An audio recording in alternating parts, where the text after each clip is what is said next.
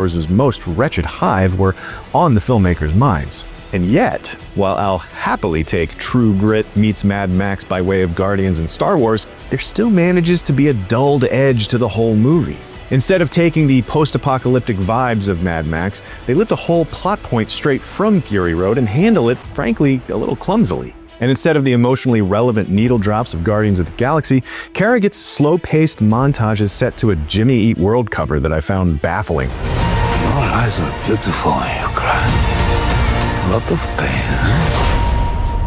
The film's two other headliners fall into these buckets as well. Matthias Schoenaerts as the film's villain, Krim of the Yellow Hills, looks incredible. His whole appearance would make the creature design team from A New Hope proud. The beads studded into his face, the machinery grafted into his body, the weird little red button he needs to activate to speak, all of it adds up to a striking and genuinely pretty cool image that would have felt at home in the Thunderdome. But they don't ever do anything with it. Krim, for all the post-apocalyptic biker gang aura he generates, gets nothing else to go on. He has some affectations that Schoenaerts is clearly having a good time with, like how he's eating something in almost every scene, but that's really all they are, affectations. There's nothing that makes him scary or formidable other than a few throwaway lines about his relative strength and the way other people on screen are afraid of him.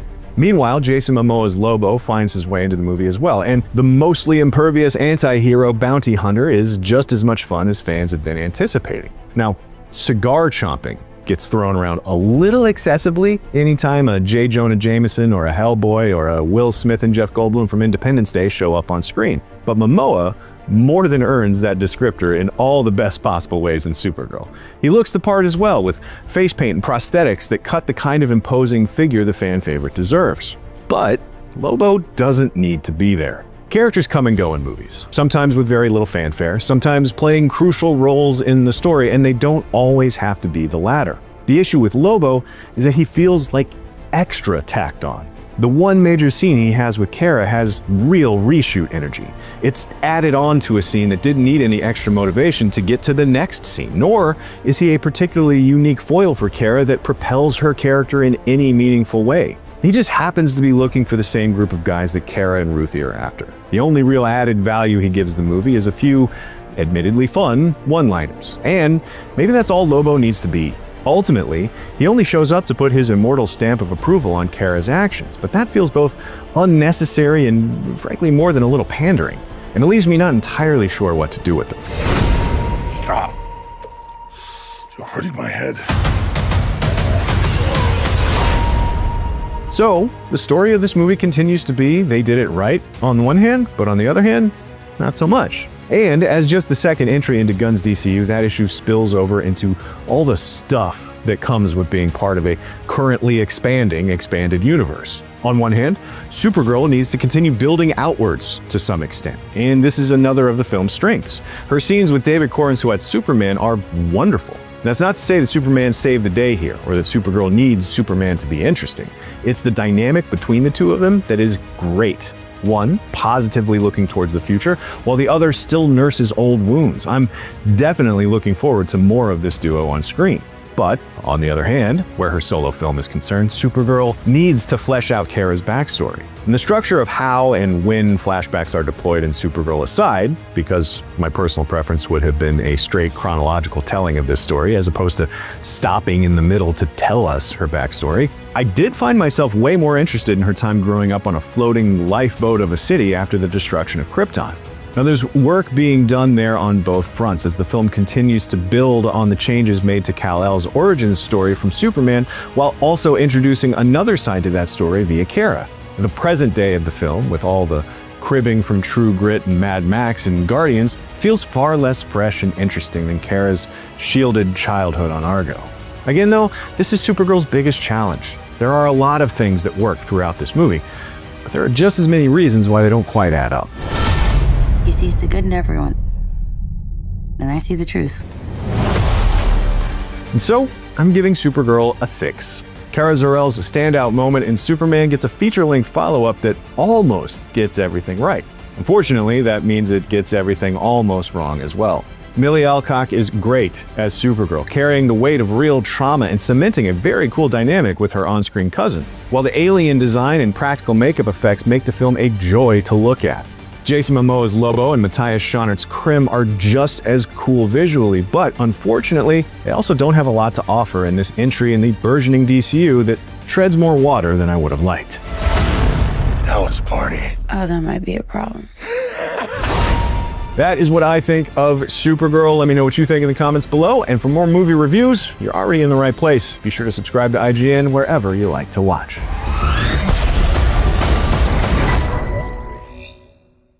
I'll go on record saying that while I did enjoy Control, I didn't love it. In certain parts, it was absolutely brilliant. The Ashtray Maze, of course, remains one of the best and most memorable third-person shooter sequences of all time, and the power trip of being Jesse Faden and just hurling literally everything in a room at enemies will never get old.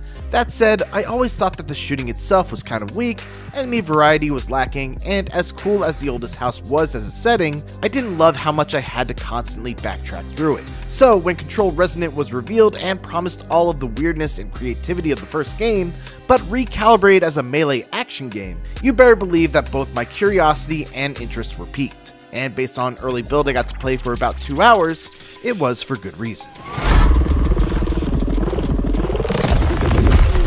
In my demo, I got to play through 3 snippets of Control Resonant. The first was the opening sequence that covers Dylan waking up from the coma that he fell into after the events of the first game, fighting his way out of the oldest house for the first time since he was a child, gaining a handful of special powers and abilities, and then stepping outside into a Manhattan that has been overrun by the Hiss, the paranormal viral resonance that should have been contained within the halls of the oldest house. The second part of my demo jumped me ahead to about 10 hours in and let me play around in the open-ended extraction zone. We unfortunately weren't able to capture any footage of this area, but it served the purpose of giving players a place to run around, pick up and complete side quests, and search for chests containing various resources that could be used to further upgrade Dylan's abilities. You'll also travel through the extraction zone to reach the more linear main missions, which are reminiscent of the various wings that you'd explore in the first Control. I only got to experience one of these missions, which made up the third and final section that I got to play. In it, Dylan descended into a sinkhole to plant research drones at the bottom, using a lift that would periodically get interrupted by the pesky Hiss. A big hit trying to just hit the surface. In order to get the lift moving again, I'd have to clear out all the enemies in the area, which highlights one of the more interesting design decisions about Control Resonant's combat encounters. Basic fodder enemies respawn endlessly, so if you're just thoughtlessly swinging your sword around, cleaning up the small fry, you're going to be spending a lot of time doing so. In order to clear the encounter, you need to defeat all the tougher elite enemies, marked by large red circles on your minimap. Once the elevator reached the bottom, I had to utilize Dylan's unique mobility options to place the aforementioned drones in specific spots all around the room. When it comes to movement, Dylan can hold down the jump button to do a high jump and glide, then pair that with a short double jump, and finish it off with an air dash for a bit of horizontal movement. Combining all of those techniques made it so that Dylan could cross gaps between buildings that you'd expect to see in an Incredible Hulk game. The coolest sequence in the sinkhole mission though was after the lift crashed and Dylan had to find a new way back to the surface. As you follow a glowing cord illuminating the right direction, eventually the plain subterranean landscape shifted into the interiors of a looping apartment where you had to follow the direction of a song and a blue light emanating from a TV. Is that music?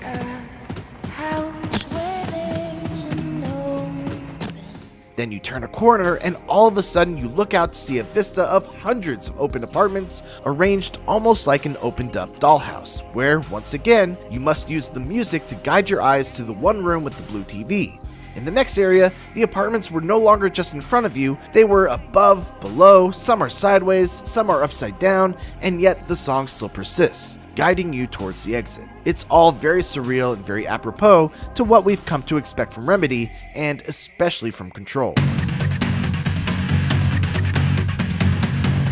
So, what does it play like? Well, it's a fast-paced melee action game with a heavy emphasis on wide-open combat arenas. There are tons of enemies all over the place, both on the ground and in the air, and there's a big focus on giving the player a wide variety of toys to play with to craft their own unique expression of combat. There's not really a single game that I would point to in terms of what it feels like, but if you can imagine the frantic, never stop moving, relentless action of Doom 2016, mixed with a faster style of Control's floaty acrobatics, and a healthy dose of Devil May Cry mixed in for good measure, with the way you're able to launch an enemy into the air and then stick to them with a combination of air combos and a variety of cancels, you'd be in the right ballpark.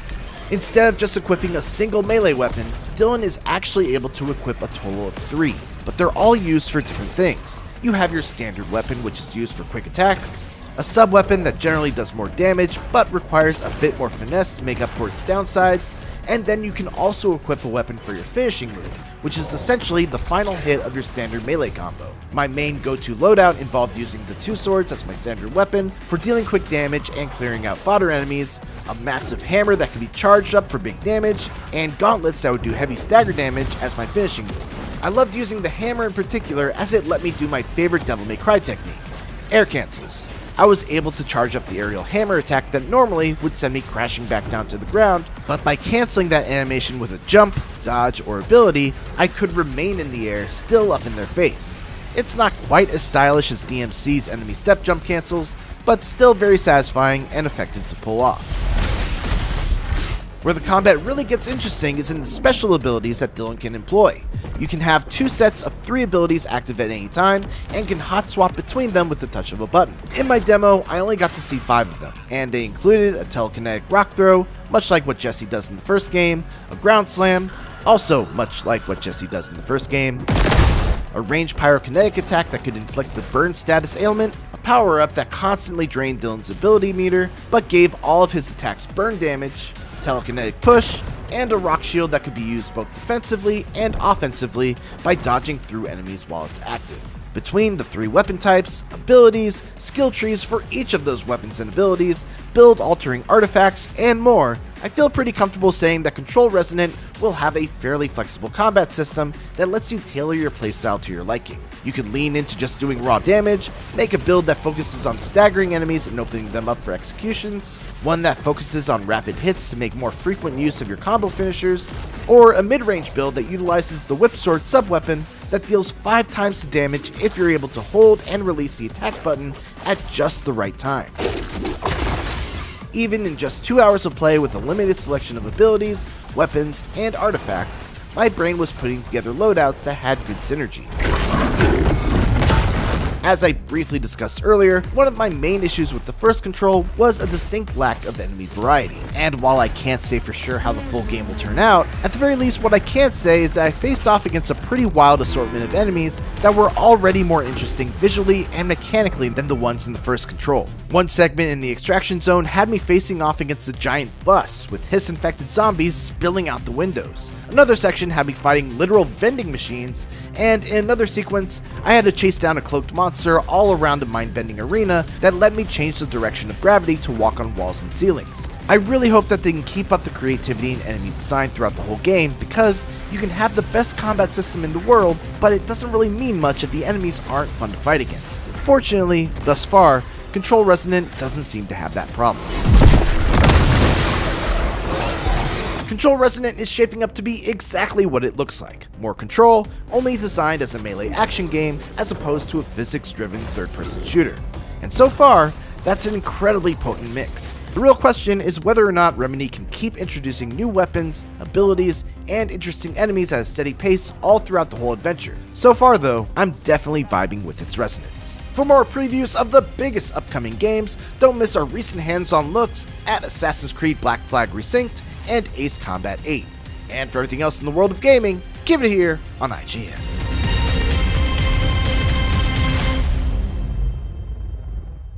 My wrists are sore from how much Splatoon Raiders I've been playing. If you're a series veteran like me, you know that can happen when you play PvP marathons with motion aiming on. But there's no competitive multiplayer here. Instead, the first Splatoon spin-off is an incredibly well-designed action RPG that's already drawn me in for more than 40 hours. It's all about tinkering. I love crafting my build to get just a little bit stronger, putting it to the test in challenging, varied stages, and then sifting through the meaningful loot I earned to see what creative combo I can glue together next. When you stack that classic but expertly executed loop on top of Splatoon's already awesome foundation, you get the strongest campaign this series has ever seen and one of the best Switch 2 games so far.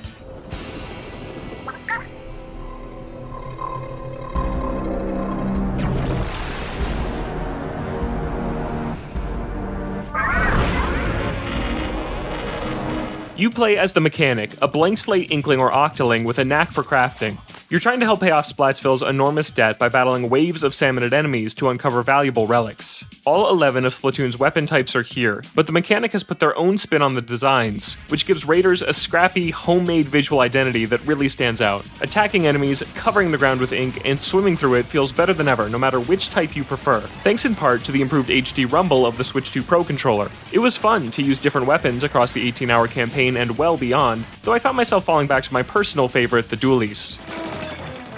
Even still, Raiders felt super fresh thanks to its standout new feature, the gadgets. These are special pieces of equipment separate from your main weapon, and a huge chunk of the RPG loop is built around them. The options are spread across 3 ink tanks, speed, power, and tactical, and each one's unique strengths are endlessly fun to explore. You can swap your tank type at any time, and are even actively encouraged to do so, with special rewards for certain missions. The speed tank's gadgets prioritize mobility and evasiveness, like the jump bomb that lets you leap out of dangerous situations. The power tank's gadgets let you charge in to deal heavy damage, like the Splatchet's sweeping slash that can kill some salmonids in a single blow.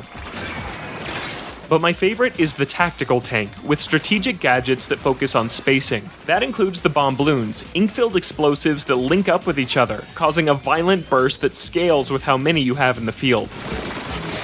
Each individual power is just the beginning, as these are deeply customizable tools that allow you to create tons of different builds, especially when you consider that you can have 2 gadgets equipped at one time. You'll constantly uncover new combinations that play off each other in smart ways, like how the jump bomb and flywire can work together to make an acrobatic build where you never touch the ground. As you complete missions, you'll unlock new skills for your gadgets as well, and this is where the experimentation truly shines. Take the bomb balloons for example. You could make them as explosive as possible, covering more area when they detonate. Or you could take advantage of the fact that the tether between the bomb balloons also deals damage, and instead work to make them last as long as possible. These are just 2 of hundreds of potential avenues, and as your character levels up, you unlock room to slot even more skills into each gadget. There are lots of late game powers I'm not allowed to show off ahead of release, so I'll just say my favorite tactical build generates so much passive damage that I literally never have to fire my main weapon. With so much choice, the crafting menu really could use a wishlist system, so I could keep better track of all the materials I need to buy these upgrades. Right now I have to screenshot, write down, or just remember everything I'm hunting for. The campaign forces you to use every tool to the fullest, because the Salmonid army is not messing around. I want to point out that due to some restrictions on what we're allowed to show ahead of launch, most of the fights you're seeing are from the first third or so of the campaign, and things get far more hectic than what you're seeing on screen. Relentless hordes will overwhelm you if you don't head in with a solid strategy. If that sounds unappealing, there are 3 difficulty levels to choose from, and all they change is how much damage you take, not the rewards or experience. As an S+ ranked Splatoon player, I immediately turned the difficulty to the hardest setting, Survivalist. This led to tense firefights and a thin margin between victory and defeat, and I love the stakes that created. I also tested the standard mode, and while I didn't die nearly as much, the smart encounter design and identical number of enemies still provided a satisfying challenge. Failure is an important part of Raiders too. When you lose, you have to head back to base, rethink your build, and maybe complete a couple of side missions before trying again. The deep customization wouldn't be nearly as interesting if the missions were a breeze, and Raiders completely nails that important balance. The campaign stands out even further with its nearly perfect pacing. I grew incrementally stronger with each success, but the Salmonid army always stayed one step ahead, with increasingly difficult stages that asked me to find new ways to keep up. But I never felt like I was unnecessarily grinding or replaying the same levels over and over, because there were always new stages to play. There are 5 main level types, and each one gives you something different as a reward, whether it's money, a new buff, crafting materials, or skill points. So when you need something specific, there's always a level type waiting for you, and you're constantly bouncing between them. They range from linear paths with some fun platforming challenges as you make your way to the next intense wave of salmonids, multi-level dungeons where you need to output enough raw damage to clear each floor in a limited amount of time, and open battlefields where you try to get as much loot as possible before you extract. Alternatively, Salmonid dens star a specific enemy type and often require a degree of lateral thinking, where picking the right tool in your toolbox is the only way to clear the room in time.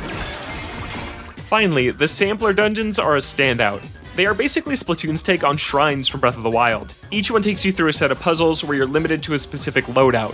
What's smart is that there's a sampler dungeon for each gadget, and it equips you with one of the strongest possible versions of that tool. They are great tutorials for new powers, and I learned things about multiple gadgets I'd previously underestimated. These are motivating too. Seeing some of the craziest combos you can pull off with a souped up version of a gadget made me want to go and upgrade my own so I could do it all the time.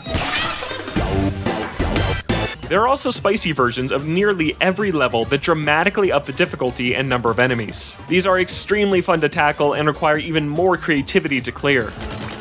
I was initially unimpressed by the graphics. It doesn't look all that different from a Switch 1 game, but when I saw the sheer amount of enemies crammed on screen in a spicy level while it stayed locked at 60 FPS, I understood how this game was taking advantage of the Switch 2's additional power.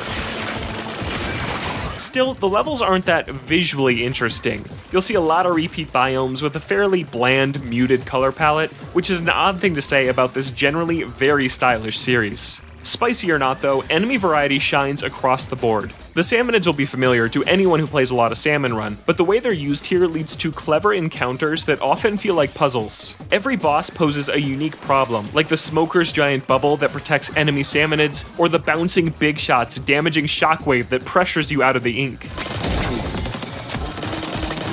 Different combinations of these foes means there's always a lot to consider as you weave through the chaos and make split-second decisions about who to take out first to give yourself a bit more breathing room.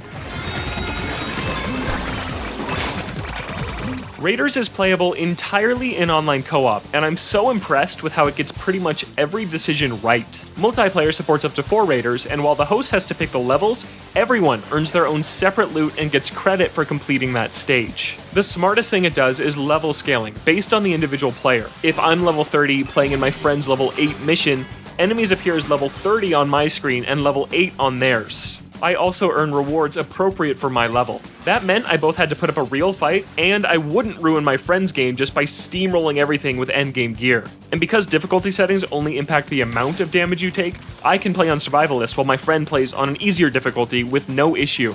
If you're a solo player and need help, you can call for assistance from other players around the world, who will earn bonus rewards for helping someone in need. There's even an arcade game to play back at your base while you wait for everyone to finish their prep, which is a nice throwback to Splatoon 1's Squid Jump on the Wii U gamepad. It really feels like they thought of everything.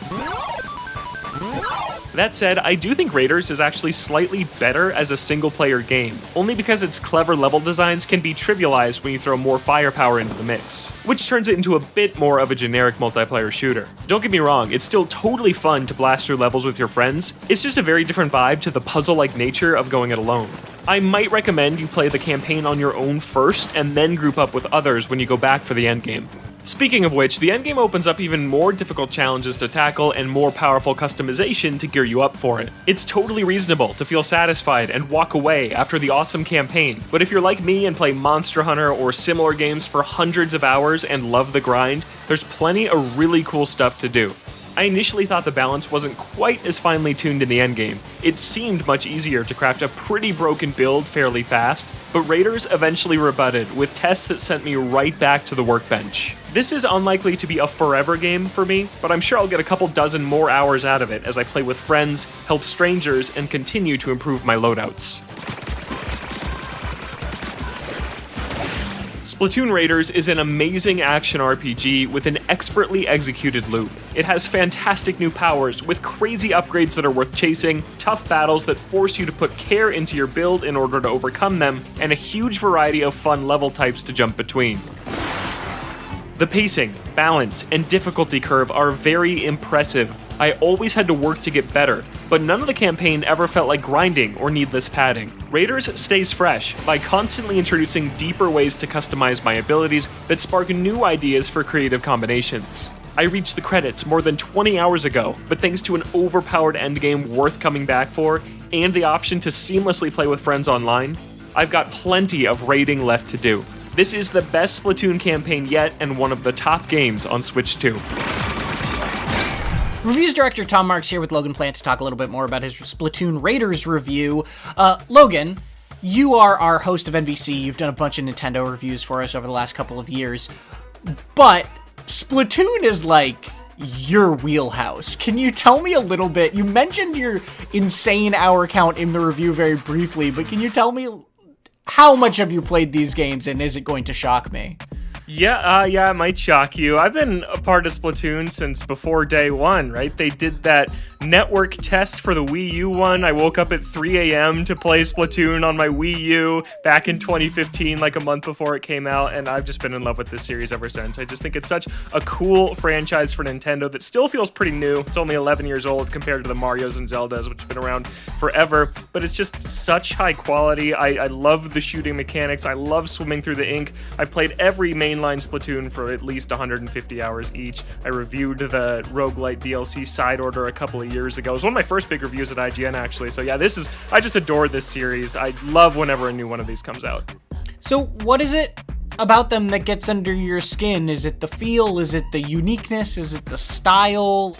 Yeah, I think a lot of it is the feel and the movement. I love how games feel to play, and Splatoon is just so tactile. It's so good. Swimming through the ink, you feel that rumble in your controller. Pop out, take somebody out with the dualies. I do like the little skip where you roll over and then you're aiming both dualies at the same spot for extra power. Like, it just feels fantastic to play, and I love all its different applications across its modes. And the main ones, like Turf War is great, Salmon Run is great, the single player is usually very good, and so to take that and move it to a completely new genre is just so exciting to me, and I think there's so much potential for other genres they could keep going to, just because how Splatoon feels to play is so fantastic. So you just mentioned single player. Let's touch on that a little bit more. What do you think makes a Splatoon campaign work compared to the multiplayer? Because the multiplayer has had iterations, but they, are largely fairly close. They iterate on a similar idea, whereas the campaigns experiment a little bit more. Yes, I think that there's kind of two different types of campaigns. There's the earlier campaigns are more tutorials for the multiplayer. It just dips your toe in. Here's all the weapons. Here's things you can do. And there's fun platforming challenges and things in those. But when Splatoon single player shines, it's let's do something completely different. I think about the Octo expansion, which has been the crown jewel of single player for a long time. Until now, I think. I think Raiders beats it. It's better.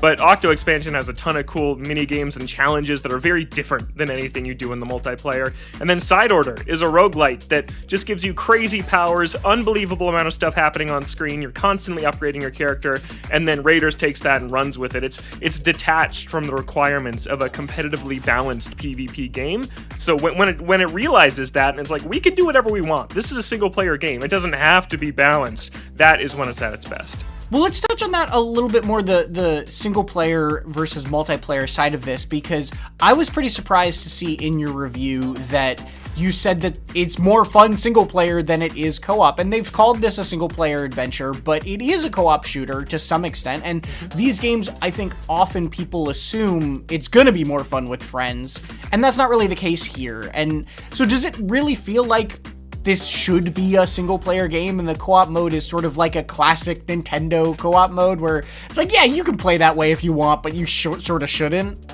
Yeah, I just think that the levels are designed like first-party Nintendo puzzle platforming levels where there's specific solutions to things, and so just when you throw in more people, you can bypass a lot of that. And I praise the difficulty curve a lot and how brilliant I think it is in single player, where it's really pushing back against you constantly as you continue to get better and better. And I just noticed when I played with more people, you could kind of just steamroll through a little bit. So they're just very different experiences, and for me, I like that push and pull of this is the designed single player campaign with these really cool levels and these challenges that you need to go in with a plan. You need to bring in the right gadgets to take out these enemies in an efficient way, and there's a few ways you can do it, but you piece that together yourself. And if you just have 4 people going crazy launching their ultimates, you'll complete that a lot quicker. So it's still super fun. Like, I would never say don't play this in multiplayer. I just think you're robbing yourself of something really special if you don't reach the credits on your own first. I wouldn't have expected this comparison, but it almost sounds very similar to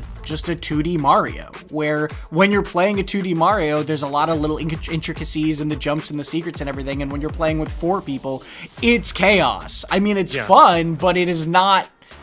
it sounds similar to what you're saying, of it's not the same game necessarily, even if it's also a very fun one. Yeah, I'd say that's exactly it. Yeah, it's not that multiplayer is worse, it's just a different game. And for my tastes, like the single player was where it was at, is going through, because I just love when Nintendo designs things in this way and gives you these challenges it presents to you without really explicitly telling you how to solve them. It's just really cool. And yeah, like you said, multiplayer is chaotic. It's crazy. You're just throwing everything at the wall, and that's still a blast. And I think I mentioned this too. Now that I'm done, I'm absolutely going to do this end game grind with friends or strangers in multiplayer, because now that's what I want. I've seen all the challenges. Now I'm going to go back and just blast through with friends. All right, last question. Splatoon has, as we talked about earlier, gotten DLC over the years. It is one of the few sort of Nintendo games I feel like to consistently get little expansions and new ideas here and there. So what's your dream DLC for this? Would you just want more of it? Is there something that you feel like is missing that you would want to see? Or do you just want to see them experiment? I just think more gadgets is what I really want. And yeah, because if you just throw in 3 more gadgets, 1 for each tank type, that opens up a million new possibilities of different builds and things you could do. And then maybe add just harder end game challenges too. Just keep ramping it up and keep allowing me to get stronger and stronger. I don't think they need to do anything radically different, because I think what they have is a really good formula that I would just take more of. Cool. Well, that sounds great. Logan, thank you so much for chatting with us a little bit more about your history with the series and all that jazz. If you want a very, very different type of co-op game, check out The Mound Omen of Cthulhu. We have a review of that. A lot darker than Splatoon. Still has some tentacles. I guess that's a connection. And if you want a very different kind of craziness, check out our review of Dench Attack, another recent game to get a 9 that is just as wild and colorful as Splatoon is. And for everything else, stick with IGN. Water, earth, fire, air. Have you ever wanted to master all the elements just like the Avatar? Well, I'm here at Anime Expo 2026 in Los Angeles to check out a game that lets you do just that. Let's go in and check it out. Presented by Avatar Legends, the fighting game. Available July 23rd on PC via Steam, PlayStation 5, Xbox Series consoles, and Nintendo Switch. Pre-order now.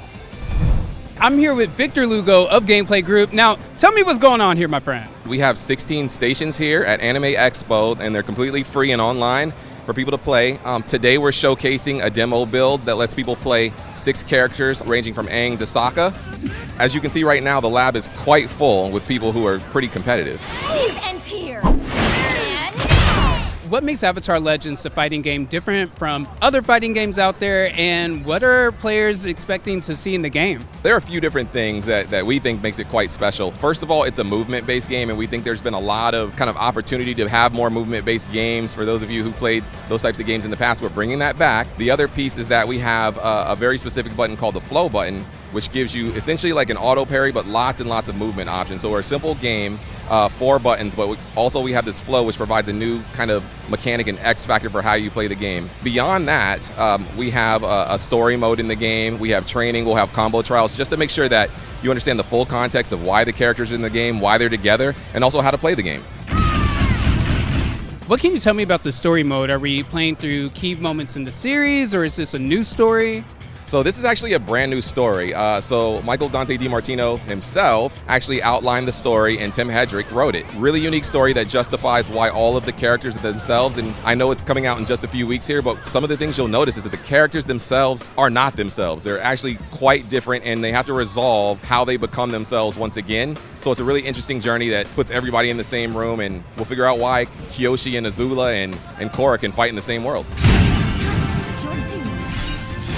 We draw every single animation by hand. Every piece of art is hand-drawn, from the UI to the characters. And we like to really set the standard there. We think it's one of the places we can stand out in 2D animation. So every character has 900 plus frames of animation, which are drawn, all the line work, all the shading, all the color done by the team. So it's really a passion project for us. Okay. Little combo. Okay, that was nice. Figuring something out. Woo!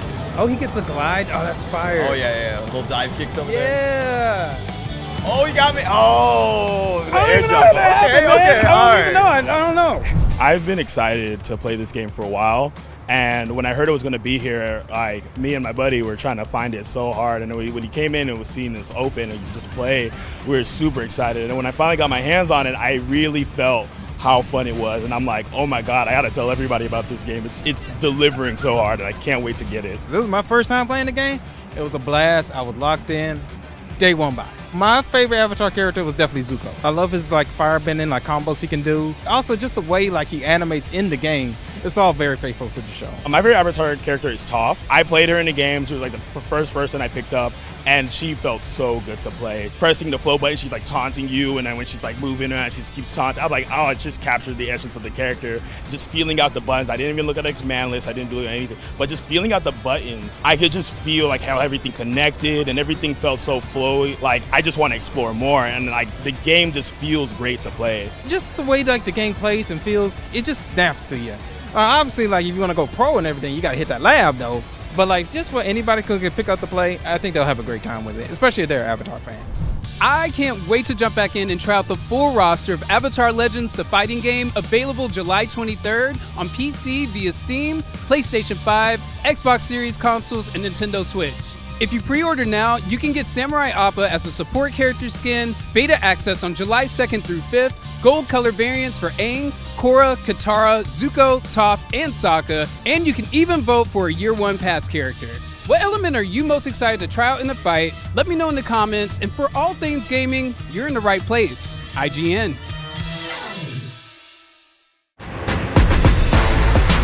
Face front, true believers. With Tribute Games' side-scrolling beat-em-up Marvel Cosmic Invasion launching onto every system under the sun, we thought it would be the perfect time to look back on the history of Marvel video games and select the most standout entries featuring our favourite Marvel superheroes. This list features games based on any Marvel license, from solo vigilantes to teams of Earth's mightiest heroes. First, some ground rules. We've picked just one game per sub-series, so don't expect to see all 3 Insomniac Spider-Man games on here, for example. All entries are primarily based on a Marvel IP. So we're not including things like Tony Hawk's Pro Skater 2 just because Spidey makes an appearance, or Fortnite for having a lot of Marvel collaborations. The game can't be 100% unplayable, RIP Gazillion's Marvel heroes, and overall quality, historical relevance, and how successful it is at fulfilling the superhero fantasy of feeling like you're within the Marvel universe are all taken into account. With that covered, let's dive into IGN's top 10 Marvel video games.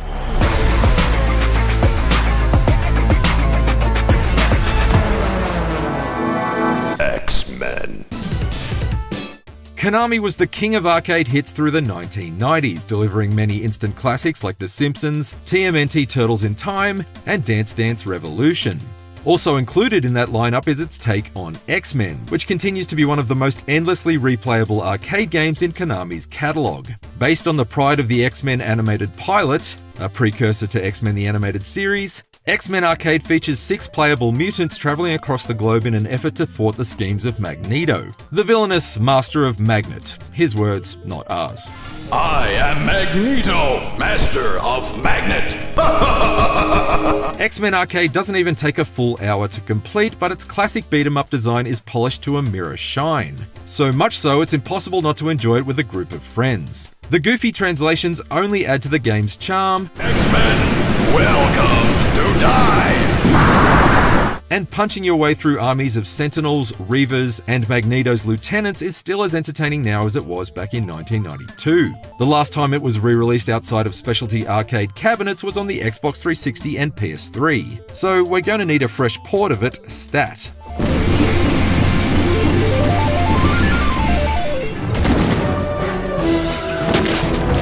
Fall back, soldier. I'll take it from here. The Marvel Cinematic Universe changed the game for quite a few classic Marvel heroes, most notably those associated with the Avengers. Iron Man, Thor, and Captain America were hardly nobodies before the MCU, but their popularity skyrocketed thanks to the success of Marvel Studios' first wave of films. Said films also received a few game tie-ins courtesy of Sega, but the only one that's worth looking back on is Captain America Super Soldier. Starring the first Avenger on a World War II mission not shown in the film, the game features semi-open level design that unfolds across the campaign, and a rhythmic melee combat system, both of which are clearly inspired by Batman Arkham Asylum. There are many foes to face, including several important villains from the comics, such as Baron Strucker, Madam Hydra, and Iron Cross. Video games based on movies don't typically play out well, but the key reason Captain America Super Soldier fares better than its forgettable MCU tie-in peers is because it's the only one that truly goes to lengths to make you feel like the hero it's based on. Throwing Cap's shield, deflecting enemy projectiles, and cracking Hydra skulls with a plethora of unique special move animations feels fantastic, and really sells the fantasy of playing as a super soldier.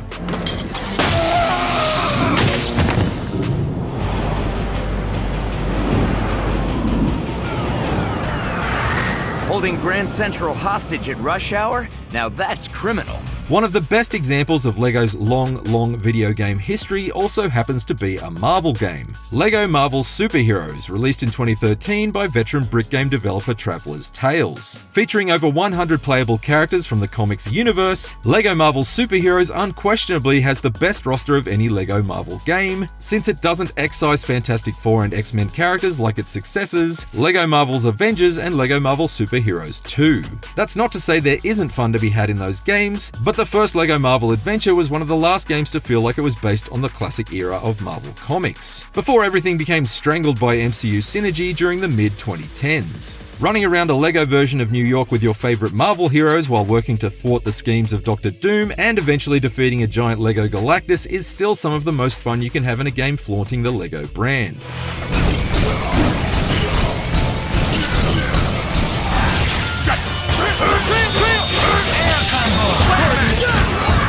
After developing multiple Marvel fighting games in the early 90s, such as X-Men Children of the Atom and Marvel Superheroes, Capcom crossed over one of their own brands with the Marvel Universe in X-Men vs. Street Fighter. The rest, as they say, is history, and the Marvel vs. Capcom series has remained one of the company's most beloved franchises ever since. Choosing between MVC2 and MVC3 was hard. The former is arguably more historically important and has a larger character roster, but the latter has secured this spot thanks to its gorgeous 3D graphics, improved musical score, and absolutely chaotic gameplay, which has been driving fighting fans bonkers since the game's original release. The incredible animation work makes each match a visual feast to behold, and the game brought in many new important roster choices such as Phoenix, Dormammu, and MODOK. The Ultimate release added even more iconic Marvel heroes like Doctor Strange, Hawkeye, and Rocket Raccoon, thus making it the definitive version of one of the best fighting games ever made. Come on! Go for it! Yeah, go for it! Yeah! Airstrike, suckers! I love the smell of napalm in their hyper double KO!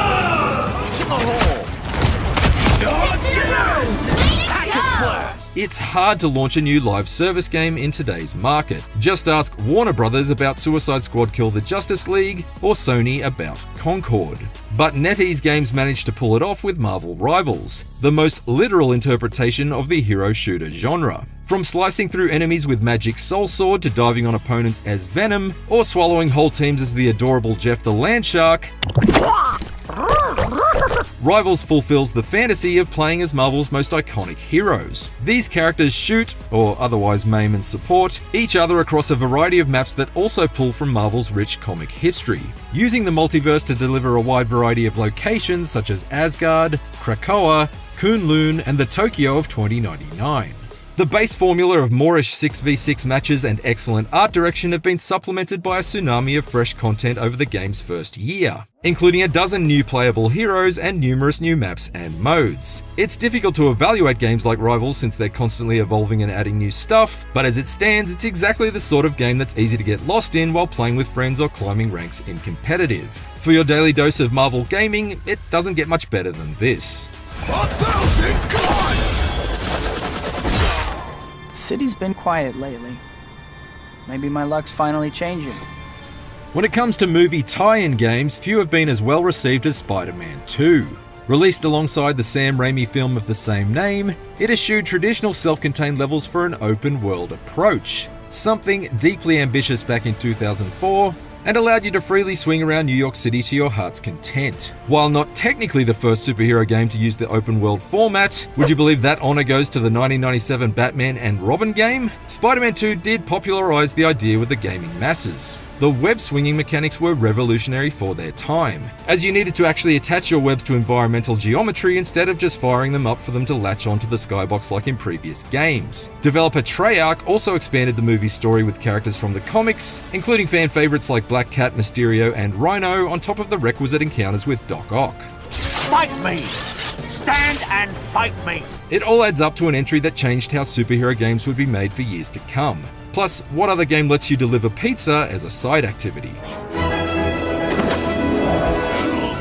Surrender your ship now, or I shall destroy it. Not on my watch. If you're looking for a game that truly transports you into the Marvel Universe, then one of the best examples has to be Raven Software's Marvel Ultimate Alliance. Built off a foundation developed for the studio's earlier X-Men Legends games, Ultimate Alliance is a cooperative action RPG where you guide a team of 4 Marvel heroes in their fight through an epic adventure that's essentially a company-wide crossover event come to life. Dr. Doom has assembled the Masters of Evil, and the Avengers, Fantastic Four, X-Men, and other unaffiliated heroes like Spider-Man have to team up to take them down. Such a strong roster means you're free to recruit your own super team made up from your favorite heroes. The reason Ultimate Alliance is still so beloved by Marvel fans is because it makes full use of the Marvel mythology, featuring characters and locations from virtually every corner of the Marvel universe instead of just one. And unlike LEGO Marvel Superheroes, which has the abstraction of everything being made of LEGO bricks, Ultimate Alliance feels like the world and characters of Marvel Comics have been ripped right off the page and transplanted onto your TV screen without any compromises. It might not be the newest or prettiest game on this list, but the vibe and experience hasn't been replicated by anything before or since, even its own sequels. You're in for the fight of your lives, but it has to be done. Typical Parker luck. I'm gonna need some backup.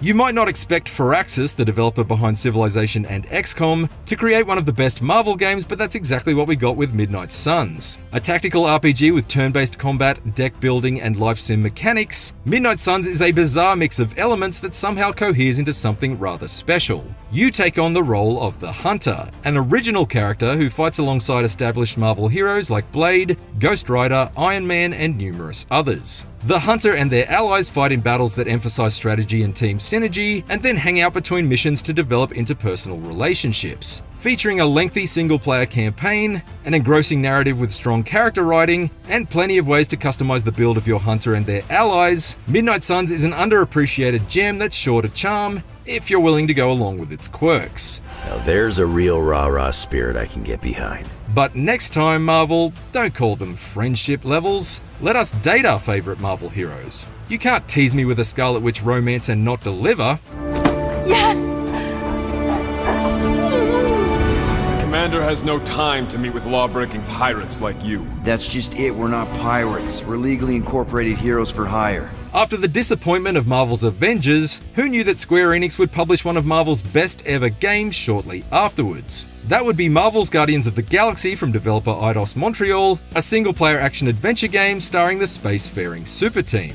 Taking on the role of Star-Lord, you can give orders to Gamora, Rocket, Groot, and Drax during combat, comboing teammate abilities for maximum effect. But the combat isn't the star of the show here, it's the story, which is a beautiful, character-driven tale that gets surprisingly emotional on multiple occasions. With fantastic performances from the main cast, a sharp script that merges elements of the Guardians' comic personas with the MCU's revisionist takes on the characters, and an incredible musical score from Richard Jakes, this game is arguably a more satisfying blockbuster experience than any of the Guardians movies. If you haven't played it, you're missing out on one of the best superhero stories released in any medium in years.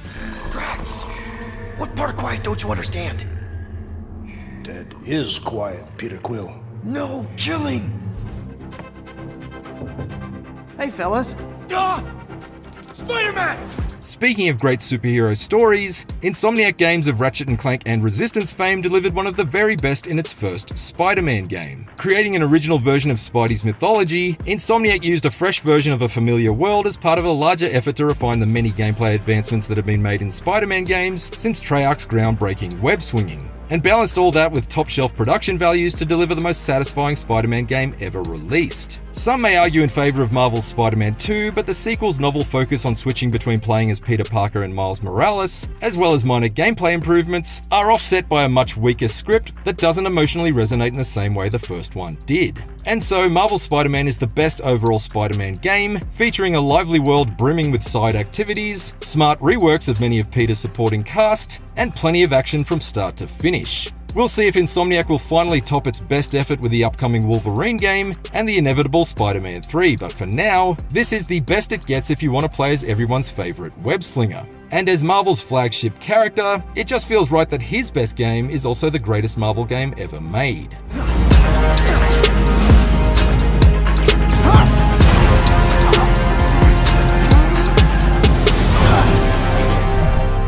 And there we have it, the 10 best video games to have come out of the House of Ideas. Did your favourite make the list? Let us know what you think of our rankings in the comments, as well as your thoughts on the best Marvel games. For more lists, why not check out our top 10 survival horror games and our top 10 best Call of Duty campaigns, and for everything else, stick with IGN.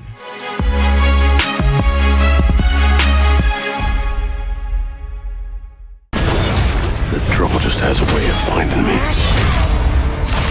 I'm Wolverine. It only took 4 years of waiting, but Insomniac finally followed up on their original Wolverine teaser with a proper gameplay trailer during Sony's State of Play event. Finally, we get to hear Liam McIntyre's Logan and see the beloved X-Man in action, and oh boy, is there ever some action in this new footage. Now, while we wait one final year until the game finally drops on the PS5, let's break down the big Marvel Easter eggs and cameos in this trailer, because from major villains like Omega Red and Mystique to a new take on one of Wolverine's most iconic costumes, there's a ton that truly stood out.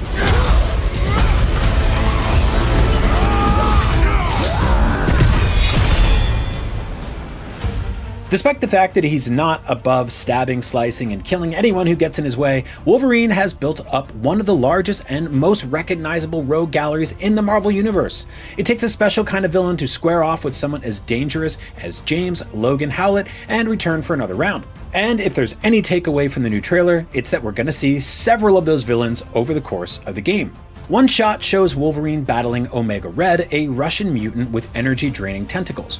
Omega Red is particularly dangerous not just because of his enhanced strength and durability, but because he can emit death spores that can kill ordinary humans at the drop of a hat. His tentacles are forged from carbonadium, essentially an adamantium knockoff that's nearly as good as the real deal. However, that same carbonadium also poisons his body, forcing Omega Red to drain the life force of others like a vampire. Wolverine and Omega Red's rivalry goes back to Logan's pre-X-Men days when he was a member of the strike force known as Team X. Both men are examples of the ongoing quest to create better and stronger super soldiers, and there's no love lost between them. We also see the shape-shifting Mystique in the trailer. Now, Mystique is not only an expert martial artist, she can impersonate just about anybody.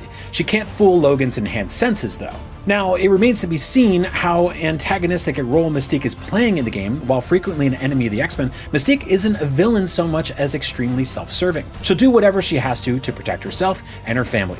She and Wolverine have frequently been at odds over the years because Raven, like Logan, is functionally immortal. They've been butting heads since the early 20th century. We imagine the game will dig deeper into that long, sordid, shared history between them. Now, late in the trailer, we also get a glimpse of a Sentinel activating itself and rising up to battle Wolverine. The Sentinels are enormous robots expressly designed for one purpose: hunting and killing mutants. One Sentinel can easily take on several X-Men at a time, and they rarely hunt alone. Even Wolverine's adamantium claws are hard-pressed to make scrap metal out of Sentinels. We also wouldn't be at all surprised to see the game deliver an extended battle between Wolverine and a Sentinel akin to the one in 2009's X-Men Origins Wolverine game. The entire reason Logan is in Canada may even involve infiltrating a Sentinel factory.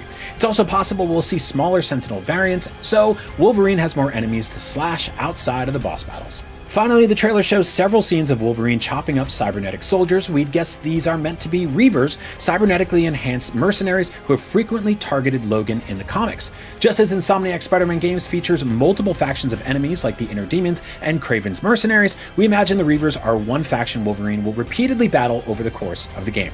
They surely won't be the only enemy faction in the game, though. Other options include Weapon X soldiers, hand ninjas, and Hydra agents. We also highly doubt Omega Red and Mystique are the only major villains in the game. Can Insomniac make a Wolverine game without including Sabretooth? What about Silver Samurai and Lady Deathstrike? Logan has a lot of enemies, and we're hoping to get the chance to stab them all when the game finally releases in fall 2026.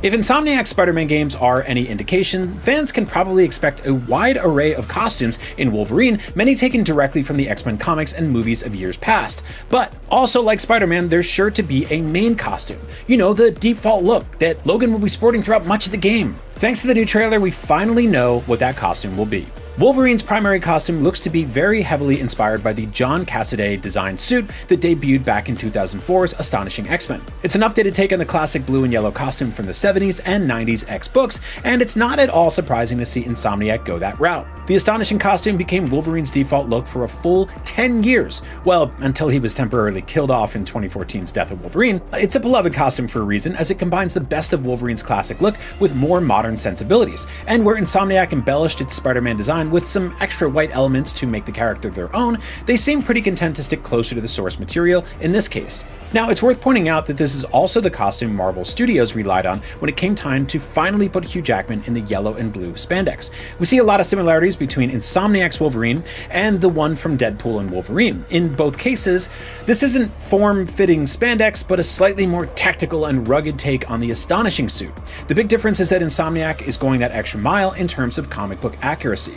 This Wolverine has shoulder pads with no sleeves, whereas Hugh Jackman's Wolverine never rocked that exact look in the movie. The trailer makes it clear that Logan won't always be dressed in his X-Men uniform, however. Given the circles he runs in, there are some places where it doesn't pay to dress like a primary colored superhero.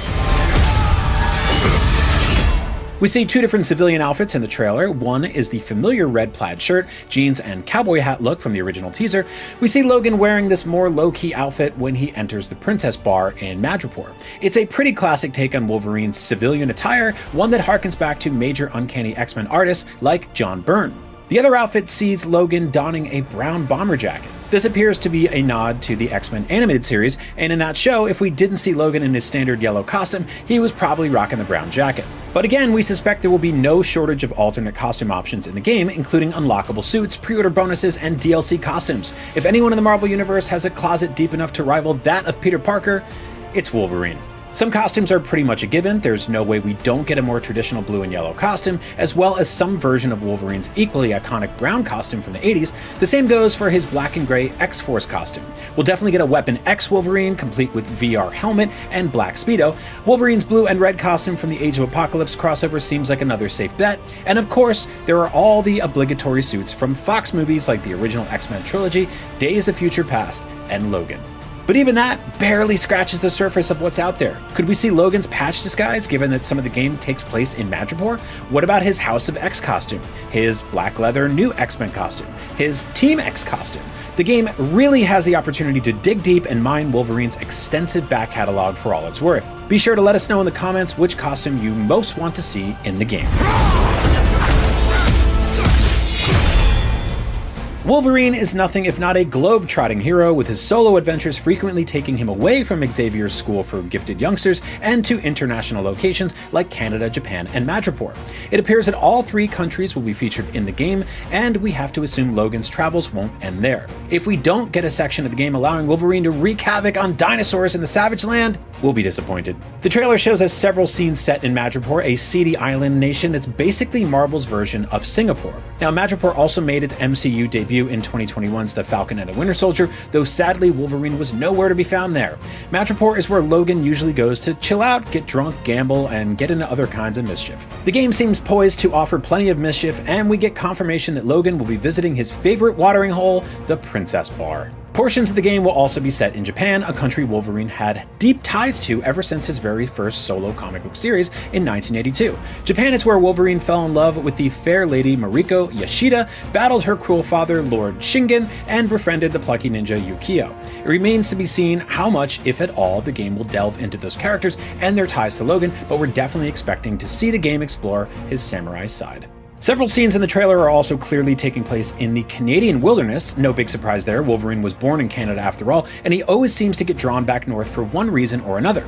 Sometimes he just goes to be alone and enjoy the great outdoors for a while, and other times he's dealing with pesky organizations like Weapon X or Department H. Now, if we had to guess, we'd say the game is probably dealing with the deep-seated rivalry between Wolverine and Weapon X, the agency that coated his bones in unbreakable metal so many years ago. Adamantium, baby. Interestingly, this globe-trotting approach seems to indicate a change in formula compared to the Spider-Man games. Marvel's Wolverine won't be set in a single city like New York, but several different regions, both urban and rural. The trailer footage makes it look as though there's less of a focus on open-world traversal, which makes sense as Wolverine doesn't really have the ability to dart around open areas with the same speed and grace as Spidey does. Compared to Marvel's Spider-Man and its sequels, Marvel's Wolverine may be geared towards smaller, more linear levels, but we'll find out for sure when Insomniac shows off more of the game in spring 2026.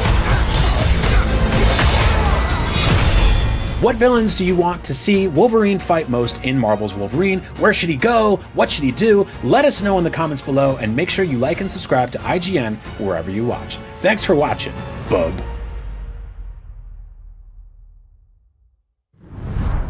Day 2 of San Diego Comic-Con 2026 is here, and IGN's live coverage continues. Welcome back to IGN Live at San Diego Comic-Con. Coming up today, we'll be getting brand new looks at some huge upcoming games like Marvel's Wolverine and Control Resonant. We'll be having a gas with the creators of King of the Hill. Are you eating something? And holding court with Coyote vs. Acme. Plus, expect some familiar faces from The Walking Dead, Dead City, and Star Trek Strange New Worlds. Down low. Why would you do that? Because you are too slow. And you definitely don't want to miss our live coverage of Marvel's epic Hall H panel. But first, it's all kicking off with The Lord of the Rings, The Rings of Power. IGN's one Comic-Con show to rule them all starts right now.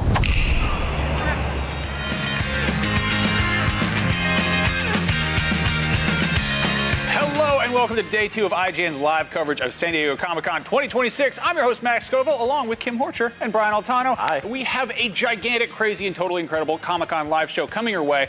Are you excited? You have no idea. We are so excited. On today's IGN at SDCC live show, we're talking to the cast of The Lord of the Rings, Rings of Power, and The Walking Dead, Dead City. Then, we've got some huge video game reveals with new looks at the upcoming Alien Fire Team Elite 2, plus a nice chat with King of the Hill creator Mike Judge. I love him. Plus, we'll also be checking in on the coolest collectibles and booths on the show floor, along with coverage of the biggest panels in Hall H here at Comic-Con. But the biggest thing today, by far, will be our live coverage of the Marvel panel this afternoon, which will surely bring us brand new trailers, reveals, and breaking news for the next phase of Avengers, Doomsday, and the future of the MCU. But for now, let's see what's going on outside as fans are pouring into the actual convention itself. Damon, take it away.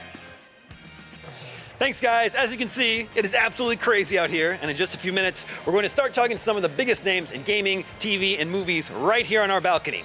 Last year, we had John Cena and James Gunn out here while the crowd went wild, so as always, anything can happen at Comic-Con. Speaking of which, let's see what's going on out there in the field. What's up, everybody? We are here at San Diego Comic-Con 2026. There is so much going on. There's so many dope reveals, so much cool activations, and lots to learn. So if you want to stay tuned to everything Comic-Con, keep it locked to IGN.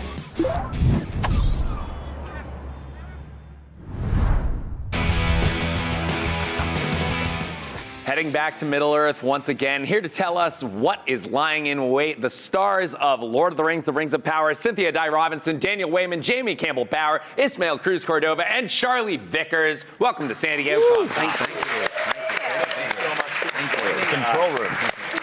Now, there's a lot that we have to talk about, but the first thing that we have to talk about is how good of a time we had at the party last night where Jamie Campbell-Bower, you did a little DJ set for the fine people at San Diego Comic-Con. I think we even have a clip of it. Oh, Yes. no. Look at it. Oh. That's it. Oh, my God. This is a good way to join the cast of a TV show, I think. Oh, it's a beautiful, beautiful thing. I'm very grateful I was asked to do it. Yeah, it's amazing. That's great. Well, in addition to an incredible DJ set that dropped last night, we also got an incredible new trailer for the Rings of Power Season 3. A lot going on, 5-year time jump, plenty of stuff to marinate on. But let's start with one of the coolest things we saw in the trailer, which appeared to be something that looked like ring wraiths, which, you know, I believe they're called the Naznagal, is that correct? Mm-hmm. Am I pronouncing that right, Sounded too? good to me. Yeah, Ben Walker's the master of the pronunciation, but I think it's Naznagal. That's really Yeah, you gotta get Which I think that first G in. There's a little G in there. And you can't forget that. I don't even try. So, what kind of threat are these enemies posing? What can we expect from the Naznagal? Well, I guess I should speak on behalf of them as they're my crew. Your guys. They're out there trying to find the 3 elven rings at the moment. So obviously the 3 elven rings were created without Sauron's influence. And I would really like them back so I can work out how to make the One Ring. Now, Jamie, you are joining the cast as Celeborn, Galadriel's long-lost husband. First of all, what was your experience of Lord of the Rings? I'm sure you guys have all kind of given your experience of Lord of the Rings growing up, but Jamie, we haven't gotten to hear yours yet. What was your first experience of the Lord of the Rings? The movies came out in 2000, and I was born in '88, so I was 12 when those movies came out, and that's when you're, I think, discovering cinema for yourself, and finding those things that you really love. And it was just that safe space for me. It became my comfort blanket in times of need, and I've gone back to it multiple occasions over many, many years. And I love it. I really, really love it. And I love this show too. I've been a fan of this show since season 1, and a fan of Miv, since before then when she did Saint Maud as well. And so much so, like being a fan of the world, that I used to play in a band, and I bought a blanket at a festival, I think it was like 2016, with a map of Middle-earth on it. And so as I'm getting ready to do this show and like reading my scripts, I look down one day and I'm like covered in this Middle-earth blanket, reading about Middle-earth. I mean, this is insane. Like, what an amazing moment. So yeah. You've literally been immersing yourself in this world for most of your life. I guess so. Yeah, I guess so. And now you're part of it. That's awesome. Now, Cynthia, obviously, Tarmiriel has a lot going on in this season as well after season 2. What does she find to be the biggest threat that she's facing this season?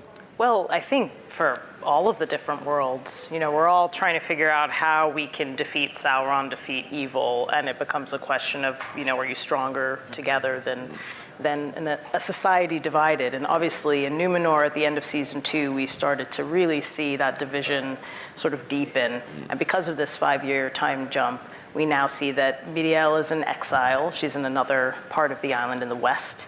And Farazan has claimed his kingship, and there are plenty of people sort of supporting that, but you also have a lot of the faithful who see Miriel as their queen, as their true ruler. So really she understands that a Numenor divided is going to be much weaker than a united Numenor that can sort of join forces in Middle-earth. Well, she's going to have a tough time doing it because there is a lot of chaos in Middle-earth right now. And Dan, I saw you reacting very viscerally when Cynthia was mentioning all of that. Farazan, I just can't. As a fan, I just can't bear Farazan. Like, I love Tristan. I love Tristan's work.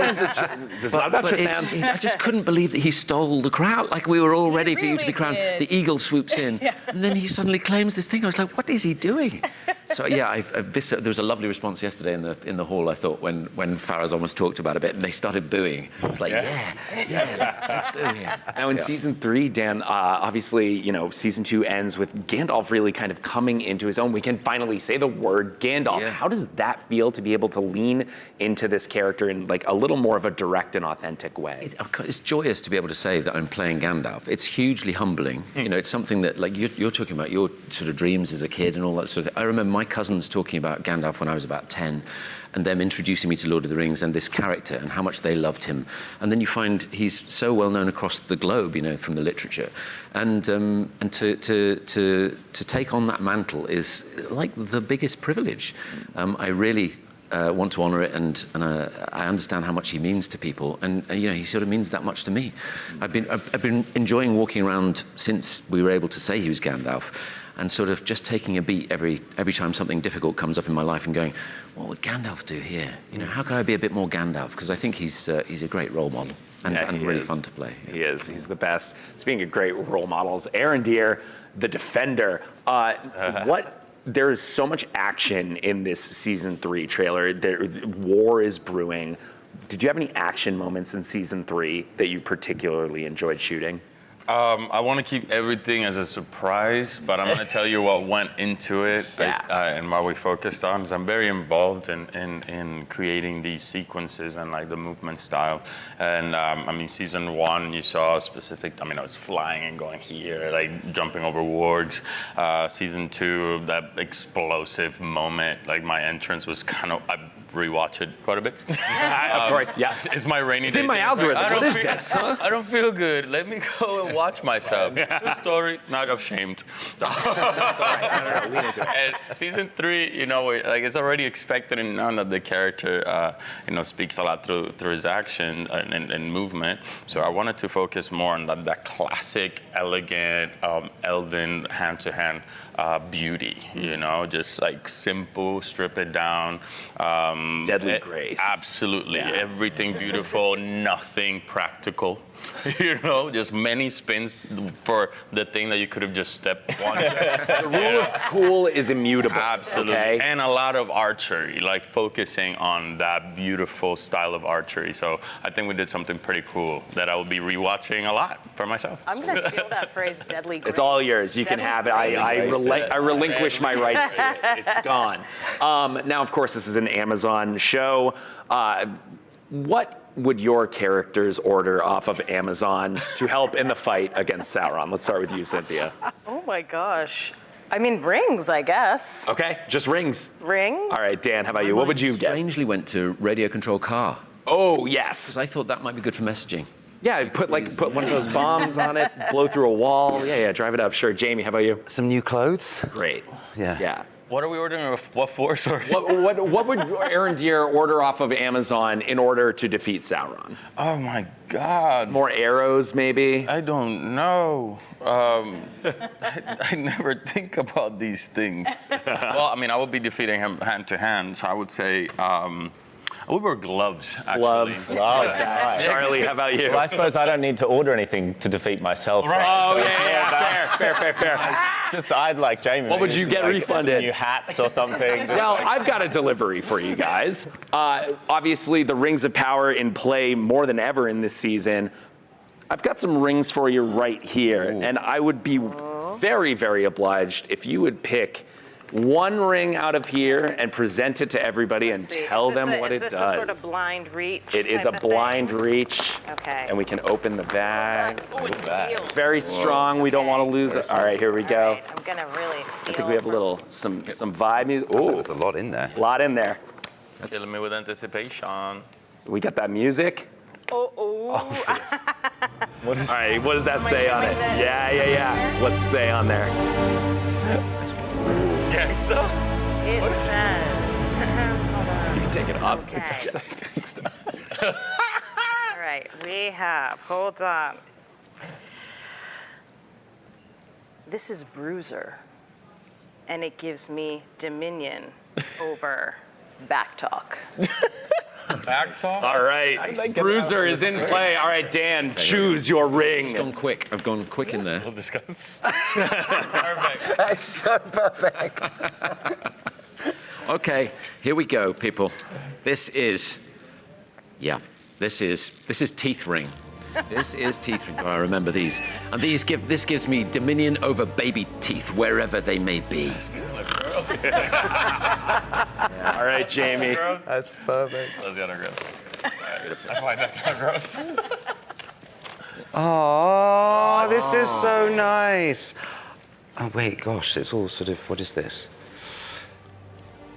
This is Mudanor, and it gives me dominion over things that don't really work or get lost in the couch. It's also really pretty.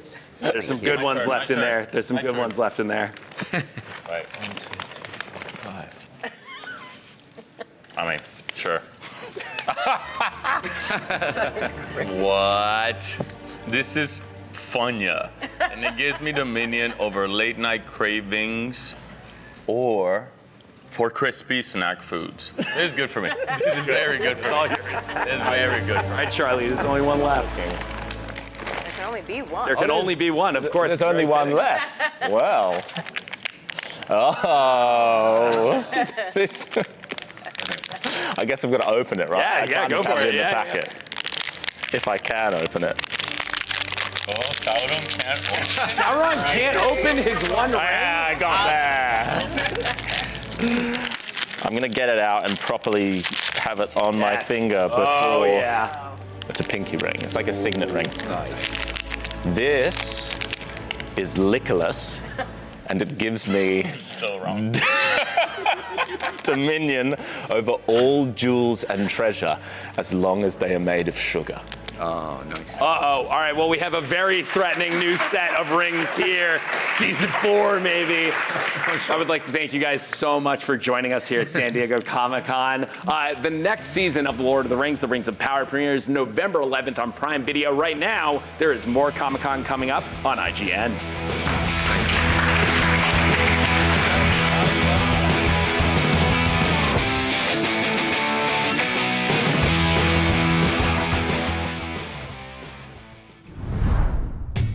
The official product partner of IGN SDCC 2026 is Brisk. When the game heats up, cool down with Brisk. Do you want to be the very best like no one ever was? Streamline your journey to becoming a master trainer with Planet Pokemon. Choose your Pokemon, filtering by type, stats, or game availability. Then use the full team builder to assemble an unbeatable lineup. Plan out the optimal set of moves, items, and abilities. Play to your strengths by analyzing your team's resistances and offensive coverage. Or really maximize your Poke potential by digging into the stats by adjusting EVs and IVs. And save multiple team builds for different strategies in different games. Plan your dream team today at planetpokemon.com. IGN Store has everything you need to level up your life. Red 6 standing by. Refresh your wardrobe with official gear you won't find anywhere else. From Fallout, Expedition 33, Romeo's a Dead Man, and more. Treat yourself to the coolest collectibles like an adorable SKA plush, your very own Assassin's Creed Hidden Blade, and a fully functional Pip-Boy 3000. Or kick back and relax to your favorite video game soundtracks on vinyl. Whatever you need, IGN Store has you covered. Head to store.ign.com and start shopping today. Can't find that final collectible you're missing? IGN strategy guides and interactive maps are here to help. One step at a time. IGN guides are trusted by millions, easy to use, and best of all, free. IGN has the very best, most complete and accurate guides for Shadow of the Erdtree, Baldur's Gate 3, Tears of the Kingdom, Call of Duty Black Ops 6 Zombies, and so much more. See? It's good, right? Every guide is tested and verified for you by experts. Just search for IGN when you search for guides.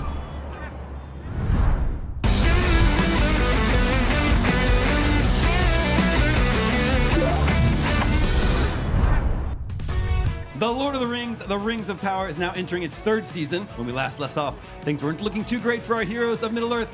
Here to talk about what's next on the Rings of Power, our High King, Gil-galad himself, Benjamin Walker, and the newly crowned King of the Dwarves of Khazad-dûm, Durin IV, Owain Arthur. Thanks for joining me here on the balcony. Thanks for having us. Here. So we're Owain, a royal panel. Look at us. Oh yeah, 2 kings. All Sorry. right. No, I love it. I'm around royalty. The ring wraiths, or at least some form of them, the Nazgul are returning. What's going on there? Yeah, they're the earlier incarnation, kind of in the state of becoming of the Nazgul that we know and love. This is their kind of infant version. Yeah. But that doesn't mean they're any less creepy. Sure. Yeah, they mean business. Yeah. I mean, to be on set with them as well, they're scary. Yeah, very they're intimidating, really I scary. imagine, yeah. Have you? Did you? Well, they were on the panel the other day. Oh, yeah, Also, sure. the actors and stunt people that wear that wardrobe, they can't see very well, which Yeah. makes it even creepier. It's like, are you looking at me? Yeah, Are you yeah, looking yeah. through me? Are you okay? Are you piercing my soul right now? Yeah, exactly. it kind of does the acting for you. So Durin's friendship with Elrond seems to be on the mend at the end of season 2. How do the other rank and file dwarves feel about the elves? Do they feel like the alliance is beneficial? Yeah. This is a tricky line to walk. But yeah, no. I mean, there's a clash between the elves and the dwarves, without a doubt. I like to think that Durin might change that a little bit. Durin's not keen on Gil-galad, that's for sure. In season 1, I stole a table. Yeah, just to kind of that was just to mess with just me. to mess with you. Yeah. But yeah, we'll be seeing more of Elrond and Durin. Not too much, but you know, We're there. We're still there. We're still friends. Okay. Also, the dwarves are just not intimidated by us. No. We have a whole religion on the Isle of Numenor. Yeah, true, But the dwarves are true. like, yeah, you're just tall. You're just tall. I'll just fight your knees and your ankles. Yeah, and win. Yeah. So in the season 2 finale, Gil-galad has led his army of elves to a valley we all know as Rivendell. Right. How prominent of a role will Rivendell play in the 3rd season? Oh, that's a spoiler. But we can say what's really exciting about the 3rd season is a lot of the lore that people are excited to see, you'll get to see. Okay. You know, we left with the fall of Rhaegon. It only makes sense that if you know the books, that this is where we are 5 years later. Sure.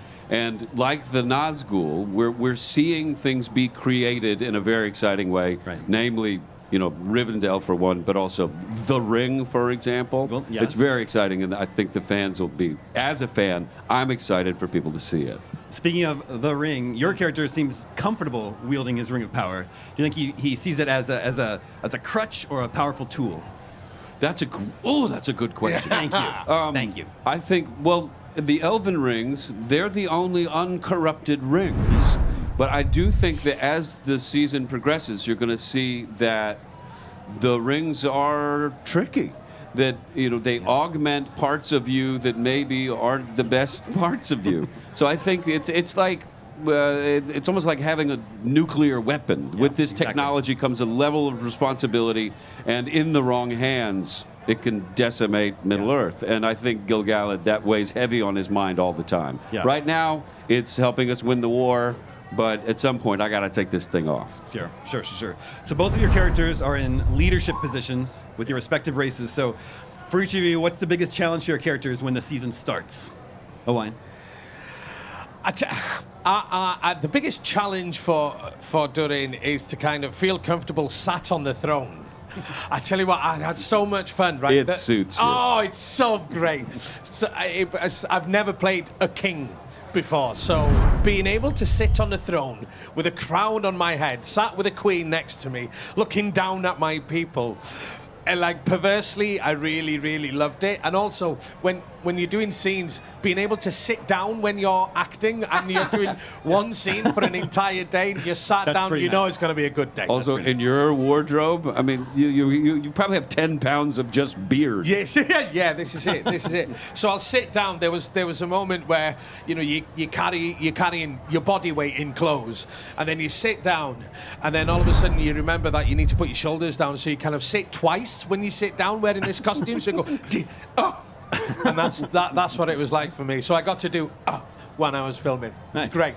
And for Gil-galad, what's weighing heaviest on his mind as we go into season 3? Well, we just get dropped right in the middle of the war. We've had 5 years, you know, season 2 ends, where we decide to engage in warfare, and season 3 begins where we're in the middle of it. And in some ways it's going well. We have evil at bay, at least with a perimeter, but we're running out of options. And I think at this point, when we find the High King, he's realizing, oh, we need some help. Where can we find it?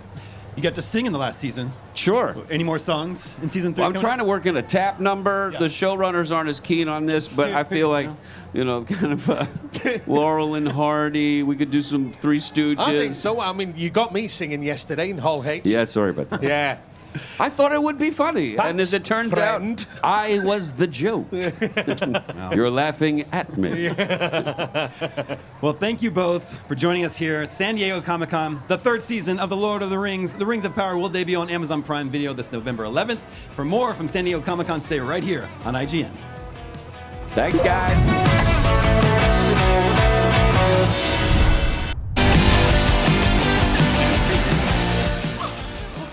You're watching IGN at Comic-Con. Next week, The Walking Dead: Dead City returns for its 3rd season.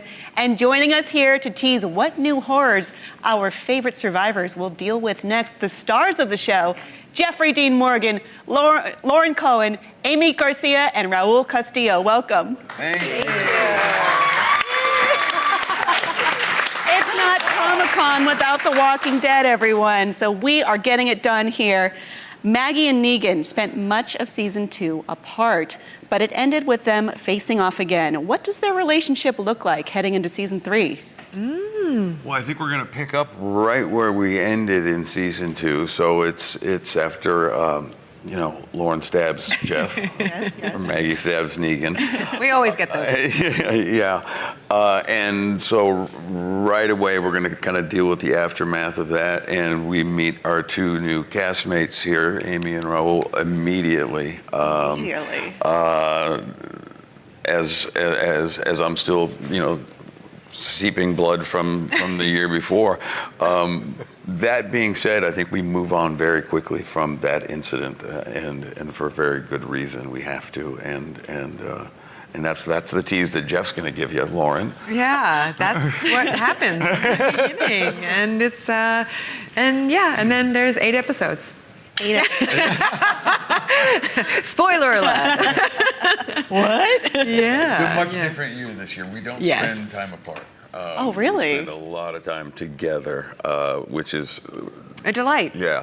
We really had a lot of fun, and the relationship dynamic moves forward, and it's very much in part because of something that these 2 sort of bring into the story.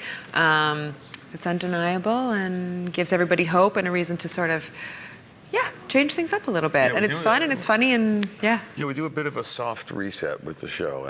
Yeah. After years of kind of being like this with each other, there's a shift in the relationship. And it does have a lot to do with Raul and Amy. And we have another new castmate that's joining this year, Jimmy Simpson. Great. And so we actually have new friendships, believe it or not, which is crazy. Yeah. And because of that, I think our relationship changes a lot. So it's a different year, and it's going to be cool for the fans. Excellent. I'm hearing a lot of words in there that I like. Amy and Raul, your characters are joining the fray this season. Tell me about Omar and Renata and how they fit into the story. Luis. Yeah. That's right. Yeah. Luis and Omar, those are not a bad name. No. It's we sort of meet Luis and Renata right off the bat, kind of opening. It was exciting seeing the first episode last night with the Comic-Con audience, because you really feel how quickly the writers dive into this new storyline. But I think these are great characters. I'm excited for the fans to meet them. Yeah, and Renata and Luis are siblings. They're brother and sister. They adore each other. They're very yin and yang, and they come from a multi-generational Latino family who has lived in Manhattan for generations, and they have a very noble mission when they meet Maggie and Negan. And one of my favorite lines is, they're brother and sister, but she hears them fighting, and she's like, are you guys brother and sister too? And Maggie's like, no. And she's like, well, you certainly fight like it. So I think this season is really about found family, and this is what the people want, these 2 faces together. So I think hopefully these 2 characters are inspired by the community and family that these 2 bring, and the hope in the dark of the apocalypse. Well, speaking of these 2 together, I have to ask, it seems like every season a segment of the fandom wants to see a spark between your 2 characters, and another portion. Sparks. There's sparks. There's a portion. Yeah, they do. Yeah. But there's another portion who would like the opposite of that to happen. Do you have any comments about where we're heading to this season? Not there. Next. No, I'm just kidding. It's funny. I don't know why she's fighting it. That. She's just fighting it. I don't think she should fight it any longer. Are you sure you don't know? I think there is a chemistry between these 2 characters, but we like to kind of tease the fandom because there's half of them that would love to see something happen between these 2, and the other half is adamantly against it, and Negan should die. I mean, you aren't blushing, Jeff. Look, I have a storyline in my head. No, the red in my dress brings out his cheeks. I think that half of the fandom will be disappointed in what they see this year, but the other half will be very happy. How about that? That's good. How about that? Yeah. There are definitive conclusions here. Interesting. Well, Speaking of sibling dynamics, that can be a difficult thing. At these two, our siblings, it's a difficult relationship to uphold in the world of The Walking Dead. Speaking of, we learned that season 3 will have an alternate reality story that shows a world where the apocalypse just didn't happen. Was it fun to explore a different side of these characters we never really get to know in the show? Yeah, it's one of my favorite episodes we've ever shot in The Walking Dead, and not just because we don't have dirt, because that's actually what I love about The Walking Dead. No, it's so strange. There's like things that happen this year, like across the entire season, that are firsts. And when you've been on the air for 18, well, it's more than 18 years with the breaks, when you've spent 18 years in the universe and you get to do things that you've never done, including what if we'd never met the way we met and we're just in New York having a spontaneous There's been indie no movie. apocalypse, and you just have these two characters that meet on the street of New York now, and the world is normal. There's no zombies, and what would happen if Negan? But is it better? Is it better? Are they different? I guess I'll find out. So that's kind of the world we get to explore, Maggie and Negan without the apocalypse happening. But I think there's some big similarities, and it all ties in. The alternate world ties into what is happening in real time with the show as well, and it was really a fun episode for us to do. Because it's never been done. I mean, we have to change our wardrobes, for God's sake. We've basically been in the same wardrobe. You were wearing clean clothes. Like a suit. Well, they started clean on day one. Got it. There's so many firsts, because we have, and Amy was talking about this yesterday, but it's like we have dancing, we have nice things. But we you have karaoke. smiling? I smile. Maggie we all smiles. drink moonshine. I mean, we have dancing walkers, frogs. Turkeys, there's lots of stuff. That's What a world is this? Walkers falling out of the sky. Walkers falling from the sky, you know what I mean? Like, come on in for the ride. There's a lot to look forward to. A little bit of everything. Yeah, it's going to be a special year. Truly, truly. Well, thank you all so much. You can catch the season premiere of The Walking Dead: Dead City this Sunday on AMC. Right now, you can catch more Comic-Con right here on IGN.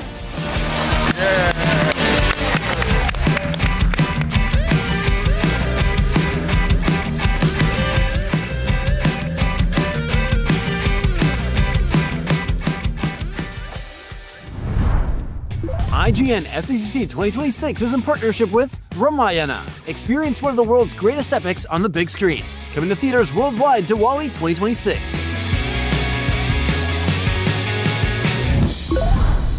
Do you want to be the very best like no one ever was? Streamline your journey to becoming a master trainer with Planet Pokemon. Choose your Pokemon, filtering by type, stats, or game availability. Then use the full team builder to assemble an unbeatable lineup. Plan out the optimal set of moves, items, and abilities. Play to your strengths by analyzing your team's resistances and offensive coverage. Or really maximize your Poke potential by digging into the stats by adjusting EVs and IVs.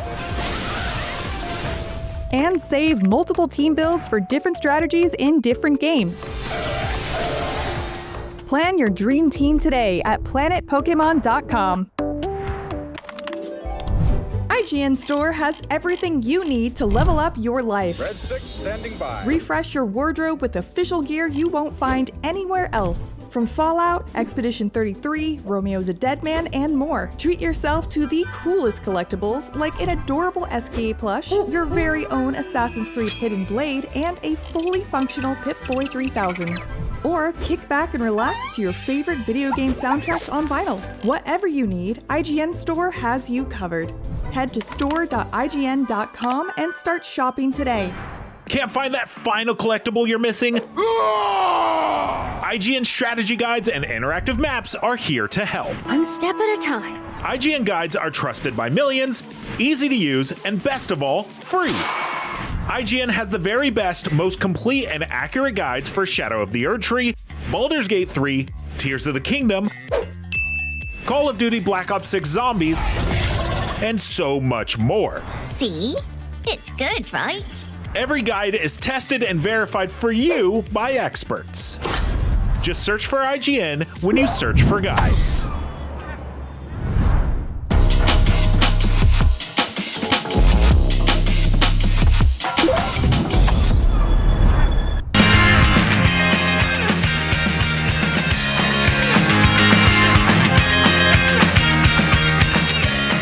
The Aliens universe is full of terrifying creatures that are eager to rip, tear, maim, melt, and do all sorts of even worse things to those pesky colonial marines, but mankind's greatest asset is that we don't give up. Here with me to talk about Aliens Fireteam Elite 2 are narrative designer Jake Kriegman and art director Nick Stolman from Cold Iron Studios. Welcome. Thanks for having us. Thank you.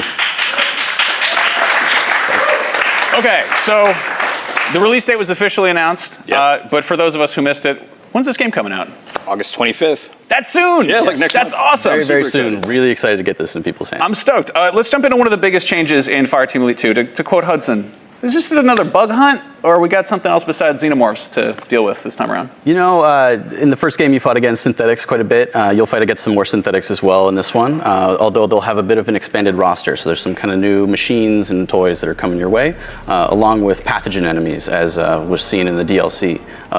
And of course, there's some new baddies amongst all of them. Yeah, we tried to make sure that each faction got a few new enemies to round it out, so you weren't just fighting the same ones that you were familiar with the first time. We're trying to keep some things a surprise, but some of them are in the footage you're going to see today.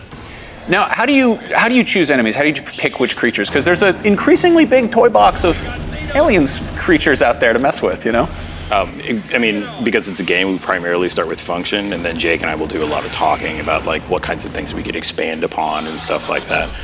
We have a couple new ones here. You're going to see one in the footage later. We can talk about it in a little bit more specifics, but a lot of it starts with the function of the enemy, and then we do a lot of work with our partners at 20th to make sure they feel on brand and that we're sort of really honing in on what makes an alien feel like an alien. And then for the new stuff, it's even more fun because we get to expand on some things and really add to the brand. Yeah, we mess around with like concept art and stuff like that quite a bit, and just play around with like silhouettes and, you know, okay, this is the function that we need. You know, what if it had a very long proboscis to be able to do that, or, you know, whatever it might be, right? Extra arms, as some of our enemies have. So, we end up kind of with some of that gross gear stuff through that as well. I love it. Now, luckily, we're not going to be fighting all of these things at once, right? Or are we? So throughout the campaign, we try to make sure that we mix it up a little bit so you're not just stuck with like one enemy all the way through the thing. But also in our horde mode, we've expanded a little bit more this time around. So it's coming back with 3 maps, a slightly different round configuration, 5 instead of 10. But really excitingly is that between your rounds, you have the possibility of switching factions. So you may start with xenomorphs. If you decide to go again, you may end up fighting synthetics, or you may end up fighting some of the pathogen. It's kind of up to you to go on and see how many you're going to fight throughout the round. We just try to keep it spicy. Yeah, it makes it tricky for when you're building your loadout, because oftentimes, you know, especially with our damage type system that we've introduced as well, you know, you don't want to go in with just flamethrowers and things like that, because then when the synthetics come out, it's like, oh, I've got nothing for these guys. Yeah, we like to try to make it so you got to plan a loadout or find stuff in the field to make sure you can deal with an enemy that shows up while you're playing the game. Nice. I mean, like the part of the Marines experience, you know, Aliens Marines experience is like kind of being, we're in over our heads. Like this is, you got to be overwhelmed a little bit. Yeah, we kind of like to give you enough tools to feel like you can handle anything, and then trick you and punish you and make you feel like you don't actually have enough tools to handle everything. And that's kind of the fantasy with this license. Now, let's talk about sort of how the squad is changing and how, you know, the Colonial Marines are adapting to the new threats. How are you kind of leveling the playing field for the Marines? Yeah, so we've added a 4th player. That's kind of like a big amount of firepower that we're introducing into the system, but on top of that, we have now the Specialist class, which allows you to kind of mix and match some of the perks and abilities, primary, secondary, and passive abilities from other classes that you've unlocked to play around with and build the kind of loadout of your dreams. Now walk us through the sort of existing classes and then also how the Specialist mixes in there. So we have 5 existing classes. There's the Duelist, the Marauder, the Hunter, the Medic, and I'm missing one, the Machinist. So the Duelist carries 2 primary weapons, which is a distinction that you'll find out when you play the game. All the other classes have a primary and a secondary. Your Marauder's your big explosion guy. Your Machinist is the one that shows up with the turrets. Your Medic is your support unit. And the Hunter is like your priority target guy. Yeah, but even with all those kind of archetypes, you know, because of the fact that we have the perk system and we now have the ability to like replace abilities, you know, something like a Medic, which traditionally is a support class, has a lot of offensive capability as well. Yeah, so that's when you get really into the Specialist. And the best part about the Specialist is it's not end game content. We give you the Specialist as you're developing your own preference with classes. So as soon as you have a couple of replacers and a couple of abilities, you can start playing with the specialists. So like when I play, I tend to be a bit of a menace to the rest of my team. I'll go with the Titan Rockets, friendly fire on. I go with the Titan Rockets with a Phosphorus replacer, which is great against Xenos. That damage type is great against them. And then I bring my favorite duelist replacer, which is like this airburst remote detonator, which is great for getting off, getting some space from other xenomorphs, so like blowing up snipers behind cover. It's my favorite thing. And then for team cohesion, I add a passive ability from the Hunter that gives a dynamic weak point. And that's just using the class-based stuff. That's not even talking about the class-agnostic replacers you can get as you unlock all this stuff. So I'm really excited, actually, because there are hundreds, maybe thousands of combinations that people can come up with, more than I can count. I'm sure there's more than that, actually.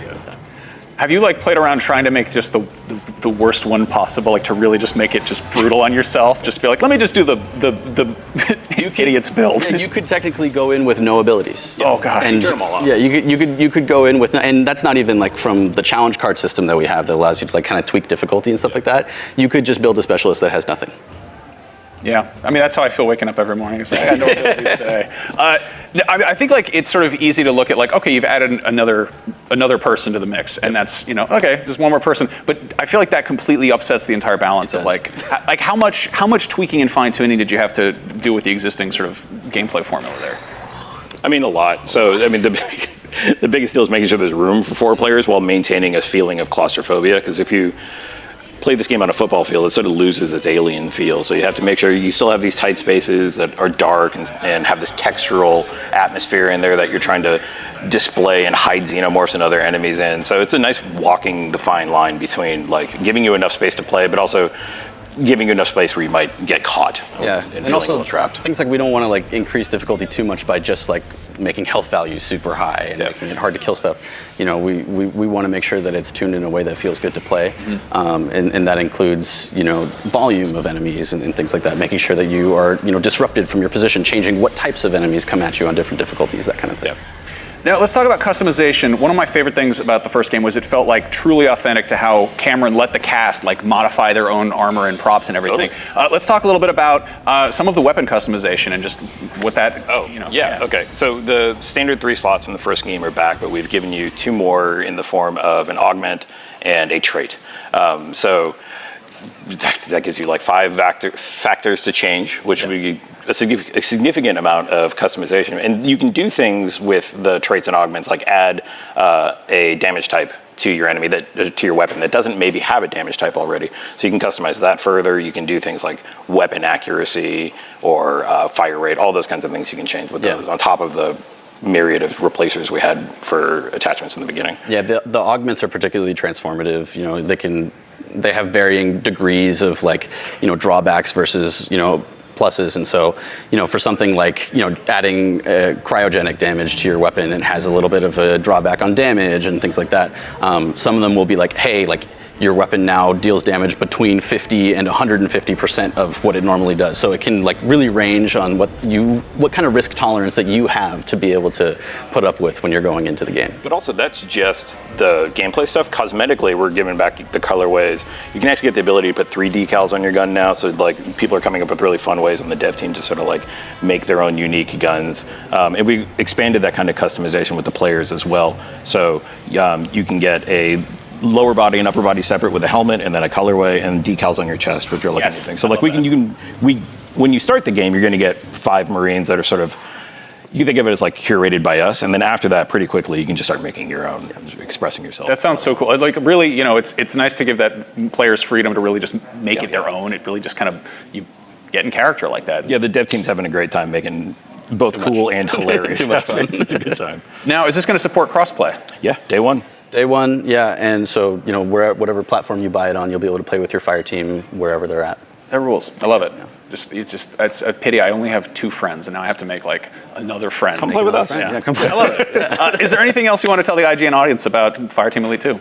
Oh man, August 25th. It's out for everybody to play on PC, Xbox, and PlayStation, and we're just really excited to get it in everybody's hands. I know that people are really eager for it, so yeah, we're pumped. We can't wait until people get their hands on this. Well. What's going on here?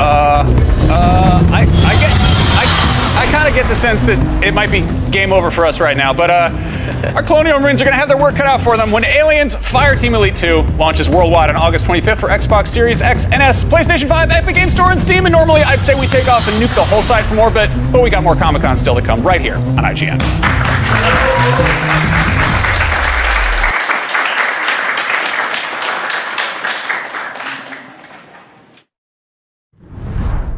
Hello, everyone. We are here with the creative forces behind King of the Hill. We have Mike Judge, Saladin Patterson, and Greg Daniels, and congratulations to you all on receiving a rare 10 out of 10 from IGN on your new season. It is rare. Well, thank you guys. Thank you. That was a great review. Yeah. You sound like you read it. Oh, yeah. We texted around. Exactly. Yep. I did read that one, yeah. Yeah. Probably posted it and put it on my, Well, we often see Hank dealing with changes, like how convenient and stylish an electric vehicle can be. What are the elements of the perfect topics for King of the Hill to focus on and build episodes around? Well, when we did this, refresh, I really talked a lot with Mike and Greg about whatever the rules of the universe were that they used for the original. And, and Greg would emphasize to us, small and relatable and funny. Not necessarily in that order, but all three of those being important. And so I think those are still the important ingredients that we start with. Are there topics that are off the table or? Big, unrelatable, and boring. Right? I would say, like, for the purposes of like brainstorming and coming up with story ideas, there's nothing off the table, but there's certainly ideas that we'll generate in the room and bounce off of Mike and Greg, and we're like, okay, we're trying to push it here, and we'll have discussions about if it feels like we're staying true to the show and our characters and their world, or if it feels like we're trying to say something. If it feels like we're trying to say something, then that's the opposite direction we want to go in. It has to really be something that's true to our characters and their world. Absolutely. Well, I have a spoiler here for the finale, so if you're not okay with that, this is your cue. Hank has spent an enormously long time away from one of his favorite things, or a few of his favorite things, propane and propane accessories. So now he is the majority owner of Strickland Propane. I heard that you hadn't always planned this as a storyline. Can you speak to the process of working up to that? I mean, it's not something like people have asked, did we have that idea when we, first came up with the idea to do the refresh? It was like we always knew we'd bring him back to Strickland. And did you guys have that? Oh, yeah. I didn't think it was going to go there. It's one of my favorite episodes. I think we broke that story around episode 5 of season 15. And it was not something we set out to say by the end of the season, let's have Hank back at Strickland. But once we had lived with the characters for a while and felt that they were getting established in their lives, and we just started asking questions about what would someone like Hank really be wrestling with in retirement? Could he retire?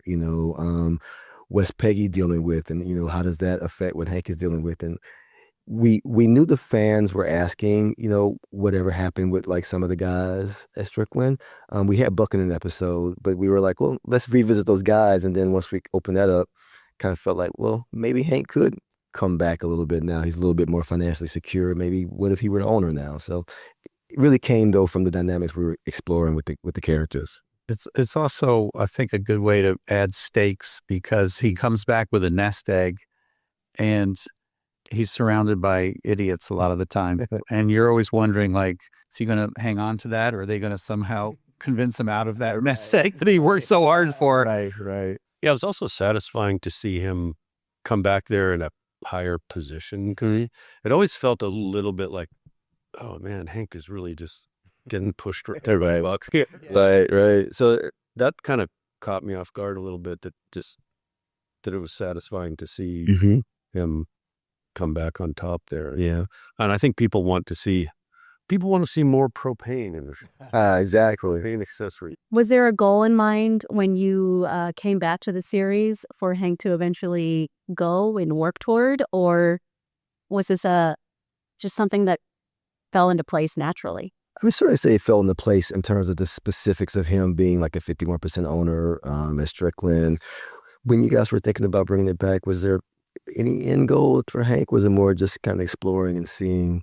The backstory was that he had gone to work at Aramco to be out of the country. We liked the idea that he'd been out of the country for a while, and then when he came back, he could react to things and, be surprised at what's happened in the world. And but I think what we didn't take into account was he had achieved this retirement thing, and then it kind of led to a lot of times where he was just sort of puttering around. So it is cool to, get him back active with other characters, I think. Yeah. It's interesting that you point out that he's a majority owner. That's important. That means Buck is still a 49% owner. I have a feeling that will lead to storylines. Exactly. Like Mike said, it's been interesting to explore if that power dynamic between he and Buck were to flip. Well, we also learned in the finale that Bobby did not move with Hank and Peggy because he found his version of propane, cooking and serving delicious food. What's more, he moved in with Luann and Lucky. Will those characters continue to live on in the background of King of the Hill? One thing that felt really satisfying when we decided to do a flashback and see, what could have happened during those like Greg said, those in between years while Hank was away at Aramco, was it gave us an opportunity in a respectful way to show that Luann and Lucky were still a part of their lives, and also, were integral in keeping Bobby alive, but also in helping him then pursue what his interests were.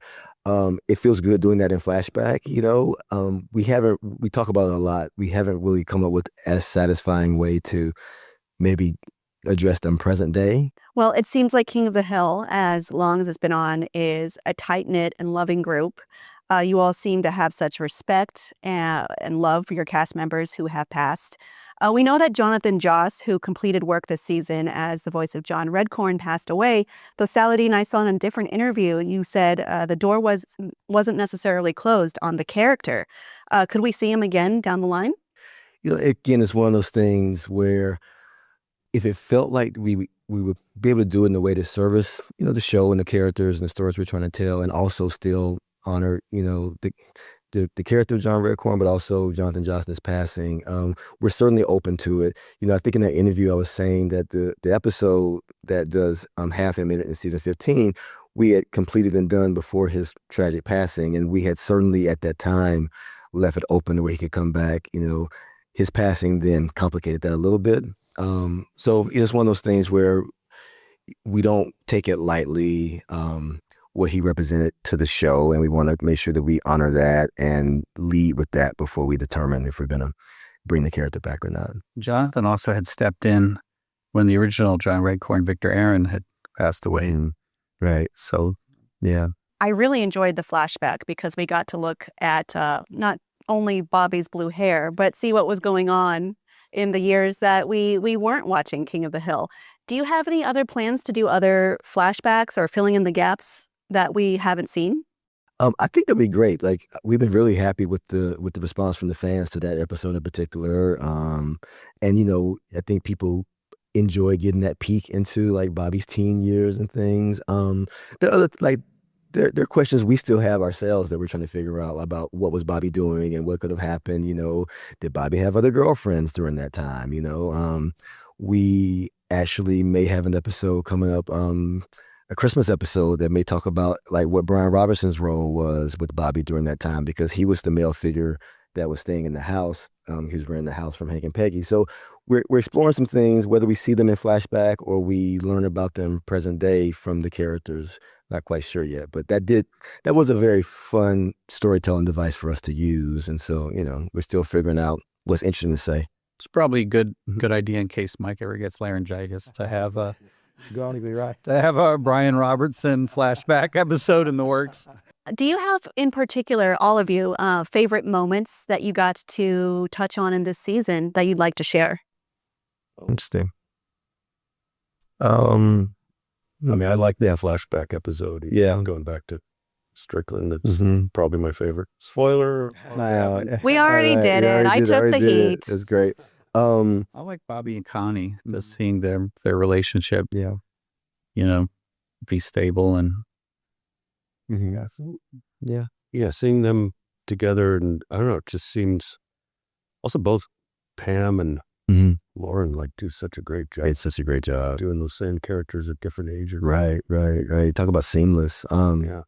I liked the episode where Peggy's dealing with menopause and Hank is trying to figure out how to continue to be the support, that she needs. I'm trying. I like the episodes where we touched upon things that Hank and Peggy and other characters are experiencing because of the age that they are. Because those feel like ones that we couldn't have done before now. So and I like when the audience relates to those. Like in the original run, we kind of, there's something fun about just really embarrassing and humiliating your characters. In animation, especially, and I thought we did it I'm thinking just popped into my head when Peggy enters the beauty. Right. Yeah. It's just one of my favorites. And we have a bunch of those moments, I think, as they get older. Yeah, exactly. New, like the menopause, new kind of unique ways to do that. Yeah. It's always fun. Speaking of characters embarrassing themselves, the cuddle therapy episode is a good moment too.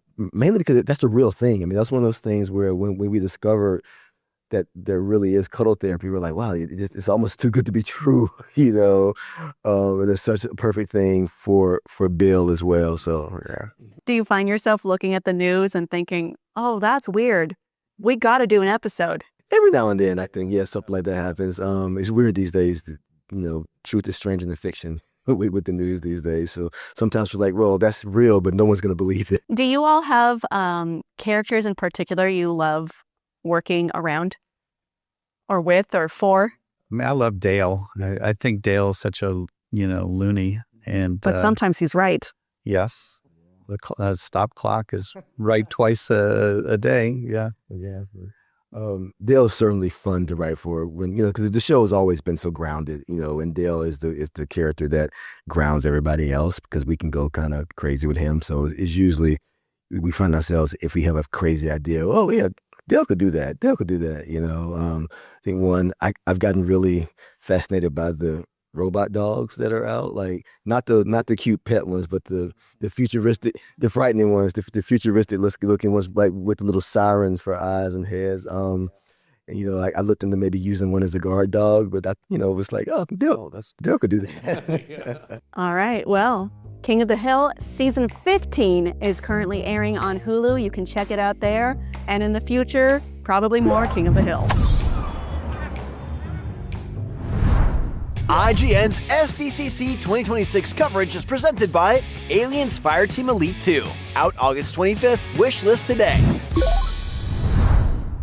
The average Cinefix movie list features nearly 100 different films and approximately 25 minutes worth of wall-to-wall deep dive analysis.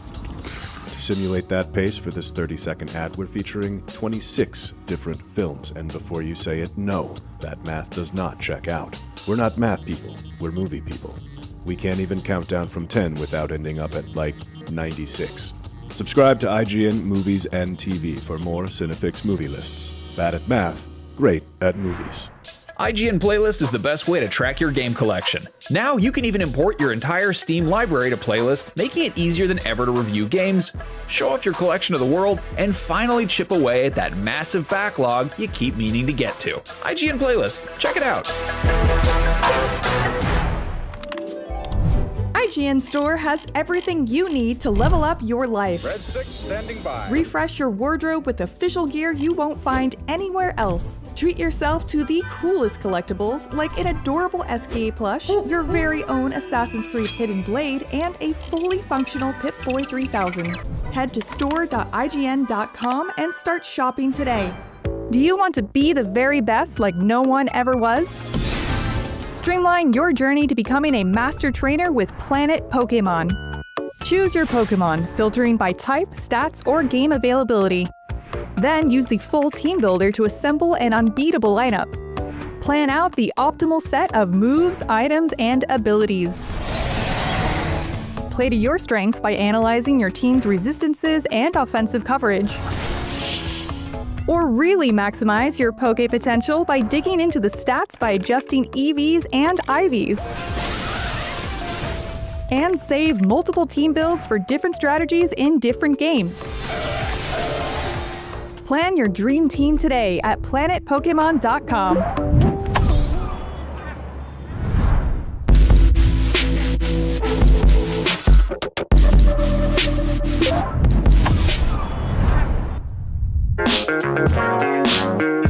You're watching IGN's live coverage of Comic-Con 2026. Hey, do you like video games and movies?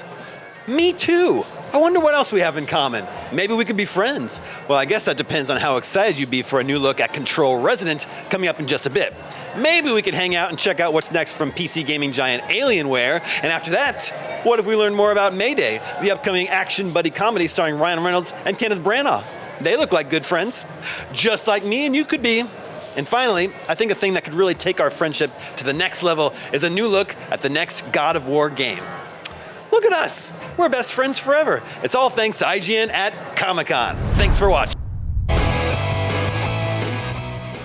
You're watching IGN at Comic-Con. This fall, one of the strangest interconnected video game universes around gets a little bit bigger and a lot weirder. And here to tell me about Control Resonant, it stars Matt Peretta and Sean Dury and game director Mikhail Kesarinen. Welcome. Oh, thank you. Thank you. So, I want to hear something. You guys have both been working with Remedy for quite a while, like over a decade. From your perspective, from the performer's perspective, how has game development changed? Like, what's gotten easier? What's gotten more complicated?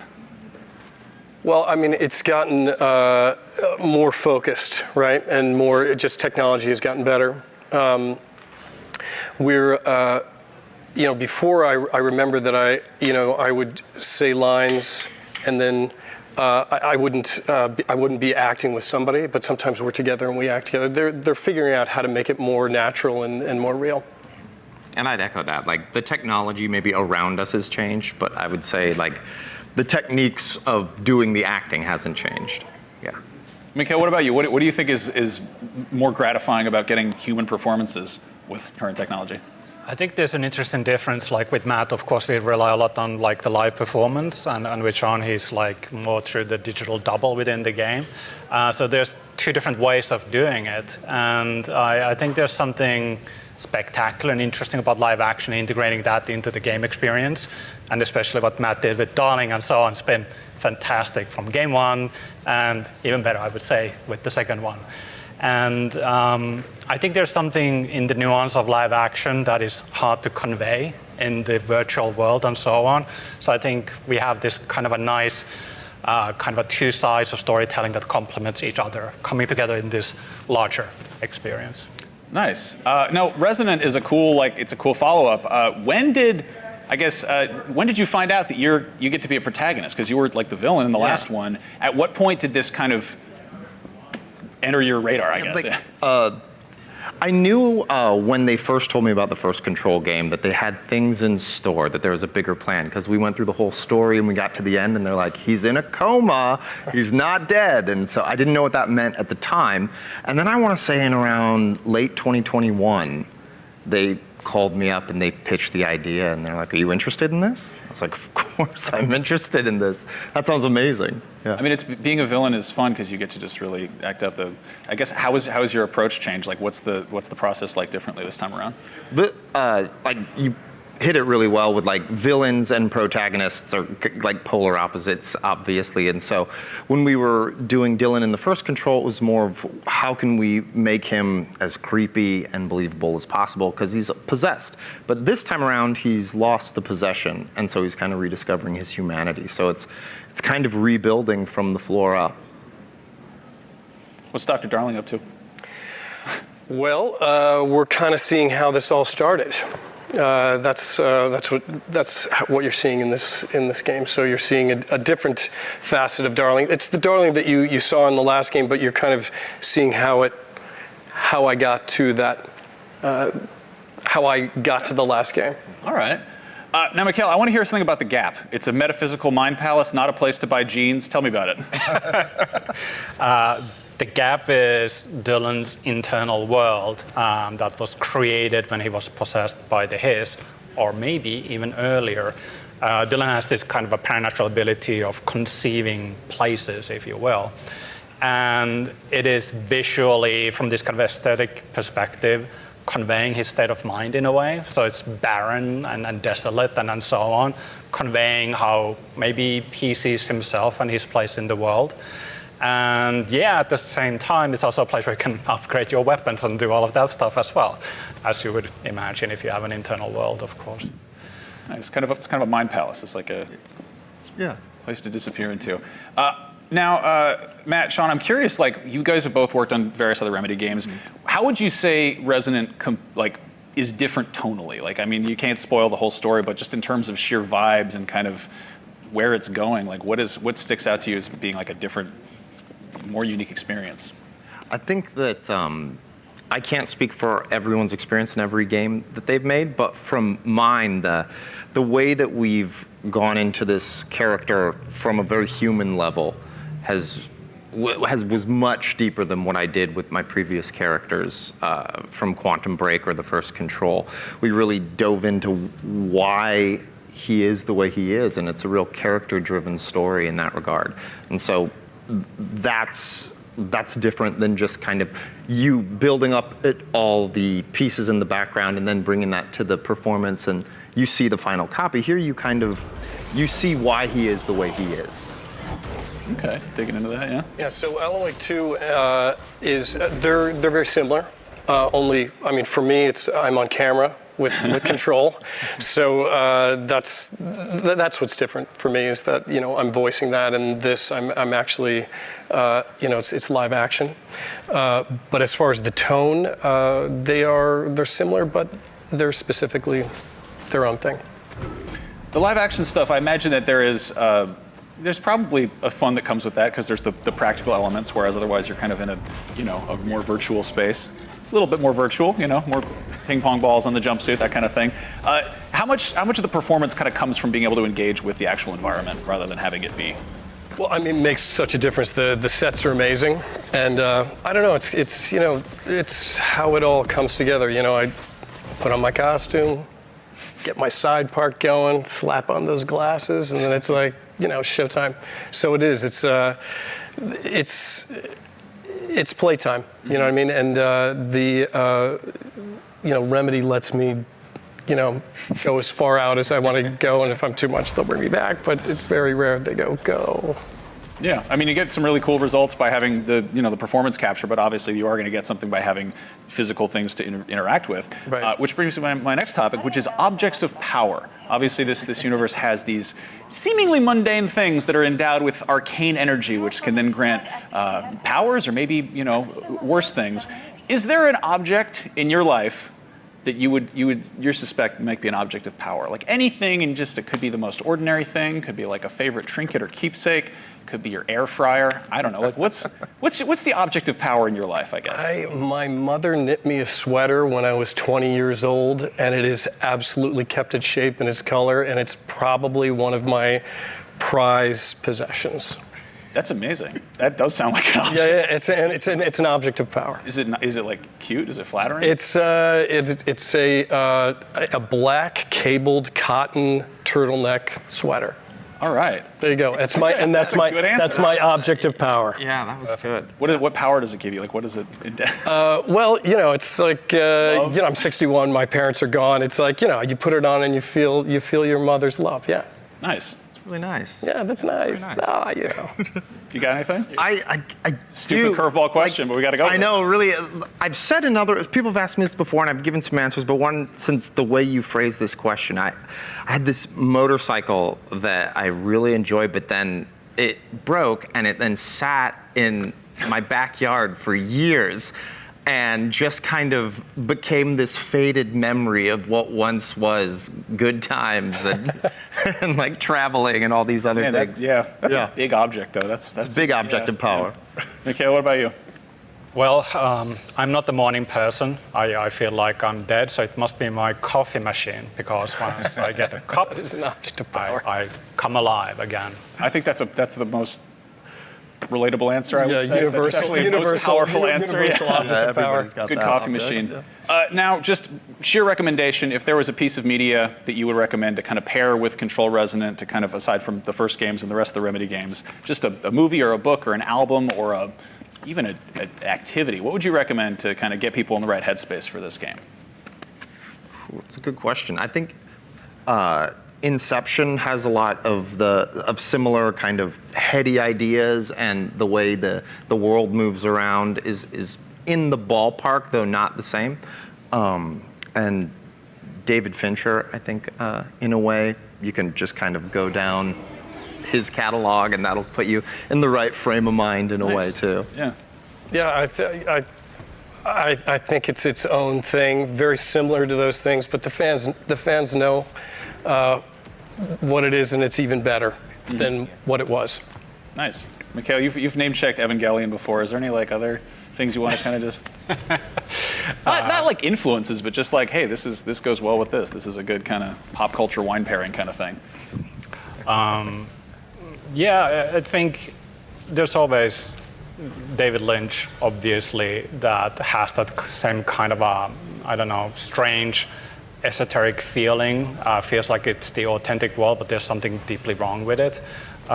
Lost Highway has this kind of an energy to it, and mystery and complexity with characters, and and it's basically a story of a villain as well, who, well, definitely is a villain in this case.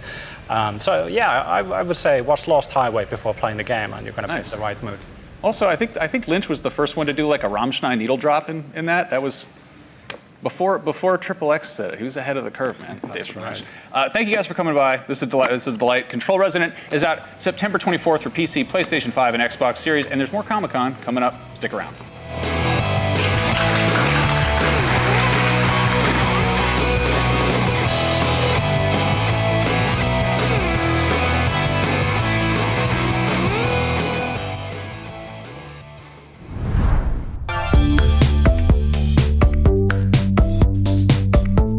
What's up, everyone? It's Aliak here at the Alienware pop-up at San Diego Comic-Con, where anyone can get their hands on some of the most powerful PC gaming hardware and play some awesome games like 007 First Light, Valorant, Marvel Rivals, and more. But this isn't just a gaming lounge. Alienware cooked up a giant surprise, and we'll get to that. But first, I want to check out some of this gear. Let's go.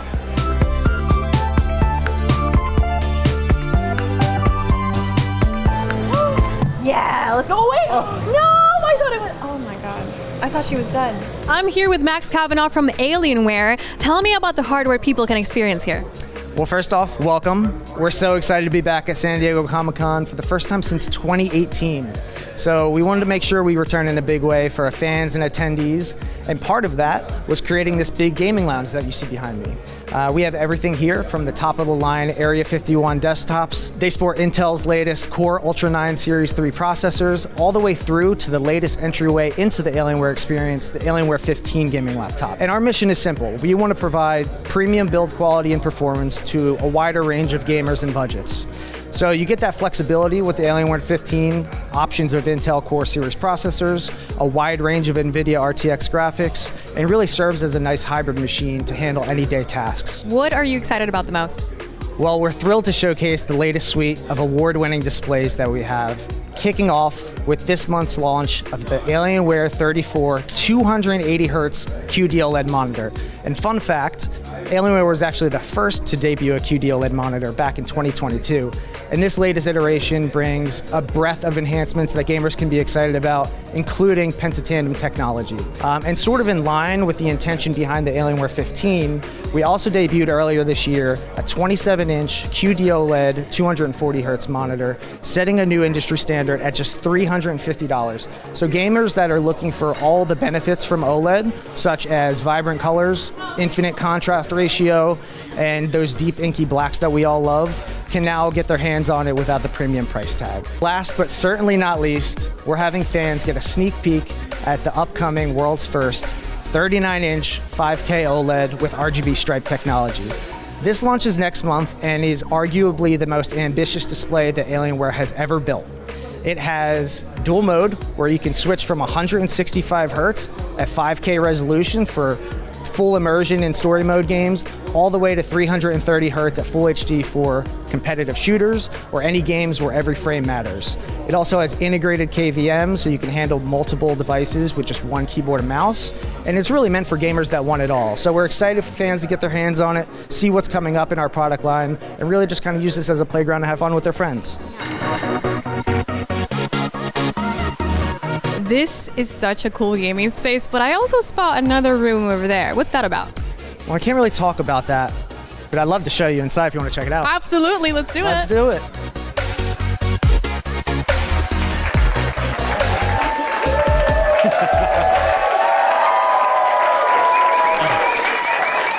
Hi, let's give it up for Aliak from Puerto Rico.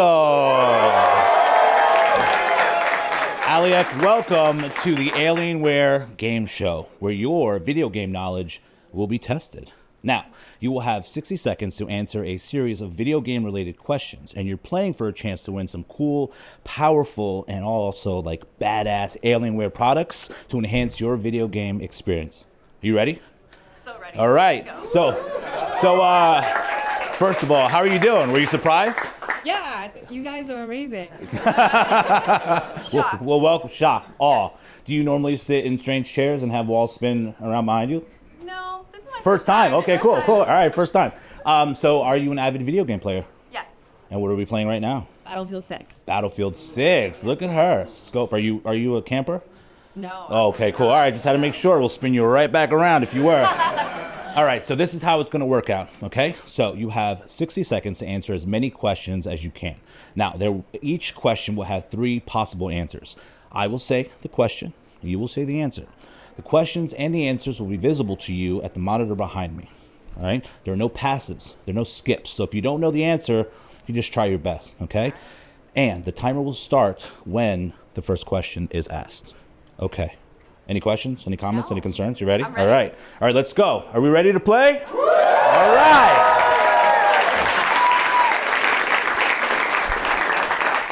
Your first question starts now.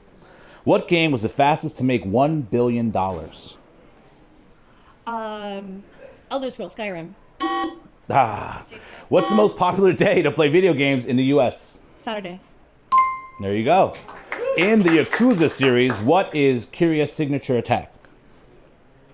The Snake Fist. The rating E on game means? Everyone. Okay. Which bank heist goes horribly wrong in Red Dead Redemption 2? This is still on my list of games to play. Rupture. What percentage of kids play video games in the U.S.? 40 to 60. Well, more than yeah. What is the first objective in Elder Scrolls V Skyrim? Survive a dragon attack. Ding, ding, ding. And what game is credited as popularizing the genre Battle Royale? I'll let you finish this. PUBG. PUBG! Congratulations. I've got to send you back to reality. Fully on. Bye.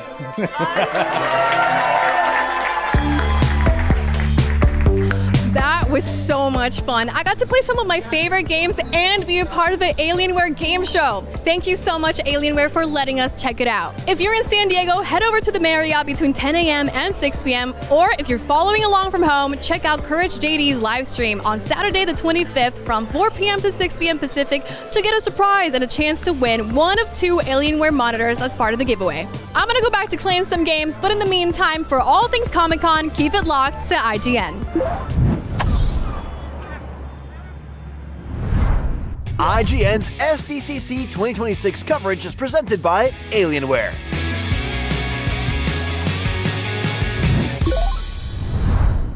Do you want to be the very best like no one ever was? Streamline your journey to becoming a master trainer with Planet Pokemon.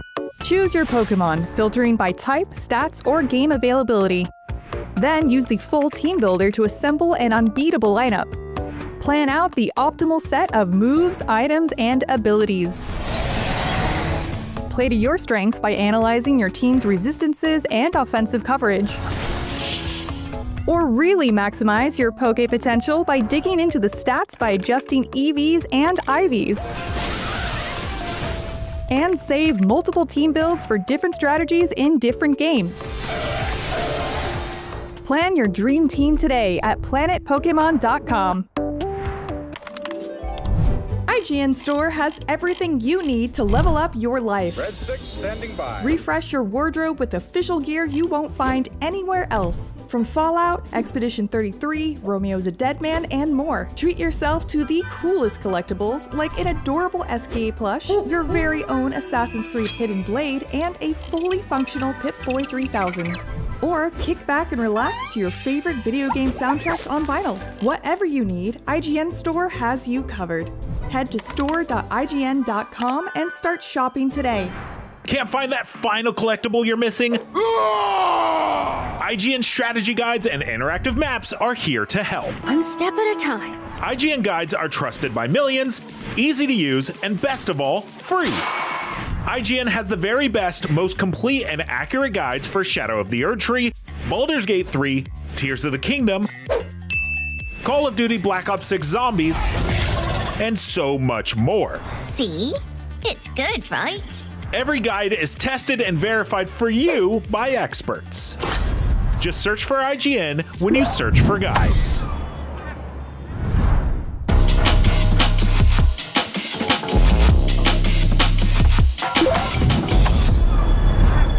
This fall, the writer-director duo behind some of my favorite comedies in recent memory are back with something brand new. Joining me to chat about Mayday, John Francis Daly and Jonathan Goldstein. Welcome. Thank you. Thanks. Okay, so this is a brand new buddy comedy set 40 years ago? 1987, Cold War era Russia. Why then and why now? It was the best year. Inarguably. No. We wanted to do a period comedy for quite some time. We were inspired by some of our favorite buddy comedies from that era because they were so uniquely heartfelt and high-staked. And we also just wanted to be able to put our own spin on something like that. Any particular buddy comedies in particular that this draws from? Oh, yeah. I mean, my favorites were Midnight Run, Planes, Trains, and Automobiles, 48 Hours, Silver Streak. I think I watched Silver Streak at my bar mitzvah party. Oh, so that gives you some idea of my nerdiness. Now, John, you'd probably remember of like a little bit less of 1987 than you do. I don't know what you're suggesting. I don't. Yeah, that feels a little bit loaded. But has there been any sort of anachronisms you've had to course correct, or is there any like historical accuracy? You're like, that wasn't like that at all. Well, I had a very sharp mind at 2 years old, so I remembered everything. I remembered my birth, which was unpleasant. It was a good one. I was immersed in videotapes of movies that came before me. Also, Misery was a huge inspiration for this film. The first act is basically a comedic misery, and that we have these two sort of strangers thrust upon each other where neither really trusts the other one. But no, I mean, I kind of am a child of the 80s and grew up watching all of this stuff as well. Now, back in 2005, you were in a little movie called Waiting with Ryan Reynolds. He didn't let you get a word in edgewise there, and now you're directing him. What was it like working with him on this? Well, I made him not speak this time. He does not say a single word in this film. It's kind of a first time for Ryan. No, look, I was very excited to be able to work with him again because we had such a weird and fun experience on that film however many years ago. And he had reached out when Game Night came out, said he was a huge fan, and said we should work on something together. So when this idea came into our minds, and we knew that it would take only one of maybe 3 actors to get it made, because it is a period action comedy set in the Soviet Union, which is not necessarily a huge sell unless you have a big star that's driving it. He wanted to do it, and we were so delighted. And I was in a movie with Kenneth Branagh when I was a teen. No, that's not true. Hamlet, right? Hamlet. Yeah, no, Ken Branagh joined us, and it was the perfect synergy because who expects that pairing of Ryan and Ken? But as it turns out, it's what everybody needed and didn't know. How did Kenneth Branagh get involved? Because he's a prolific playwright, actor, director. And you're like, okay, goof around, do silly stuff. Well, What's that like? I think when an actor like that gets an offer like this, they get excited about it because they don't get sent too many action comedies with a big, sort of popcorn movie star to play against. And Ken got into the spirit of the thing. What he did so perfectly was just act the hell out of the role. We never ask a dramatic actor to be funny any more than we did with Jesse Plemons in Game Night. We just said, do what you do, and it'll work, and it did. Very often, the funniest actors are the dramatic ones, because them sort of playing it as serious as possible is what drives the comedy. I love it. I get the sense that you guys also allow a lot of breathing room for improv, but I was watching some interviews, and you also do a little bit of sort of improvisation behind the scenes too. I'm like thinking of the rock scene in D&D. Did you throw any curveballs their way and just kind of see what happens? Or any like notable moments in the movie that are just like a byproduct of something that kind of came together on the fly? Yeah, we did. We tried some alts several times. You know, we had the advantage of Ryan being sort of a joke machine, and he's so talented at it. But we're also weirdly, we love to stick to the script in many other ways. We are sticklers in that regard. But you know, this was a fun kind of a mashup of improvisation and adherence to our words. Now you're coming off of this D&D Honor of Thieves, which is, you know, huge, massive spectacle, fantastic. You've got magic, you've got dragons, you've got all this stuff in there, and now you're doing something that is slightly more grounded. Yeah. What's it like, kind of going from something high fantasy to something that is more based in reality? And I guess, was there anything you took from having virtually no confines on what's possible to slightly more limitations? In a weird way, it's liberating to not have that much freedom, which sounds, you know, contradictory. But the truth is, when you're working in the real world, you can have more fun with the freedom to have your characters be who they are and not get caught. You don't have to spend as much time with the CGI and the dragons and all the extensions of sets and all the lore. We had to do. Yeah, so we had total freedom. That's what's exciting about Mayday for us, is that in this day and age, getting a movie made like this at this scale with no intellectual property behind it, no video game or movie or comic book, is so gratifying. A movie that's just a movie that you just go see it, and there's who'd have thunk? Yeah, that's crazy. Now, I guess, you know, kind of jerking the wheel there. You guys also wrote Spider-Man: Homecoming. That was almost 10 years ago. He's still out there doing stuff. What's it like seeing a character that you kind of helped establish, or at least that iteration of him? It's amazing. I mean, is it like seeing a kid go off to college, or are you just like, I'm good riddance, get me out? Truly, no. I mean, the fact that we were able to sort of cultivate this brand new tone between these characters. I mean, the two-hander relationship between him and Ned Leeds. You know, that was the first time they had really done that in any of the Spider-Man properties, because he had always kind of kept it a secret to himself. But we always knew we wanted to have this kind of almost super bad dynamic between these two teens, where one of them is the sounding board and can say how cool it is to be Spider-Man without knowing, you know, the great responsibility that comes with it. That's awesome. And also just like being able to tell a relatively grounded superhero story that now has, like, you know, taken on a life of its own. It's very gratifying. So we talk a lot about, I guess, superhero fatigue on the part of the audience, but, you know, you guys are veterans of multiple superhero movies behind the scenes. You've got, I mean, it's hard you could throw a rock and you would hit somebody who's been in a superhero movie these days, but, like, you know, Ryan's done Deadpool, Green Lantern, etc. Kenneth Branagh directed Thor. I guess, is there sort of, are you guys sharing war stories? Is there kind of like a mutual, I guess, relief to be just making a regular movie? Yeah, I think so. I think for all of us, it's fun to just be able to play in something that was in the real world at a particular time in our history that has relevance for what's going on now. You know, that's what we really tried to imbue into this film, is a sense of, we're going through some things now in our global relationships and even in America itself where, you know, we tend to think of the other as an enemy. And this was a time when that was very much the case, and so we wanted to be able to shine a light on it and not have any superpowers involved. That said, you do still have lots of spectacle and explosions and special effects, but it also seems like there's some good old-fashioned just fight scenes and stuff. Are there any sort of practical sequences you're especially proud of in this movie? Yeah, I mean, all the fights I think we're very proud of, because we really want to sort of challenge ourselves with each of our action sequences. We love to create set pieces that people haven't necessarily seen before. We're very inspired by Jackie Chan action in that you can see what's going on.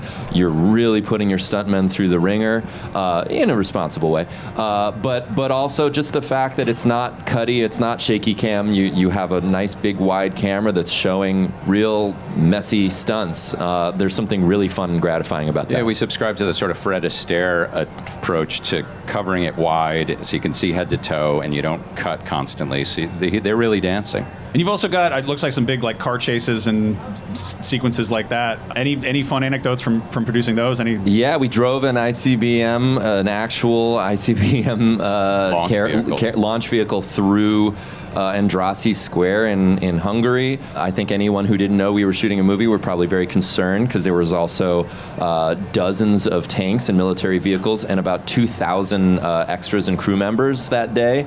It was a massive spectacle, and we're so grateful for Apple to allow us to make something that absolutely huge. Now, I got to ask, the big thing that happened post Honor Among Thieves was Baldur's Gate 3. Did either of you get a chance to play it? And if so, what kind of character did you roll?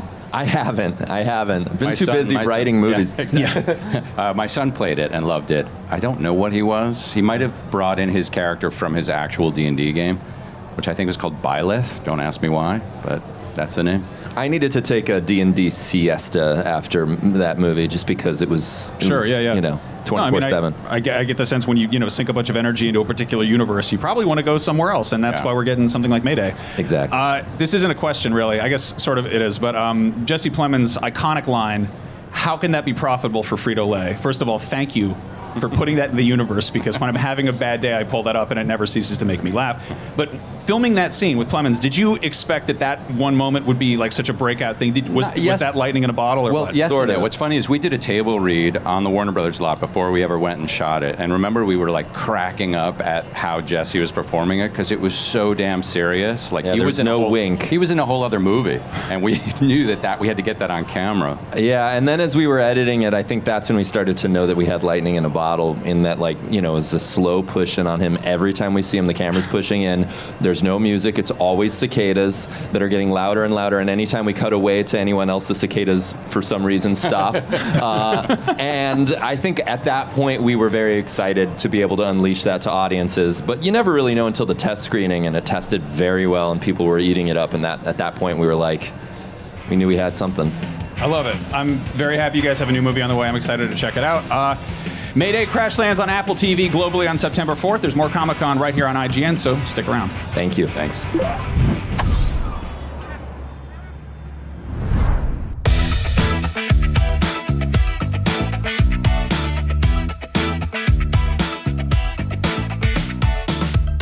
San Diego Comic-Con is full of exciting announcements, panels, and experiences, but you're gonna be waiting in some lines, my friends. The best way to pass the time, though, is to play some games. Here are 6 games that are perfect to play on a portable gaming device like the Lenovo Legion Go 2, and the best part is, they are all available on Xbox Game Pass. Presented by Xbox Game Pass and Lenovo Legion. Reach your impossible. If you don't want to spend your time as a skateboarding train, what are you doing with your life? Fast-paced, action-packed, Dench Attack is full of ridiculousness to keep you entertained even in the most boring of locations. Hitting the track and chaining tricks together in Dench Attack is a joy, and a constant stream of new ideas means its excellent anime-inspired campaign never runs out of steam. Individual missions are usually short, but there's a ton of room for replayability and mastery here, and lots of extra stuff to collect. Ball Pit will make you forget your troubles, but it's so fun and so addicting you might end up forgetting you're even standing in line. So please, friends, be careful with this one. It is a surprisingly deep brick breaker that relies heavily on smart strategy, clever experimentation, and careful planning, more so than RNG and luck alone. I get stuck in a just one more run mindset every time I sit down to play what I swear is gonna be a quick round or two. The Witcher 3 Wild Hunt is a unique combination of non-linear story and open world, character-driven, non-linear story experience focused on player choice, tactical combat, and a rich living environment. While a sprawling epic, it is great for line waiting if you focus on its self-contained Gwent card matches or quick side quests, offering a way to immerse yourself in its world without losing your place in the main story. Fallout is an iconic, classic turn-based RPG where you play as an anti-hero struggling to survive in a darkly comedic, post-apocalyptic world. It established the series' signature dark, gritty atmosphere along with its flexible character creation and perk system. Its open-ended nature allows you to engage in brief exploration, inventory management, or quick radiant quests, making it well-suited for on and off gameplay, encouraging players to explore the wasteland at their own pace and uncover its many secrets. I think you're the only hope we have. Speaking of classics, I couldn't make this list without mentioning Minecraft. It encourages creativity, exploration, and the freedom to play however you want, allowing you to make progress in short sessions by gathering materials, building, or exploring. So whether you're building your ideal base, town, or city, it all takes some time, so why not chip away at your next project while waiting in line? After all, Rome was not built in a day. Just like Minecraft, Pal World is all about resource gathering, building, and catching new pals. See what they did there? It's amusingly irreverent, has a surprising amount of content and deep survival mechanics, and it is absurdly difficult to put down. It blends survival, crafting, exploration, and creature collection into a unique experience, so why not do that in line? Who knows, maybe you'll even find your perfect pal in the meantime.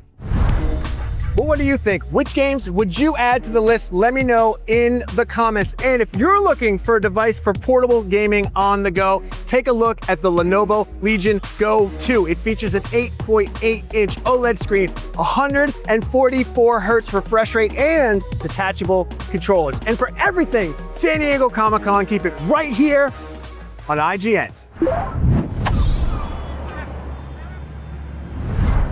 What's up, everybody? Damon here with Ginny Glaze. We're in the thick of it right here at Comic-Con, and PlayStation has a pretty big presence this year. They've had several panels. They did one for Marvel Tokon, one for Wolverine, and they did one for God of War Lao Fei, where they revealed the release date, and it's coming maybe a little bit sooner than people thought. February 16th, 2027. February 16th. Maybe not too surprising. When they revealed it earlier this summer, they showed a really large chunk of gameplay. So it seems like that was about ready to go. And it's easy to imagine that maybe if a little game called GTA 6 were not coming, maybe it could have even squeaked out this year. I don't know. But now it's coming February, and February has become quite packed next year. February now includes Tomb Raider Legacy of Atlantis on February 12th, because that was delayed out of this year. February 18th is Persona 4 Revival. On the 16th, of course, is God of War Lao Fei, and then Fable is February 23rd. That's all that we know about, but there's also this, the little Resident Evil Veronica of it all. Capcom likes putting their games out in the spring. They've just said 2027, but Requiem was in February. Resident Evil 4 Remake was in March, so that could arrive around that same window of time too. So, got an exciting start to 2027. I just can't wait to play all these games. So all of a sudden, PlayStation has 3 big games coming out within 6 months. Marvel Tokon, Wolverine, and then God of War Lao Fei. It's nice, just kind of the story of this whole generation has been that their first party lineup has kind of dried up. Yeah. A little bit sparse. Not as many big releases as they did in the PS4 generation. Yes. But they also announced that there is going to be another God of War game starring Kratos after Lao Fei that directly ties into her story, isn't that right? Yes, exactly. And Corey said this very casually at the very beginning of the panel. He was like, oh yeah, I hope no one mentions the new Kratos game that's coming out. But yes, it is going to tie directly into the events of Lao Fei and continue on from that. We know nothing else right now. All of a sudden, though, there's a lot of God of War because there's Lao Fei, this next Kratos game. There's the original trilogy remake. Which I cannot wait to play. And then it didn't make as big a splash, but there was the 2D pixel art one that came out earlier this year. Sons of Sparta, right? Yeah. So there's just all of a sudden lots of God of War. Yes. Not complaining. No, I will always take more God of War. So what do you think about a new Kratos game? Because to me, Kratos' story wrapped up pretty nicely in Ragnarok. It does feel like there was a nice little bow put on it, but I think there's so many more pantheons to explore. That's true. I personally cannot wait to see some Egyptian pantheon. We did see Sekhmet already in the Lao Fei trailer in the gameplay that we saw. So that seems really cool, but also, I mean, there's a whole world out there to explore. Who knows where they will take it? That's true. All right, so release date for Lao Fei, new God of War with Kratos. Any other details that they revealed at the panel? So the one thing that I garnered, and I'm not sure if this is 100% true, but it does seem like it centers around Lao Fei, Rue, and Frank the Cube, trying to escape and fix the everyone. So I think it's going to be those that trio of characters. It's going to follow them, from what I understand. with maybe the occasional Kratos Yes. popping up maybe now and then. We'll see. But it's exciting. Lots of fun PlayStation games coming. God of War La Fey coming February 16th next year. I'm excited. You're excited? I cannot wait. Please be excited. For much more from Comic-Con, stay tuned right here at IGN.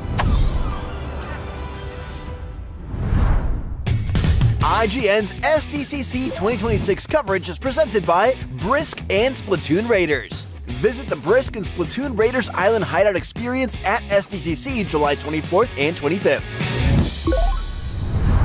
Can't find that final collectible you're missing? IGN strategy guides and interactive maps are here to help. One step at a time. IGN guides are trusted by millions, easy to use, and best of all, free. IGN has the very best, most complete and accurate guides for Shadow of the Erdtree, Baldur's Gate 3, Tears of the Kingdom, and so much more. See? It's good, right? Every guide is tested and verified for you by experts. Just search for IGN when you search for guides.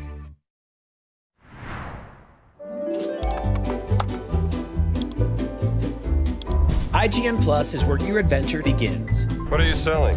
Plus is the place to get unlimited access to all the tools you need to beat your games. Here's what you need to know for bringing down Gloomspawn. Plus, awesome exclusive discounts on IGN Store. Maybe this would tease open your money pouch. Plus, ad-free browsing on IGN.com.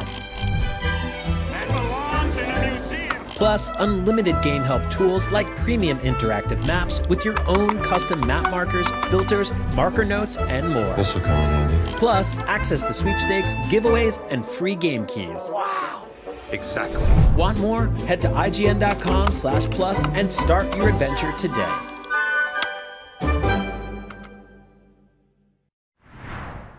The average Cinefix movie list features nearly 100 different films and approximately 25 minutes worth of wall-to-wall deep dive analysis. To simulate that pace for this 30-second ad, we're featuring 26 different films, and before you say it, no, that math does not check out. We're not math people, we're movie people. We can't even count down from 10 without ending up at, 96. Subscribe to IGN Movies and TV for more Cinefix movie lists. Bad at math, great at movies.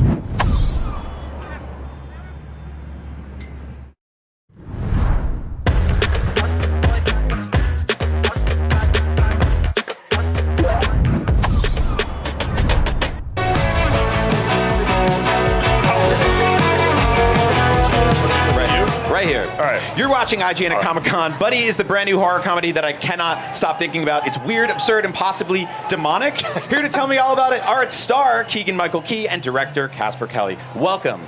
Thank you, Brian. Oh my God, what an insane movie this is. I am so happy this exists. Casper, how long has the idea for this thing been kicking around your head? It's been a few years, and then the money came in, and then we were shooting very soon after. Last year, late summer, and now look at us. It's microwave filmmaking. It turned around. How long's a few years, Casper? 5 years? No, 3 years? More three-ish. For 3 years? Yeah, Okay, yeah. all right, yeah. Was there sort of like a specific touchstone of like children's shows? I mean, obviously Barney's the big one. But Yes. was there anything else you watched? Because I remember seeing the shows like Zoobly Zoo when I was a kid, and I'm like, this is off. This is weird. Something is awry here. Well, I grew up more in the Sid and Marty Krofft era. I didn't go there, but my kids were watching Dora the Explorer and Blue's Clues and Pee-wee's Playhouse. I was watching it with them. So I went 90s, hard 90s on it. A great decade for kids shows. It was. Keegan, this is probably one of my favorite roles you've ever been in, and that's, you've done some really cool stuff. Like, I love you in the Mario movies. I loved you in Wonka, but this is insane. That voice that you developed for this character, it's got this sort of like nasally California vocal fry thing. Yeah. And, like, tell me about that. Like, how did you come up with how he sounds? Because he gets more and more angry. Well, we were, anger is one of my things. That's what I do. If you know, it's like the most popular characters I've ever done are like have real rage issues. Yes. But we worked on. It was fun. That first part of the first day of all of the recording, we worked on the voice, and I wanted it to be a little reminiscent of almost like. what was the Goof Patrol? You know, Goofy. Oh yeah. But that nasal sound, so that it also reflected him and also reflected Barney a bit, just without calling too much attention to. Right. Because it's not a parody.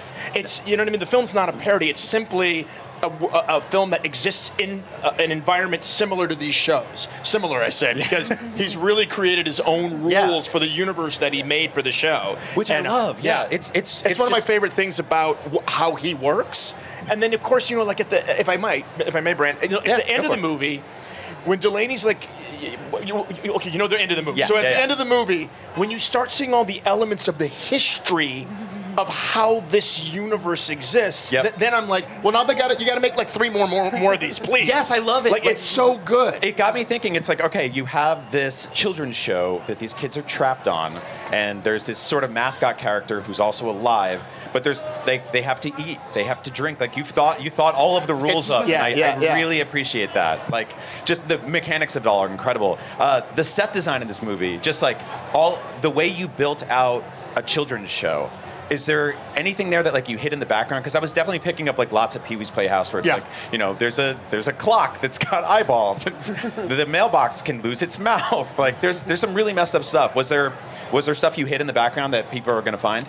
Yeah, and also in the clubhouse, one thing I really love is that American Gothic painting they did with Barney and Buddy and Betty Bunny. Oh, yes, Barney, Buddy and Betty Bunny. Oh, legally distinct Barney.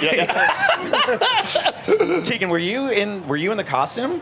No, I was not in the costume. So, a very brave, resilient young man, Sergey, by the name of Sergey, was in the costume. And I think even during when we were recording, I'm like, this kid. Yeah. Who's this kid? You know what I mean? Like this is a lot of work. Yeah. And then I was not in the costume, but what I appreciate about the costume and actually the entire world that Casper created is how practical so much of it is. Yeah. I like love a 90s television show, and that it exists in that world, and that we see the fur is real, and whatever is burnt here is real, and you can spend, you know, and I just love that all the props, everything's practical. It makes for a different viewing experience. What were your first thoughts when Casper pitched you on this thing?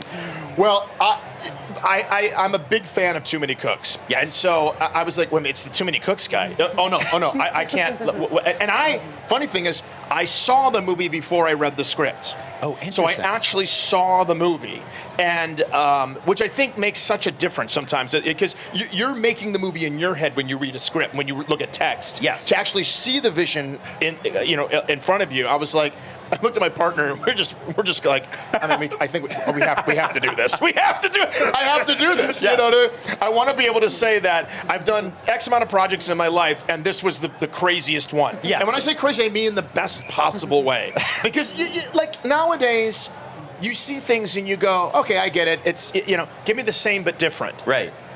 This is different but different. Yeah, I don't. You know, it's like I'm looking at you guys. I don't think you are ready for where this thing goes. You're not. Like it is. It's like all I want to do is talk about it, but not talk about it. Yes. Because I want to maintain the jealousy I have for every human being who has not yet experienced it. Yes. And what it's going to be like. When the movie opens up and the theme song kicks in, and it's got this very DuckTales like boom, bam, boom, bam, like this just funky bass to it.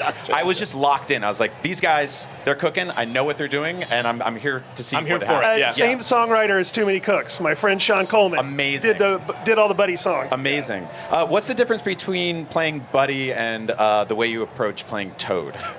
Ooh. Oh, well, Toad, here's the thing. Two completely different characters who work from two different, completely different consciousness. Yeah. Like a completely different consciousness. So, for Buddy, there's this malignant narcissism about him that's interesting. I'm going to say this even though I find it very ironic that he's orange. Yeah. But also, and he can't be stopped. And he can't be. Somebody stop the scary orange thing. Yeah, and he's running for another season. I hear. And so I'm glad that we all picked up on that. That's fantastic. But I think that Toad's consciousness is one. It's one of servitude and selflessness and bravery, but what makes buddy. And when I talk about the malignant narcissism, what's fun to play about that is everything that happens, anything that takes place, is clearly somebody else's fault. It's always somebody, and you even mentioned that. I mean, as a direction for the characters, that it's fun to play indignation. Yes. To be indignant about everything, and why is everybody and I'm the victim. And it'll all make sense when everybody sees it. But it was such a fun thing to chew on. I love it. How did you come up with the idea that an episode of Buddy can't end unless everyone is hugging? And the people hugging, I guess, need to be mostly living. Mostly. Hanging on by a thread, but still there. Learned through trial and error. Yeah. It's just one of those beautiful things of, it wasn't in the outline, but once you're writing it, these new things come these new pieces come that just fit perfectly. And that's such a fun part of writing. It's a great trope because it's up there with, like, you know, the 80s freeze frame high five at the end of like an animated show or something. It's one of those things, you see it, you immediately recognize the visual language of it. I love it so much. Was there, you've spoofed sitcoms now, you've spoofed the children's mascot shows. I'm not sure what to call that. Is there another sort of like old TV trope or like a style that you'd love to ape someday?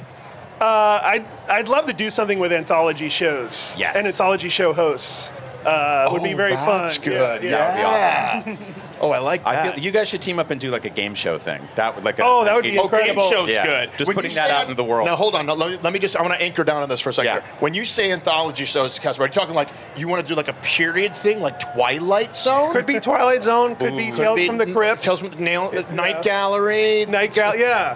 I love this. I like where this is going. I like this a lot. Guys, go make magic together. Make this happen. Okay. In the meantime, thank you both so much. Buddy hits theaters August 28th, but right now there's tons more Comic-Con coming up right here on IGN, so don't go anywhere. Thank you, Brian. Thank you, Brian. Of course. Good to see you, bud. Yeah, good to see you too. All right. Happy Comic-Con, everybody. Comic-Con. Yes. Oh, yeah, photo. sure. Yeah, here we go. Yeah.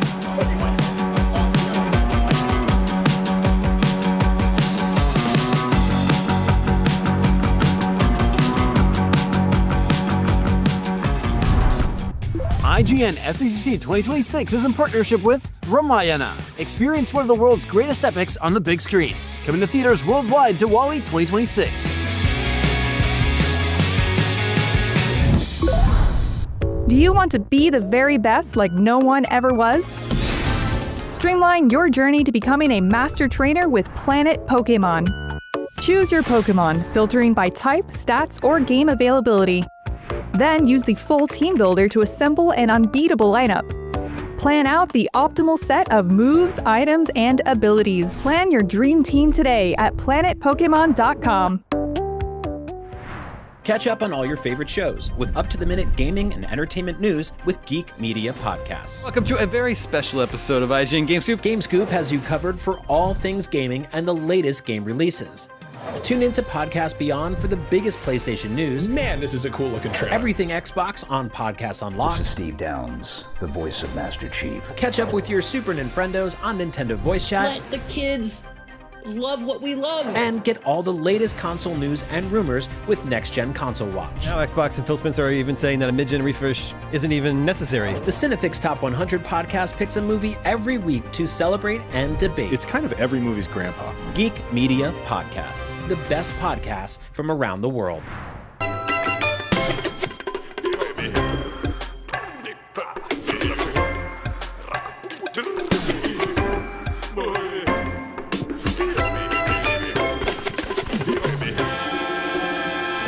Can't find that final collectible you're missing? IGN strategy guides and interactive maps are here to help. One step at a time. IGN guides are trusted by millions, easy to use, and best of all, free. You can even track your progress with interactive checklists so you know you reached that 100% completion. I will not suffer. IGN has the very best, most complete and accurate guides for Shadow of the Erdtree, Baldur's Gate 3, Tears of the Kingdom, and so much more. Just search for IGN when you search for guides.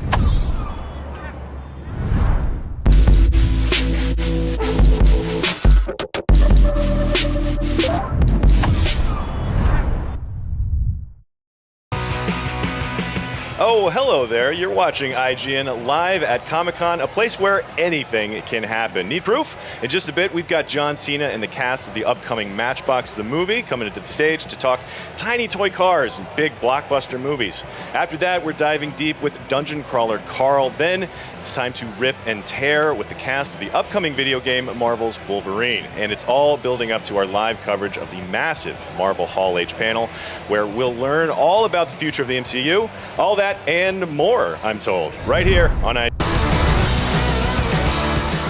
Later this year, another beloved toy line from our childhoods is getting its own feature film, turning fast-paced 1/64th scale car chases on our living room floors into explosive life-size action set pieces. Here to tell us about Matchbox the movie, the stars, John Cena, Jessica Biel, Tiana Paris, Arturo Castro, and Sam Richardson. Great. Welcome. My goodness.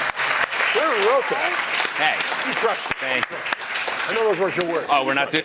No, it's fine. Okay, good. I thought we were standing. Okay, good. Sam, it's too early for curveballs. Here we It's too early for curveballs. We have a trailer to get to. You guys dropped the trailer for Matchbox the movie. We gotta watch that. Let's throw this up. Come on. Yeah. Heck yeah. All right. Now, this movie is a big budget take on the cars. Like, what are we seeing? That's John Cena. You see a 6x6 Land Rover in the Sahara Desert, and that's all practical, which is pretty amazing. Oh, God. There are so many cars. I mean, we're getting a little taste of the Matchbox gang here. We're all friends growing up, correct? So this is actually a record-breaking stunt. We broke a record for flipping a car a certain amount of times that actually happened practically. 13 and a half. 13 and a half. The last record was 7. Yeah. Wow. That is pretty impressive. So yeah, That's we've got you guys were friends growing up. You're Gang back reconnected together again, just drinking roofie coladas. Yeah, you know, yeah, as you do, as you do. Literally. Because then we wake Getting up. a little sleepy. Right. Now Sean has a little bit more of an idea of what's about to happen. Yeah, because I mean, he does that stuff all the time. I mean, that's a regular Thursday night for him. Yes. And we wake up in disarray. One person knows what's going on. Everybody else doesn't know what's going on. Hilarity ensues. Yeah. Waking up tied to the ceiling. You know, these are situations we've all been in before. We do our best. We all went to college, yeah, that's right. Yes, yeah, exactly. I went to Vassar, you know. Kicking a little ass in the back of the little power bomb action. Oh, yeah. There we go. It's a power drive. Sam's mind is blown by that. Yeah, it's Bill Burr knocked And then out just like a nice action with a little breath, little comedy, a little more action, little comedy. You know, you see the gang kind of get together, and then we find out the stakes. There's a nuclear warhead on the loose. Yes. And People think Sean did it, and the timing is bad for us. We're the patsies, but we won't lie down. We're not going to be the patsies. So. And there's an emotional connection for Sean here. He doesn't want his friends to get hurt, of course. Well, he also is stubborn. Works alone. Yep. Yeah. Not anymore, though, as we Not anymore. Yeah, Amy makes that very clear to him. The crunchy sound that we hear is bones cracking, I believe. Yeah. We think. We pitched an ambulance sideways, maybe into some people. Who knows? Look at that helicopter shot. Oh, He actually hung from the helicopter. Yeah. That's the thing about this trailer. That was They're wild. Beautiful, some really beautiful. What other locations did you shoot on? We were in Slovakia, we were in Hungary, we were in Casablanca, the Sahara. We did a little bit here. Like it's all over the world. We were around. Yeah. We were in that tunnel. Now, was that actually you hanging off the helicopter? Yeah. Yeah. How was that? And like everything you see, that's actually there goes the Arturo gun. dropping the gun right there. That's actually you're him doing your best T2, and it's not very good, is it? They told me they weren't going to use that. Oh man. The amazing thing about a lot of the stuff is it's all like this is practical. Yeah. We got to feel it. We got to launch this 18-wheeler off a 350-foot bridge. Yeah. Like it's and it shows on the screen, man. It's a fun ride. That was really Sam and me on a motorcycle. Yeah. Hey. Yeah. Well, hey, how about that? Let's hear it for the Matchbox. Yeah, now we're gonna do it. Hell yeah. All right, and we do have here a play set from the movie. Is this a set piece from the movie? Is this a spoiler that we have on screen? This is exactly in the movie. No, All this right. is not. Yeah. This is Mattel's best recreation at the intensity that goes on in the movie. Yeah, because there goes the Mustang, the chopper. Are you gonna make it? And you make it!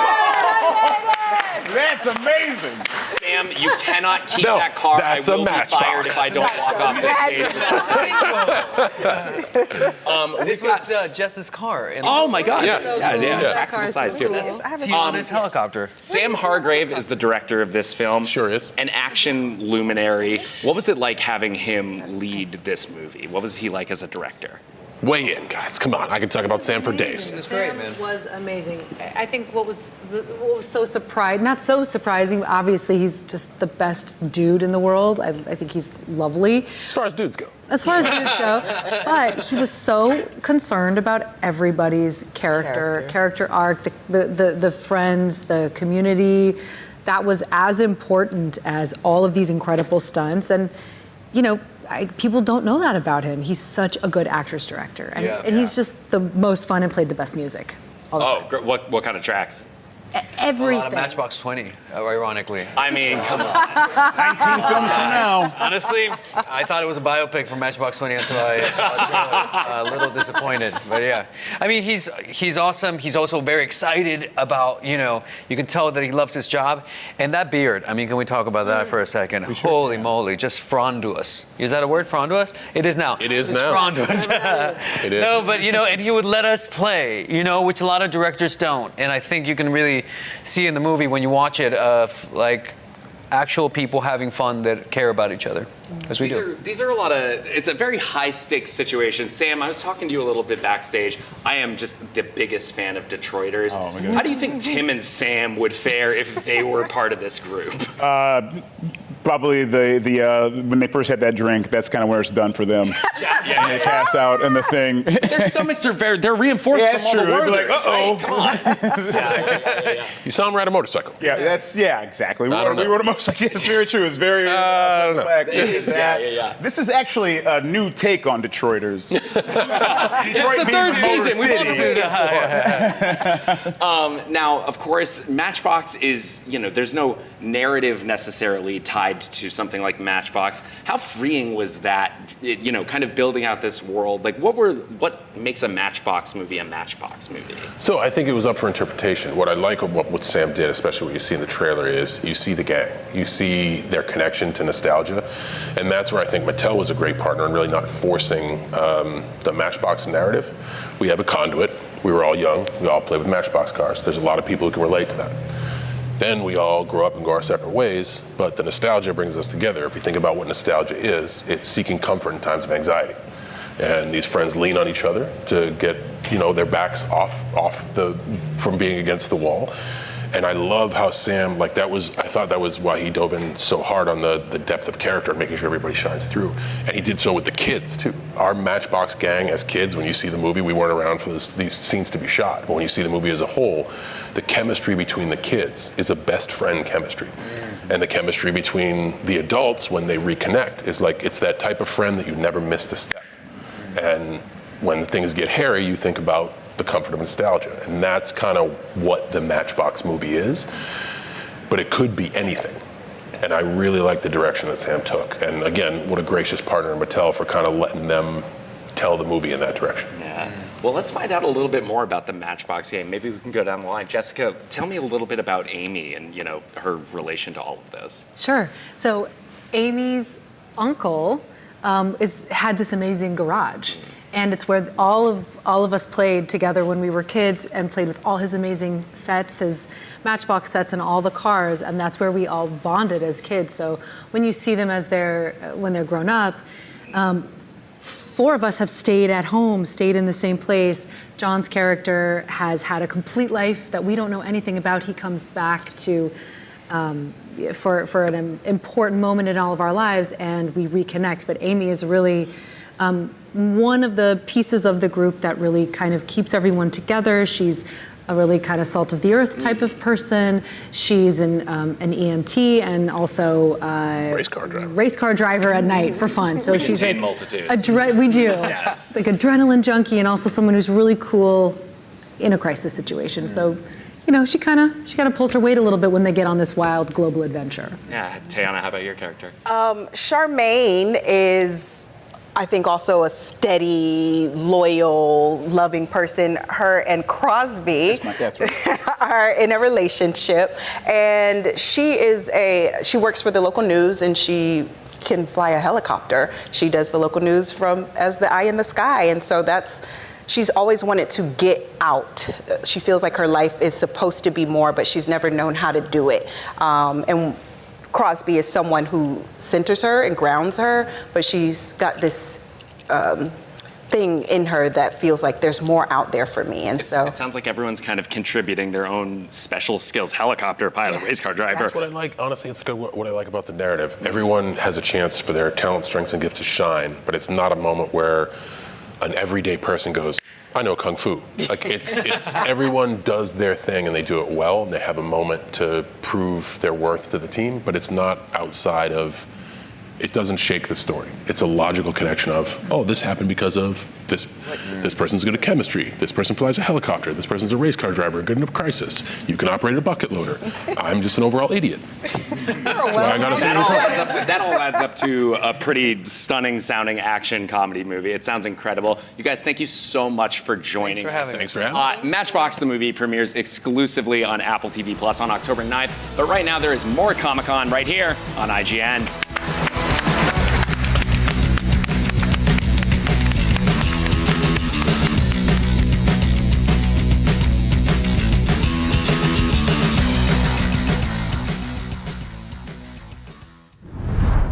IGN's SDCC 2026 coverage is presented by Aliens Fireteam Elite 2.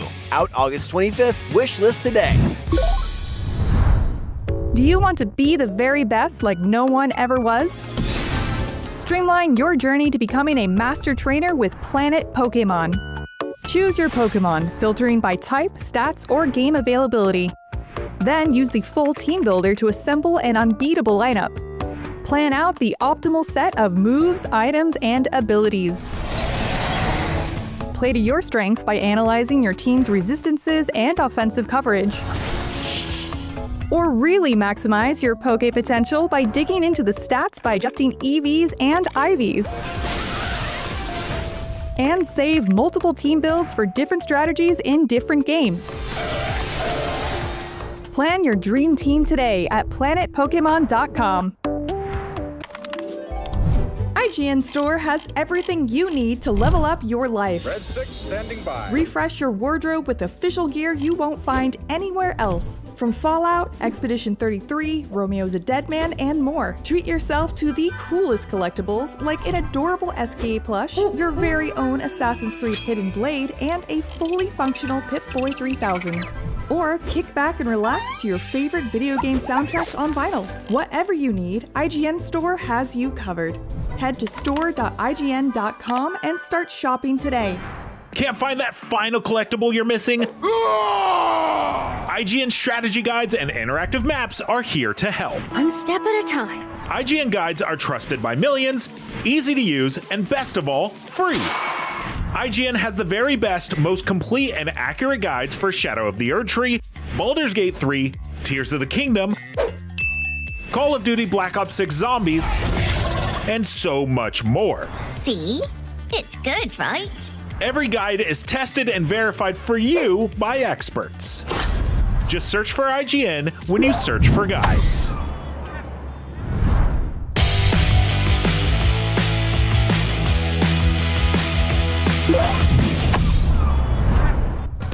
Hello, crawlers with 8 books and 200 some odd character voices. The latest season of Dungeon Crawler World is going a little off the rails thanks to my 2 guests here to talk about Carl, Princess Donut, and the rapidly expanding world of Dungeon Crawler. Carl, author Matt Dinneman, and the narrator of the audiobooks, Jeff Hayes. Guys, thanks so much for being here. Thanks for having me. How's your Comic-Con going? Excellent. Have you run into any, I assume you've run into tons of Dungeon Crawler cosplayers out there. Have any, just kind of blown you away? More than ever before. There's so many different ones, and people are doing a lot of deep cuts into the series, too, which is pretty amazing. Good. Well, there's enough characters for it. But yeah, there's a lot. First of all, before we get too far into anything, Jeff, I want to say congratulations. Thank you. On behalf of the entire Princess Posse, feel like I can say we're all very excited. Yes, I'm also very excited. I'm excited for the fans. I'm excited that I'm going to have a part in helping the TV show be just a little bit better. Was Donut one of the voices that you were really lobbying for? That you really wanted that was the one. That was the one that I was like, look, just give me that one. And, do whatever you want with the rest. Yeah. And then, Matt, how unsurprising was it that Peacock and Fuzzy Door was like, yeah, of course. It wasn't surprising at all because I think Fuzzy Door would have a riot on their hands if they hadn't cast Jeff in something, and Princess Donut was the most obvious choice. He's so iconic. He's so associated with that sound and that voice. Anybody else would be jarring. Yeah, it would be weird. But this is why I was so glad you guys are here together, because I do want to talk to you about like how you guys work together on this series at this point, because we're 8 books in. The audiobook's obviously incredibly popular. Has just performance at all changed how you approach any of the like writing the characters? Not so much. Sometimes I'll change the dialogue of the characters up a little bit based on the way he does voices. I can't not hear his voice in my head whenever I write. None of us can. It's pretty awful. I mean, I kind of wish it would stop, to be perfectly honest with you. But no, he does such a good job encapsulating the characters that I don't need to change anything in order to match the voice.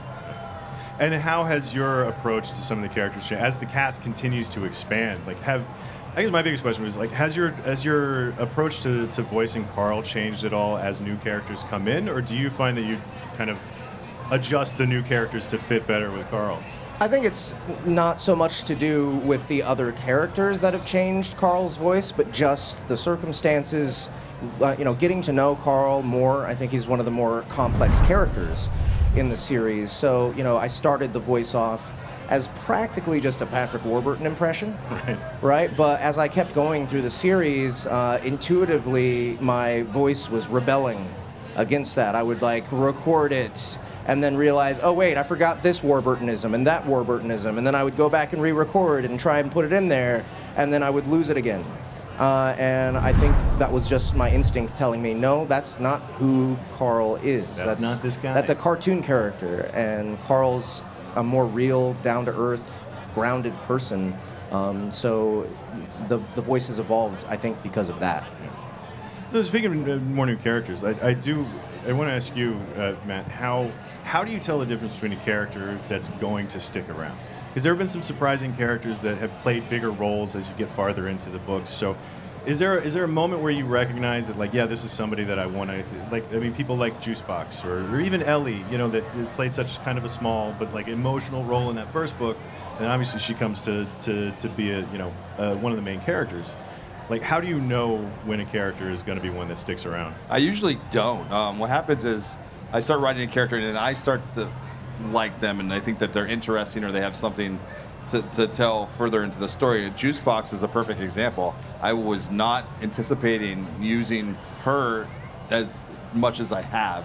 I write them and then they survive the scenes that I'm writing, and then I realize where I need to go with the story will involve someone like them, so I just bring them back in, and it drives him crazy because I don't tell him, and then he has to go back and remember which voice he used. Or sometimes he'll pick a voice that's difficult for him to do. That's my follow-up question for you, is how many times have you this guy's still around? I still got to do this voice?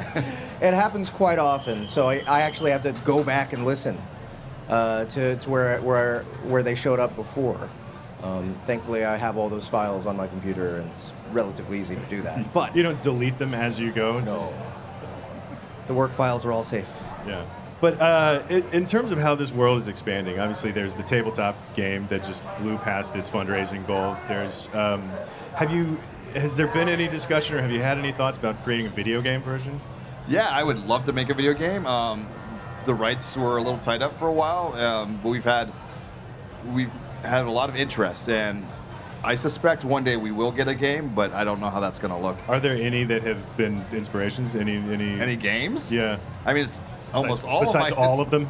All of my inspiration is from games, but I played the original Rogue. My brother had a computer with Rogue on it, and I didn't know what it was at first, and I grew up playing Zork and the Hitchhiker's Guide to the Galaxy, the text-based games, and then I moved on. I played RuneScape for years, which was a huge influence on Dungeon Crawler Carl, and I've been playing MMORPGs, JRPGs my whole life. Yeah. I get real into Diablo, and I can't help but play Diablo. I played the original and be Diablo. You know what? This just map it straight out. Give me the arrow of, what is it, unrelenting gonorrhea or whatever. Enthusiastic double gonorrhea, yes. That's the one.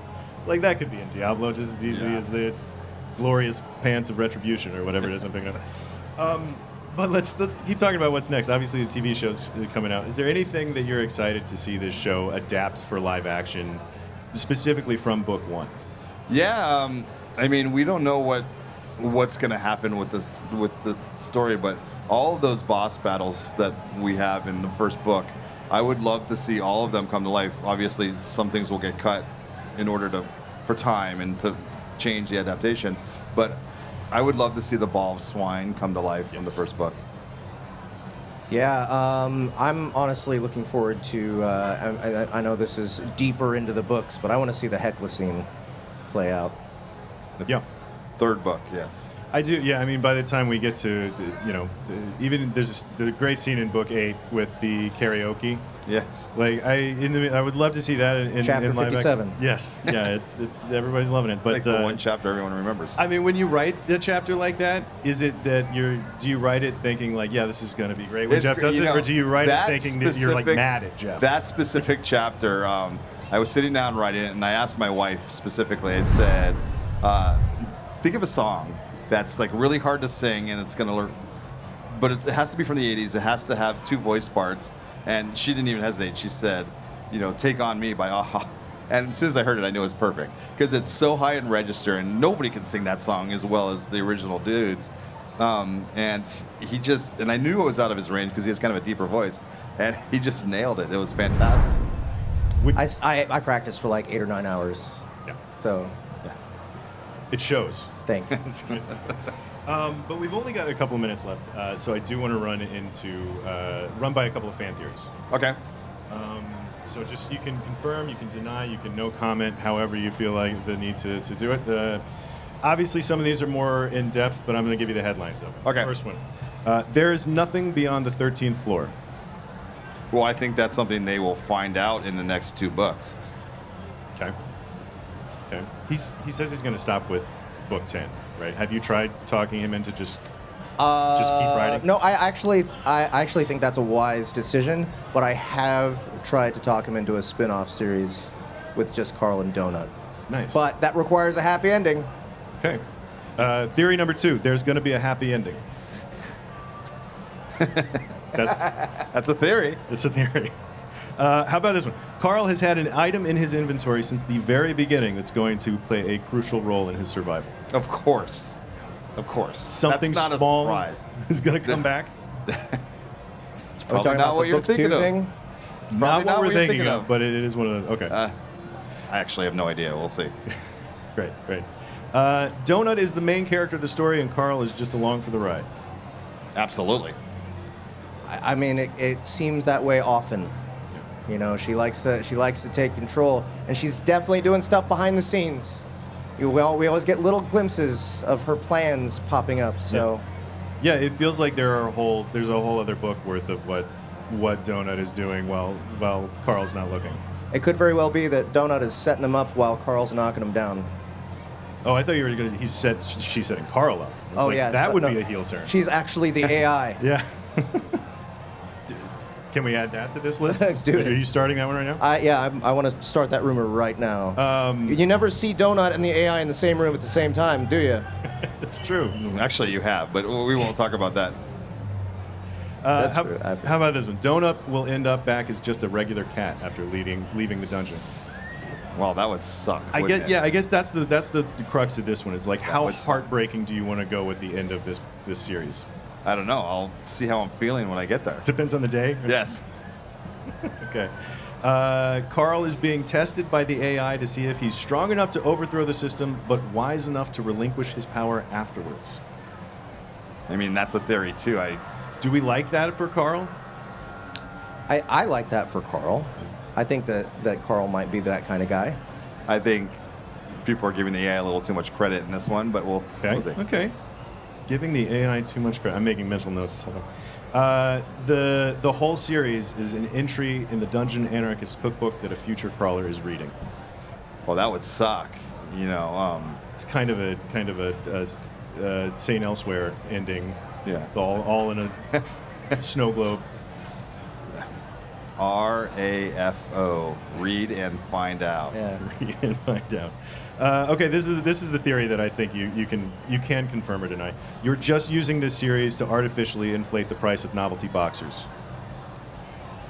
I bought an artificial, a boxer, heart boxer factory, in 2019, and I needed a way to advertise it. So, Yeah, you were really taking a bath on those novelty boxers. But yes. He let me in on half. So. Oh, good. Good. Well, listen, I can't wait for 2 more books to see how it ends, see how many, to see if we just ruined the ending accidentally in front of Comic-Con. But in the meantime, if we don't mind, if I can get the system AI to give us a little outro, just whatever you feel like saying, just right here to camera. Let's see. Let me see if I can get an angle on here that I can see it. Okay. New achievement. You've just completed an interview with Matt Dinneman and Jeff Yes. I bet you're really proud of yourself for not f***ing it up completely. Sort of. Journalists everywhere rejoice. Reward, you get to stick around to watch more IGN from San Diego Comic-Con. It's great. I probably deserve that.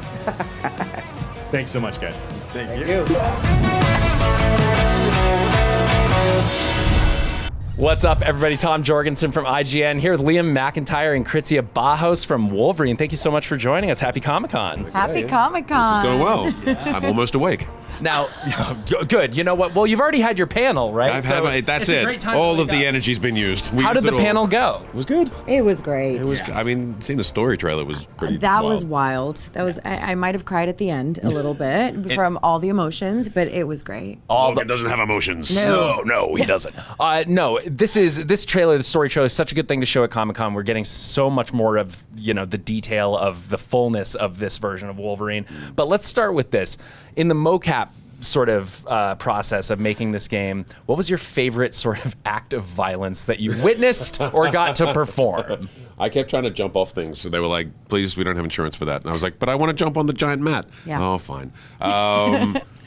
We have an amazing stunt team, like Seth Austin, who did a lot of the most of my stunts, and that team. On the regular, we'd be like, all right, so how have we already disemboweled people? And it was like, well, we did the one with through the eye, right? And so I had them bonded to me. I was like, I had them bonded on my skin because of method, So I was like, well, if Wolverine would have it, I better put him in. No, but it's like. Yeah, so it would just be like, well, we haven't had one where the throat's been, so let's try that. It was just it was a dark time to be like thinking of new ways to mortify people. But you know what? That's the assignment, right? It is the Kritzia, job. what about you? Anything that stuck out for you? In the mocap stage, Yeah. so many things. I mean, this man, the way he would go feral, that truly gave me goosebumps in the back of my neck. And I was like, this sweet angel of a man all of a sudden transformed into something. I was like, oh God, I should be fearing for my life. Maybe a little bit of pee came out, and it was just. I've never been so happy to terrify people. I was like, Really? I looked at a lot of like rabid dogs and things like this to be like, well, how would you do that? And I was like, well, this is either going to go real well or going to go real bad. So fortunately, you were terrified. It was kind of both. It was really great that he was so badly, wonderfully at terrifying. That doesn't make sense, but you know what I'm getting at. You know exactly what I mean. Berserker Rage is a key part of Wolverine's character. It's the Super Saiyan of Wolverine, if you want to put it that way. Yeah, good say, well said. Besides rabid dogs, were there any other inspirations that you went to for finding your Berserker Rage? Well, every day to go to work, I'd go on the 405 LA reference. So you were just stuck in traffic for hours, going like, all right, I can use this. Yep. I'm not gonna honk the horn. I'm just gonna save it all up, put it in a little tiny ball, and I'll either make a diamond or I'll just be able to use it on stage. Yeah, one or the other, you will get a use out of it. Liam, obviously you're following in the footsteps of some pretty incredible actors that have played Wolverine in animation and in live action. Hugh, Cal Dodd, et cetera. Steve Blum. What was the lane that you wanted to find for your Wolverine to set him apart? I look, at the end of the day, I'm me. I can't be Hugh's like a generation's Wolverine. Cal Dodd's my Wolverine from when I first found it. Steve Blum is incredible. Blum, and I can't copy any of those guys, but I can learn the lessons that they teach me in terms of what Wolverine's capable of, and trying to find this. I guess there's like in our Wolverine, I feel like there's a bit of a separation of like, there's the man or the mutant who's trying to be better. He wants to do better. He wants to put good into the world, and he's got this sort of beast inside him pulling him the other direction, and that beast's really useful at getting that job done, of helping people but the cost of that is really high. And trying to find those, like trying to get them to live together, is a really interesting challenge as an actor. Chris, for you, like Jean Grey, such a complex, complicated character. What was your favorite thing to sort of key into with her? Oh, I was just mesmerized by how you answered that question for a second. So This is a man that's thought about Wolverine in his day. It was so beautiful. This is a man who has some feelings about and Wolverine. And I really I saw him embody that. Sorry. So yes, for me. Welcome back. Thank you. Welcome back. What was your favorite thing to connect to in your performance of Jean? I mean, oh gosh. It was like simultaneously holding the fact that she knows so much, but she also has to discover so much and be in the moment and know that, okay, I can see through everything that he's going through. I see the scars, the wounds, the walls, what he's fighting against and what he's fighting for. And that is, but I also am so intrigued. There's more, I mean, there's something that I say, it's like I can usually see people a little bit more clearly right away, and for him it's like there's more going on that I need to excavate, I need to understand it, I need to keep connecting to. I can't let you go. I love how much power and vulnerabilities in your Jean. Yeah, I do love that about her. I feel like that's what makes the human part of it, the getting to some incredibly vulnerable states that I didn't expect to get to in very deep ways surprised me. I didn't know that I'd be able to get to some of those spaces, and I mean, when you've got this guy by your side, it's like you can do anything. I mean, the drama and the story of the Insomniac Marvel games, it's one of the hallmark things of it. They're such well-told stories. I mean, like, as comic book fans or as people that have watched superhero movies, like, what were the things about the story that most stuck out to you as, like, we're doing a scale that is only doable on this medium, video games? So proud of this team, like Walt and his writing team, like.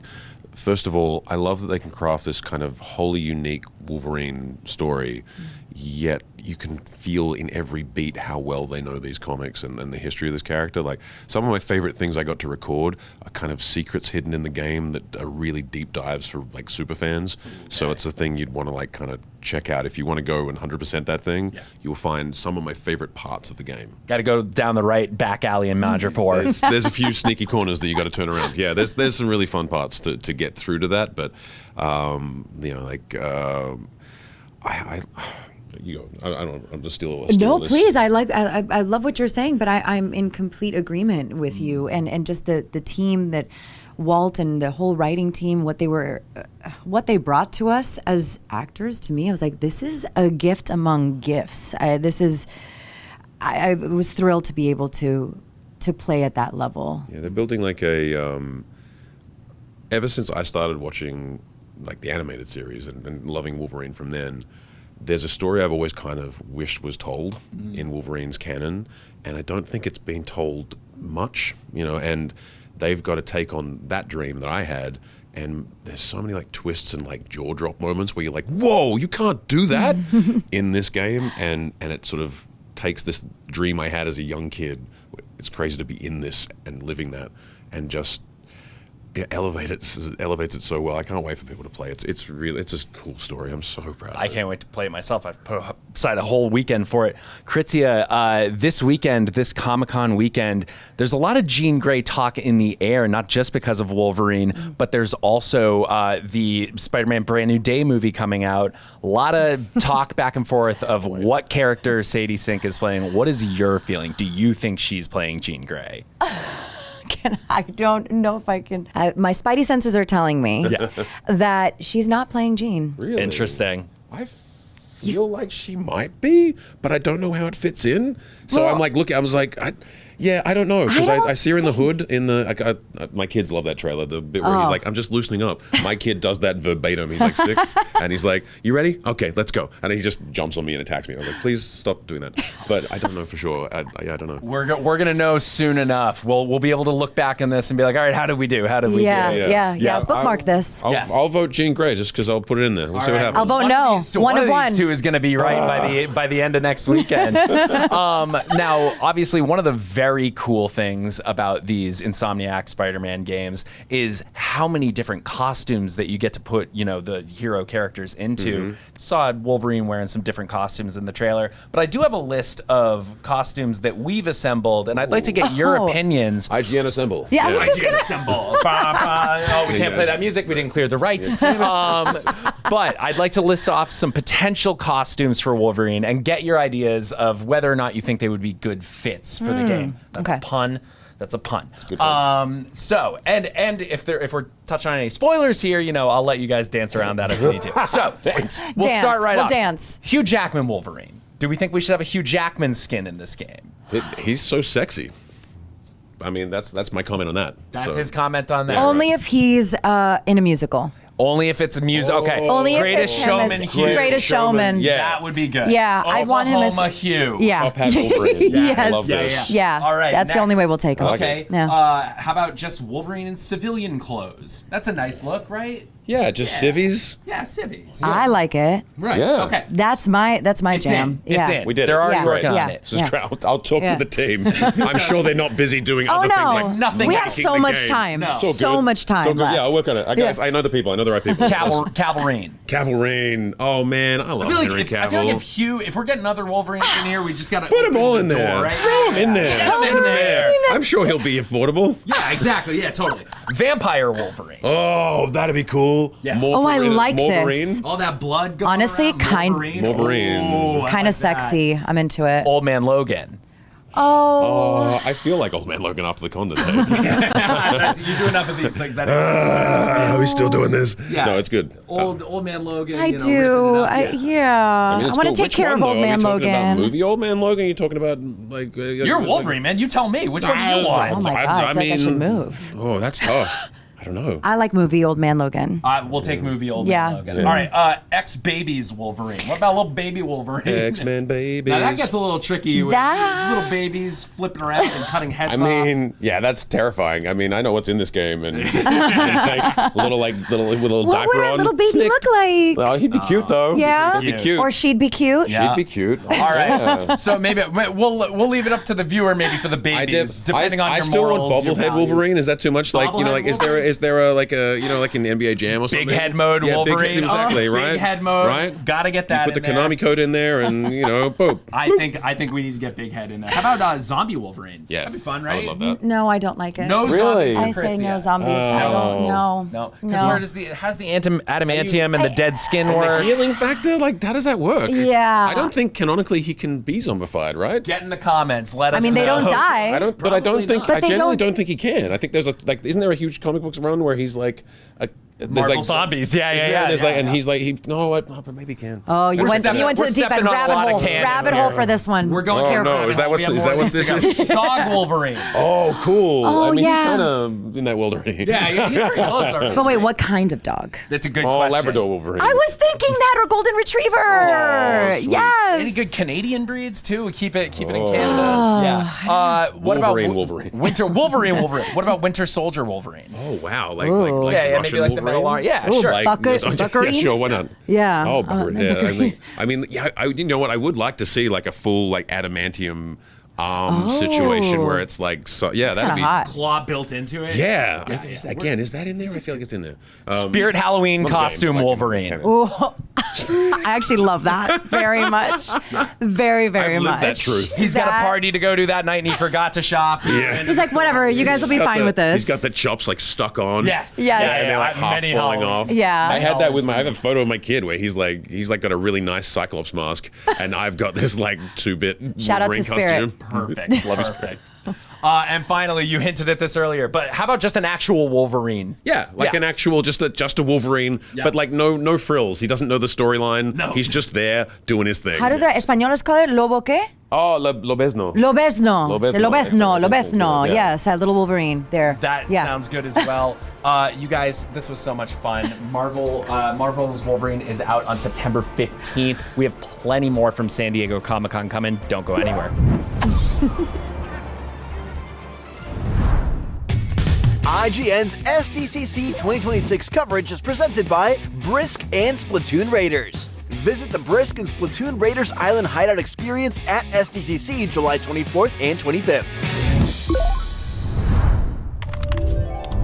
IGN Store has everything you need to level up your life. Red 6 standing by. Refresh your wardrobe with official gear you won't find anywhere else. From Fallout, Expedition 33, Romeo's a Dead Man, and more. Treat yourself to the coolest collectibles like an adorable SKA plush, your very own Assassin's Creed Hidden Blade, and a fully functional Pip-Boy 3000. Or kick back and relax to your favorite video game soundtracks on vinyl. Whatever you need, IGN Store has you covered. Head to store.ign.com and start shopping today.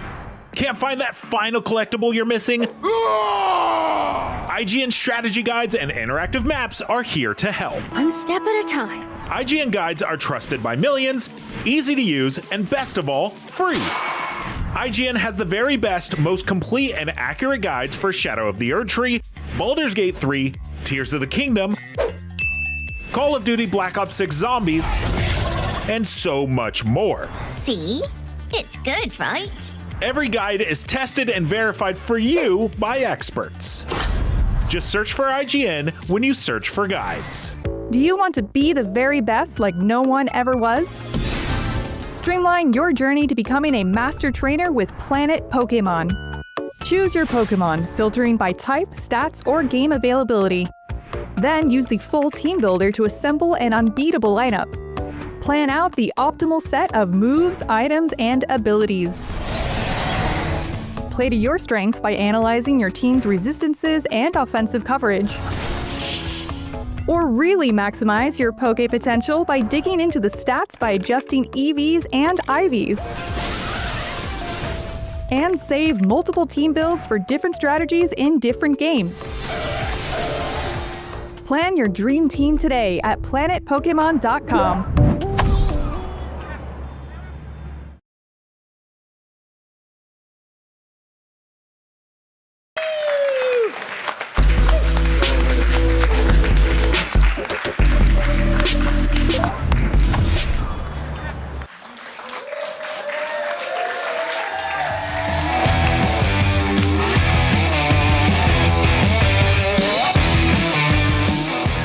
Greetings, true believers. This is IGN's live coverage of San Diego Comic-Con, and one of the biggest parts of the show is finally here, Marvel Studios' epic Hall H panel. Now, we can't stream the panel. That's against the rules, but we can do you the next best thing, which is bring you up-to-the-second updates from what is happening in Hall H on stage, moment to moment, and right now I can tell you they're running late.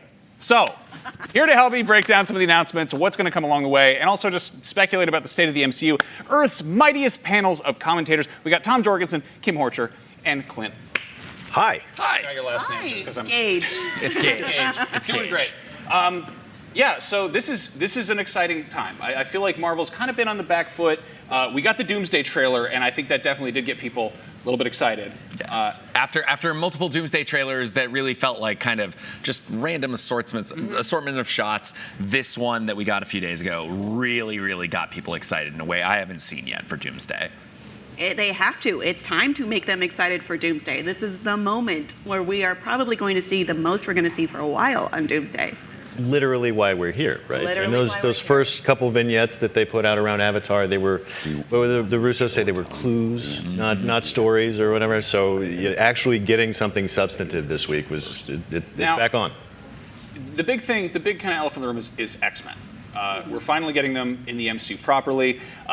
Let's take a look at it. Basically, everything that we know is coming down the pipe, along with some of the things we kind of speculating about. Right now, we are getting new episodes of X-Men 97, which is great. I love it. I'm happy about that.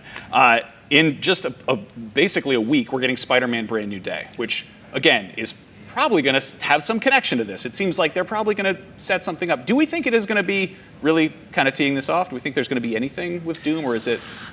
Doom seems really unlikely for Brand New Day. I think that Spider-Man movies traditionally, they're either very close to an Avengers movie, usually on the back half. We've never really had one that leads into an Avengers movie. So I'm curious, but I think they'll probably be a little removed. And we probably should have said off the top, we have people in Hall H ready to feed us back updates updates as soon as they come in. We're so excited to hear, when the thing is starting.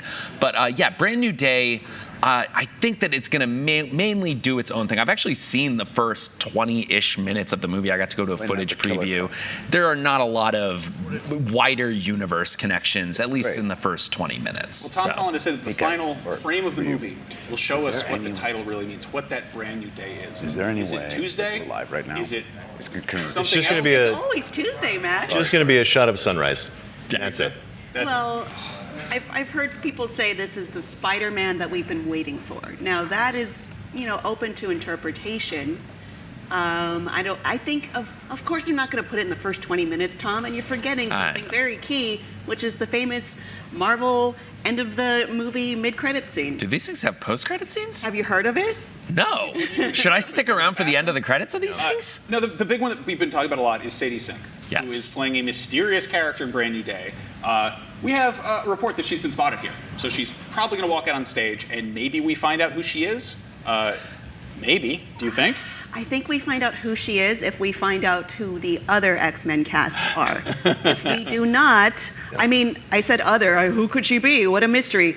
She's probably Carnage. But, I'm here for that. Yeah, that'd be kind of sick, actually. Good idea of what she is. Yes. And we've had a good idea for a while. She's the new Wolverine. You know Yeah. Should one of us say Jean Grey? We've made a handful of Yeah, no. So yeah, we think she's Jean Grey, and my reason for hesitating there is again because Spider-Man is. There's the sort of Sony Marvel joint custody thing. Spider-Man spends weekend at Sony's house or whatever. I feel like they would maybe save the big X-Men reveal for a Marvel, like a proper Marvel movie. Not that Spider-Man's not the most Marvel, but again, outside of Sony's jurisdiction. Clint, how do you feel about that? Yeah, it seemed there is a lot of sort of inside baseball, Hollywood shenanigans happening with Spider-Man and Marvel and Sony and all of this stuff. They play real nice together, for the most part, as far as those things go.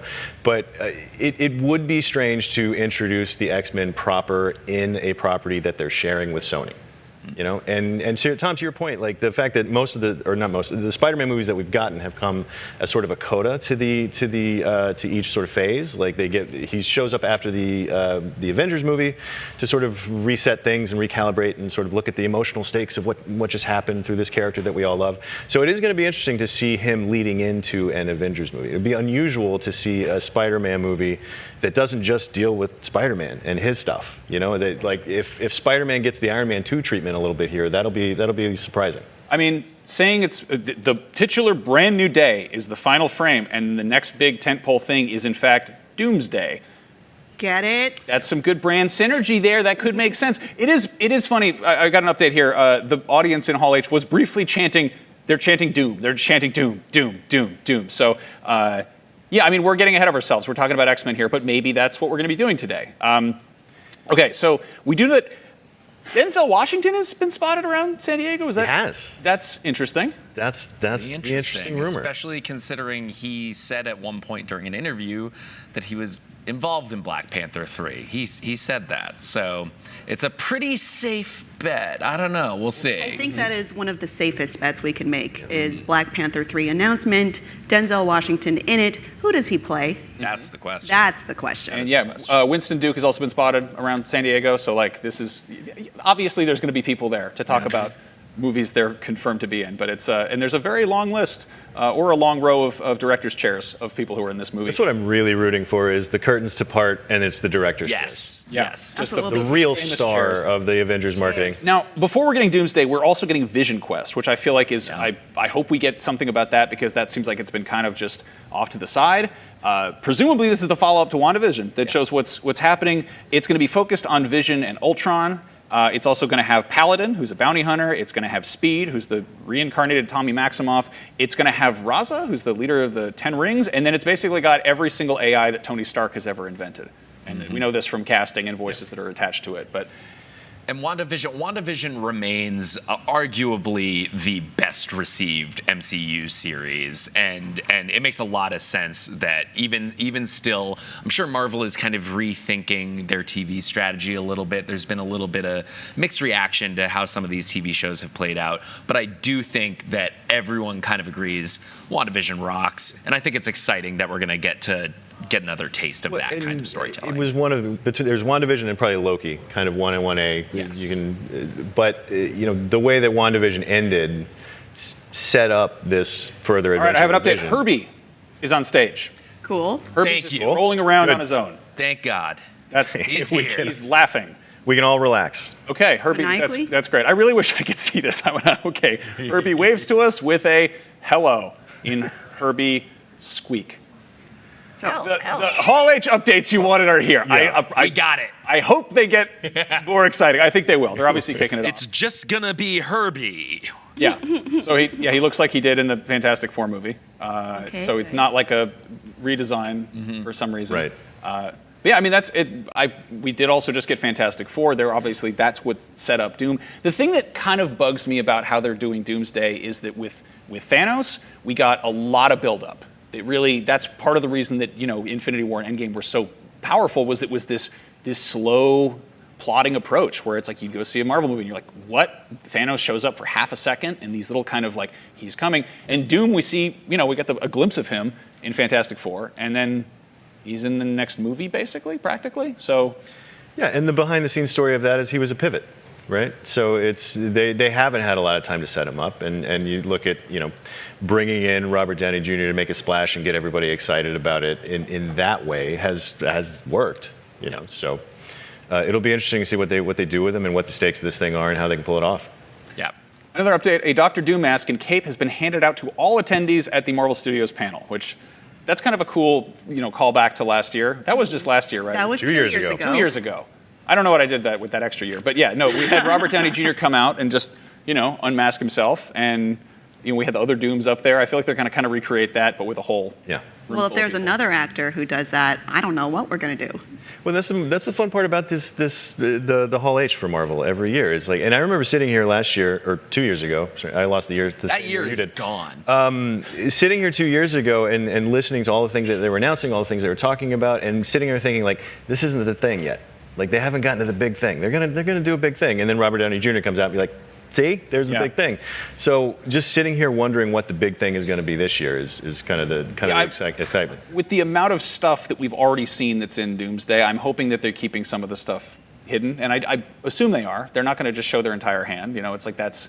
But they obviously they're walking that fine line of like, how do you get people excited but also kind of save some surprises? Yeah, they can only do so much with the where this Comic-Con is falling, with Spider-Man coming out next week, with Doomsday, on right there on the horizon. It's going to be interesting to see what they can, which brings back to X-Men. So we got Doomsday. That's December 18th, and then between that and Secret Wars, there's also Your Friendly Neighborhood Spider-Man, the second season of that, Daredevil season 3, and Wonder Man season 2. And then, I think that Marvel is hopefully learning its lesson, I think, from spreading itself too thin across too many shows.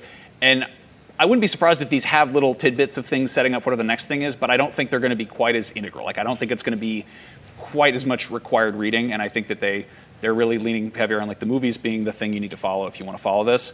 But yeah, the Secret Wars is coming on December 17th, 2027. And then from that point forward, we've got some cool mystery boxes. Disney announces its release windows ahead of time, and there's Untitled Movie Number 1, which is coming on July 28th, 2028, previously February 18th.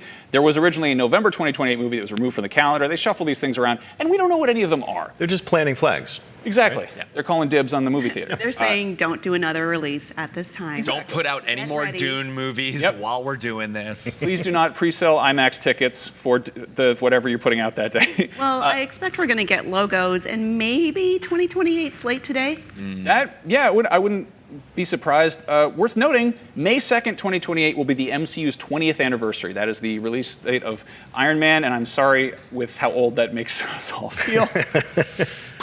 Let's take a moment of silence for that one. Yeah. Yep. And really looking ahead, there's Untitled Marvel Movie Number 2, which is on May 4th. May the 4th be X-Men, 2029. Yeah. And then Marvel Movie 3 is July 13th, 2029. So they can put anything in there. They can put whatever they want in there. And I mean, what do you each think is the most likely one we're going to see next? What is the next mystery movie? Black Panther 3, Fantastic Four 2, too many numbers. Maybe Shang-Chi 2? Interesting. Yeah, Black Panther 3 and Shang-Chi 2 are the only other two movies that are kind of still floating out there from the last time they trotted out all of the graphic design, right? Like all of the logos on the wall. And so they've kind of survived, and they still sort of have director and writer attached, that kind of thing. So like Black Panther 3 and Shang-Chi feel like the next one's up.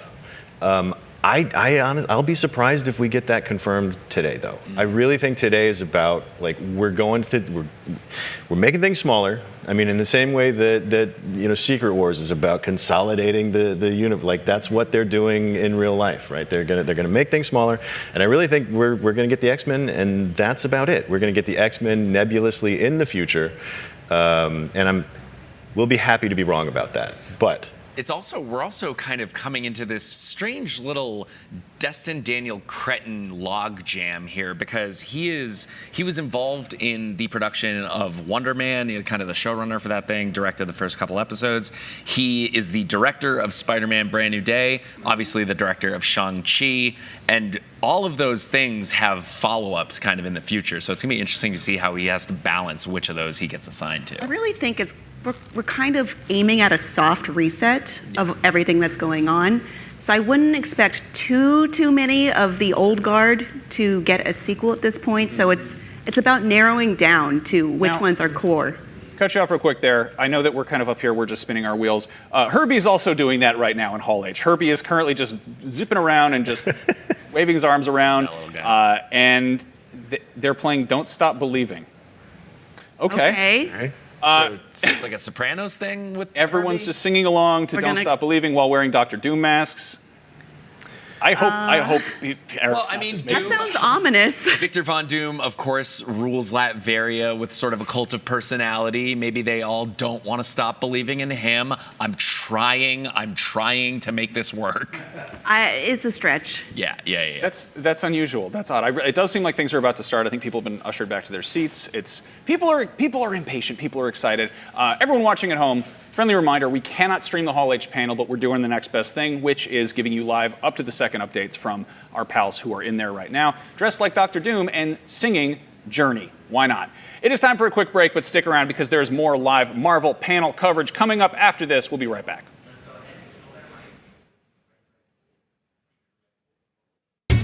IGN's SDCC 2026 coverage is presented by Brisk and Splatoon Raiders. Visit the Brisk and Splatoon Raiders Island Hideout Experience at SDCC July 24th and 25th. The collectible you're missing? IGN strategy guides and interactive maps are here to help. One step at a time. IGN guides are trusted by millions, easy to use, and best of all, free. IGN has the very best, most complete and accurate guides for Shadow of the Erdtree, Baldur's Gate 3, Tears of the Kingdom, and so much more. See? It's good, right? Every guide is tested and verified for you by experts. Just search for IGN when you search for guides.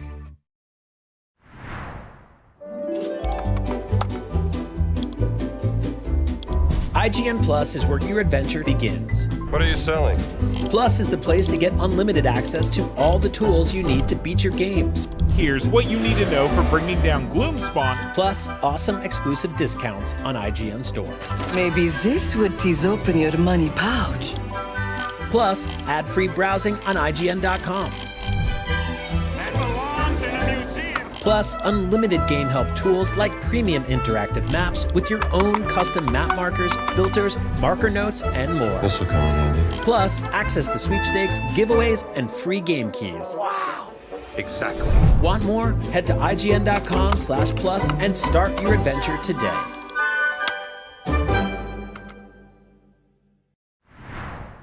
The average Cinefix movie list features nearly 100 different films and approximately 25 minutes worth of wall-to-wall deep dive analysis. To simulate that pace for this 30-second ad, we're featuring 26 different films, and before you say it, no, that math does not check out. We're not math people, we're movie people. We can't even count down from 10 without ending up at, 96. Subscribe to IGN Movies and TV for more Cinefix movie lists. Bad at math, great at movies.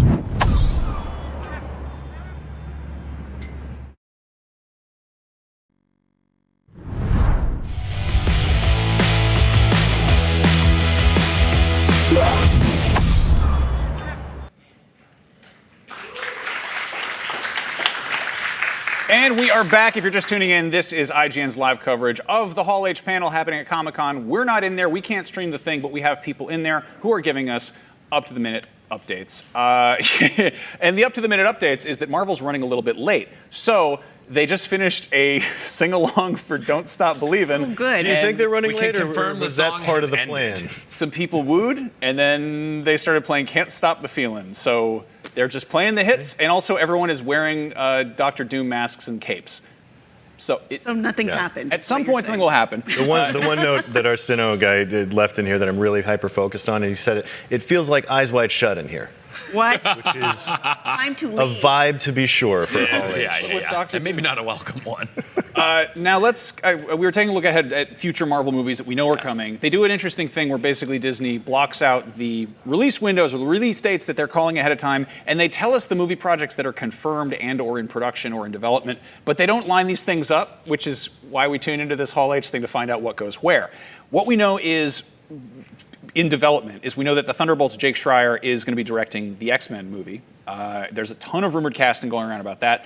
I feel like this is just kind of it's the internet doing its thing. It's people, they're asking for ponies for Christmas, but you might just get With some one or two exceptions based on some pretty good reporting. Yeah. The rapid fire rumored casting is Adam Driver as Magneto, Bill Skarsgård or Patrick Wilson as Xavier, Cooper Hoffman from The Long Walk as Cyclops, Sadie Sink as Jean Grey, that seems to be really the front runner, Margot Robbie as Mystique, Kaylee Spaney as Rogue, and then Indy Neverett, is that how you say it? Neveretti. Neveretti. Yes. She, from Obsession, has met with Schreier, and everyone's like, you had a streak in your hair at one point. You should play Rogue. That's how casting works. You had the same Stop hairstyle. casting people based on how their hair looks. You can change hair. It's one of the easiest things to change. Yeah. Yeah. Historically. About it. They have people who work at the movie place where they do the thing in the hair and the makeup. It's wild. Yeah, at the movie place. Now, we also know Black Panther 3 is happening. Ryan Coogler is directing that. He's busy with the X-Files right now, which is cool. Yeah, that's very cool. Daniel Destin Cretton is going to be returning for Shang-Chi 2. Fantastic Four 2 is also a thing, I guess. There's Armor Wars, which got kicked around ages ago. That was originally going to be a Disney Plus series, and then way back in 2022, they told us that it was going to be retooled as a film. That was going to be Ironheart and War Machine hanging out, doing robot stuff. Yeah, this is my best chance for Justin Hammer to get back into the MCU. You really keep just banging that? I'm banging that nail, baby. Listen, I don't think you're wrong. It's just cool it, I won't cool it. Sam Rockwell rocks. Okay. Now we also have Nova, which is recently starting to get kicked around. Apparently, the Loki showrunner Michael Waldron is writing, potentially directing. That was another one of those ones that was like, maybe it's a show, maybe it's a movie. It sounds more like it's going to be a movie. And then there's the one that we all are sad to talk about, which is Blade. And a few years ago, we got really excited when they announced that they were making a new Blade movie, and we all started chanting Blade. And I feel like we scared Blade off because that movie. We wanted it too much. Yeah. Yep. So, They hurt us. Do we have we prepared a little thing for this? Should I toss to that, or are we just going to talk over it? I don't know. I don't know that I can handle it, even if I don't want to get It's people too sad. painful. It's tough, because I think we were really excited for Blade, and then it's kind of amazing that before we got a Blade movie, we got a Wesley Snipes Blade comeback where there's only one Blade. There's only ever going to be I'm one the only Blade ever of all time. He was right. Yes. He was right. No lies told. But vampires never really die. I mean, I think that was 2019 when that got announced, and it got announced with a batch of a lot of stuff. And it's one of those, in the before times, is one of those things where maybe this is a lesson that Marvel is now learning about, don't go crazy. I think this might be bold. I think, not to be sad about it, but I think we need to put maybe not a nail in that coffin, but a stake through that vampire movie. Oh, come on. I think we need to just call it. I don't think it's going to happen, and we prepared a brief package to pay respects. He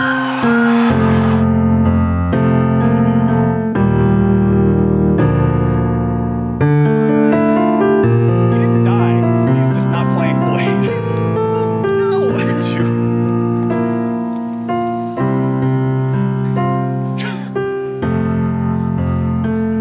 Going on too long, like all the best in memoriams. I can't do this, you guys. I can't do this anymore. I didn't like that. I don't. Yeah. That got to me. To clarify, Mahershala Ali is fine as far as we know. He's not dead. We just think the Blade movie is not happening. And again, they haven't even confirmed that, but Kevin Feige has been fairly transparent about just. Yeah, what did he say recently? Called He himself said a something. loser. I feel like a loser. Like feels a like loser. a loser. I can't believe you screwed that up, man. It's great. I've been hearing some Midnight Suns talk. How do we do that without Blade? I ask you this. That's a very good I question. ask you this. Yeah, how do you do horror All right. Marvel? The panel is starting. It's beginning. It is beginning. So Eddie from SDCC is on stage. Also, just if anyone is really feeling like they missed out, they played Shut Up and Dance. And everyone, I guess, maybe they shut up. You don't have to share every update. Okay, now we're caught up and we can begin. How do Shut Up and Dance, Can't Stop the Feeling, and Don't Stop Believing? I only understand Don't Stop Believing. If we had another 6 months to figure it out, I bet we could. Yeah, maybe. Sometimes these things get delayed. We're going to give these updates as they come through, but we've got someone literally just typing out what's happening. So there's kind of like like loading a JPEG in 1992 or whatever. So give us a second on that front. There's a rumor floating around that might sort of replace Blade. There's talk of Midnight Suns being the next thing, with some rumbling that they might get Ryan Gosling as Ghost Rider, which just, again, feels like... Typecasting? I don't know. I feel like a ghost or a writer? As a writer, baby. Yeah, he do drive. He does. Okay, drive. I get that. Drive? He drive. Motorcycle drive. Motorcycle is like car with no roof or walls. Yes. Yes. A little house in the middle. Half the wheels. Okay, Marvel Studios logo is coming up. They're showing a montage from earlier movies. They're not showing a montage of upcoming movies. They're showing ones that already came out. Tee it up like Wait, hold on. Are they Marvel movies, or is this like The Godfather? This is any movie. Is anything? Yeah. They're showing clips from Any Which Way But Loose. Now, yeah, there's a lot of stuff that Marvel has set up. There's a lot of little breadcrumbs that have been trickled out. They really like messing with our heads here. They love to be like, there's a mystery movie coming out. Also, we've announced this movie's coming out, and also here's a character who may never appear again. They'll put asterisks on their titles. Here are characters who were teased. There was Blade, who showed up in the announced Blade movie or didn't. There was the Eternals post-credit scene. Star Fox. Nick, your mic is on, and I can hear you talking in my ear, and I feel like I'm going crazy. Kit Harington was going to play Black Knight. He showed up at the end of Eternals. No. We got Harry Styles as Eros and Patton Oswalt as Pip the Troll, also at the end of Eternals. I don't know. That one got me pretty excited. It's not happening, dude. I don't think so. We got Charlize Theron as Clea coming up at the end of Multiverse of Madness. There was the fact that we don't know where Doctor Strange is at the end of Multiverse of Madness. He just went through a portal, and everyone's like, okay. We got Brett Goldstein from Ted Lasso as Hercules to Dio's Rainbow in the Dark at the end of Thor: Love and Thunder, which I admit got me really excited. No, I would like to see Brett Goldstein as Hercules at some point. You would I've been like to Secret to, Wars. but you need to stop getting your hopes up for that. Yeah, that's exactly it. Brett Goldstein and Thor in that tone that Taika Waititi honed on those two Thor movies, that would be a lot of fun. I don't have any, I don't really care about Hercules as a character. I'm just like, this is interesting. Okay, sure. I like Dio a lot, but let's go. Anyway, we got Donald Glover as Prowler in Spider-Man Homecoming, and then he made a cameo in Across the Spider-Verse. I don't think that's I think that's more of just little bits of fan service. There is the fact that at the end of the last Spider-Man, Tom Hardy was in a tiki bar and he just left a little bit of symbiote on the bar stool, which is interesting and unsanitary. Weird that it happens like that, but. Let's see. Kevin Feige has taken the stage. Yes. Ooh. They're showing all that. They showed a bunch of clips from other existing movies. They showed interesting thing to point out. It's not just Marvel Studios movies. They've been showing bits from No Way Home. They showed bits from Deadpool and Wolverine and the Fox X-Men movies.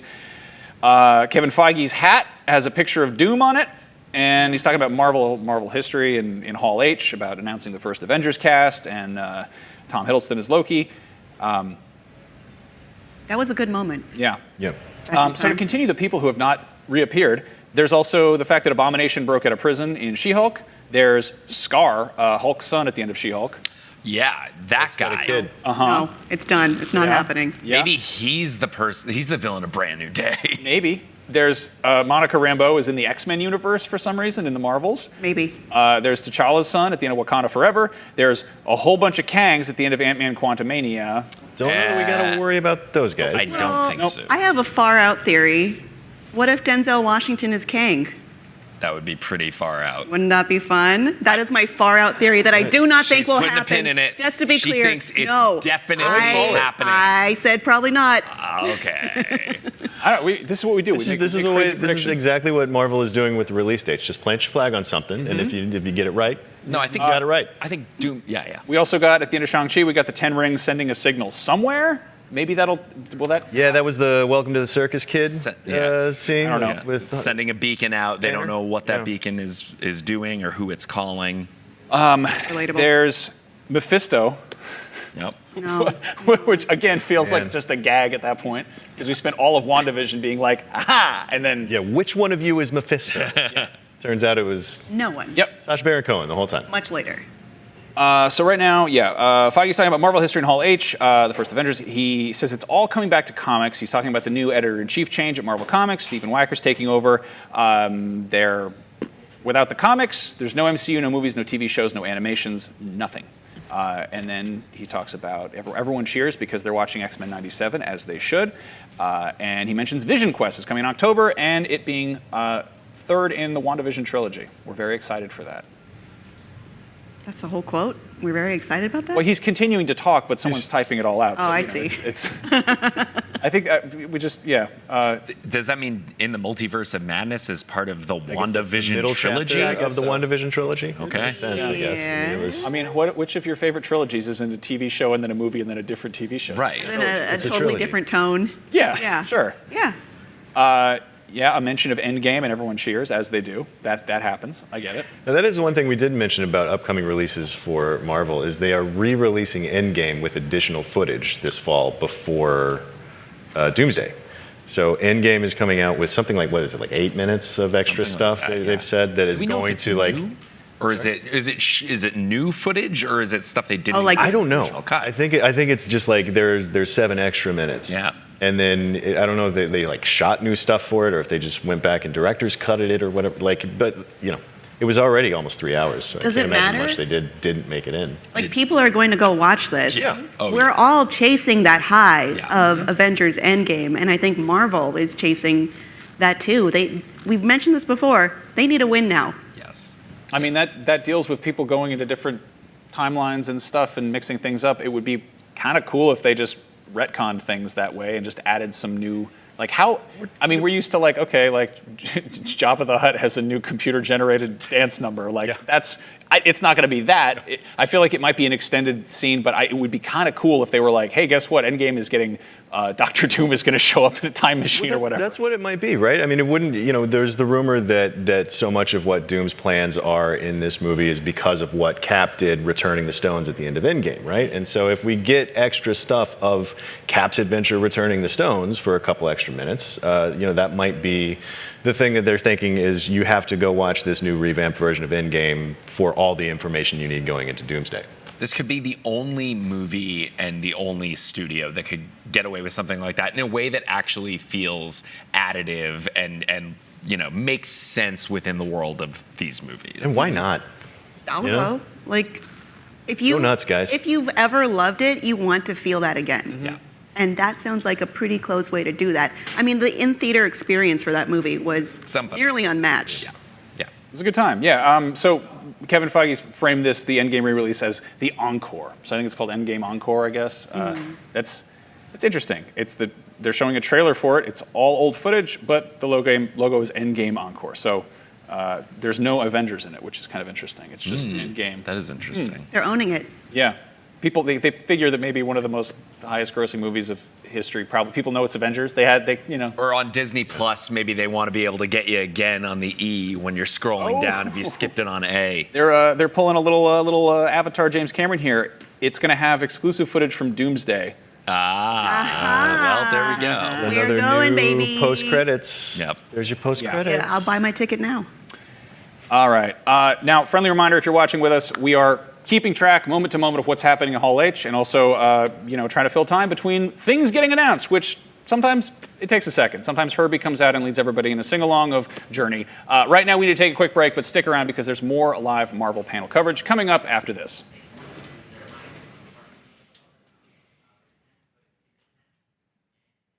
IGN SDCC 2026 is in partnership with Ramayana. Experience one of the world's greatest epics on the big screen.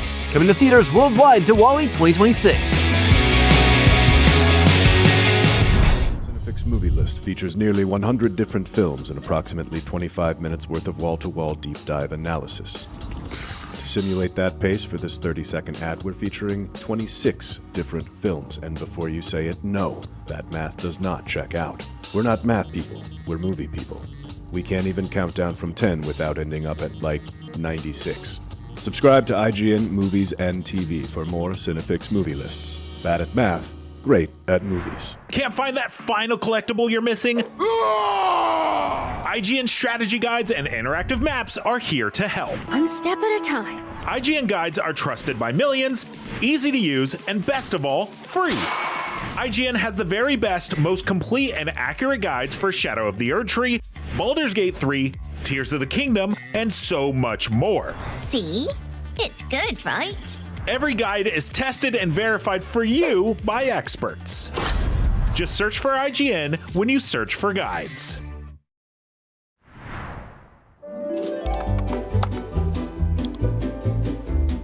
IGN Plus is where your adventure begins. What are you selling?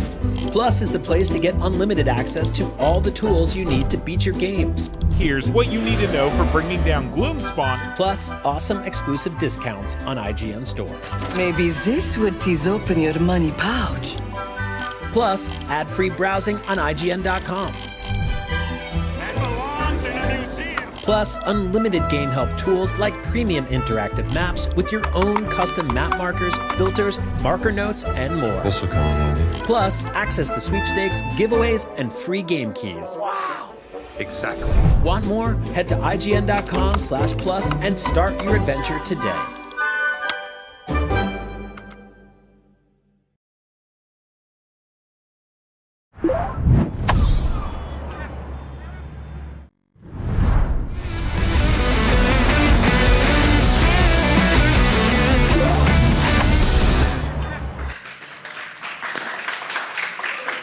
And we're back, and of course they announced that Ryan Gosling is playing Ghost Rider while we're on break. That's a thing that's happening As soon as we went to break. Yep, Dude, that pretty happened much. Fast. Yep. About that. No, so yeah, Ryan Gosling is currently on stage right now. He's apparently always wanted to play this. They did some cheeky teasing in setting this up. They showed the Ghost Rider logo, and let's see. It says there's only Kevin Feige says there's only one director we had in mind, only one who could do it. He mentioned Starfighter, which is Sean Levy. That's who's directing the new Star Wars movie. We also did Wolverine and Deadpool. Kevin mentions it sounds like it's going to be Sean Levy. They brought Sean Levy on stage. So, how do we feel? Sounds good. Yeah, I mean, Deadpool and Wolverine was kind of a slam dunk, and people really like what Sean did directing that. It's very interesting. Like Here's the logo. Oh yeah, that's kind of cool. It's the Ghost Rider logo. Like hot Cheetos. Or like it's Cheetos. Cheetos-ish, yeah, absolutely. I see it. It ain't easy being hot cheesy. Or like those Fox motocross jerseys they always see. Yeah.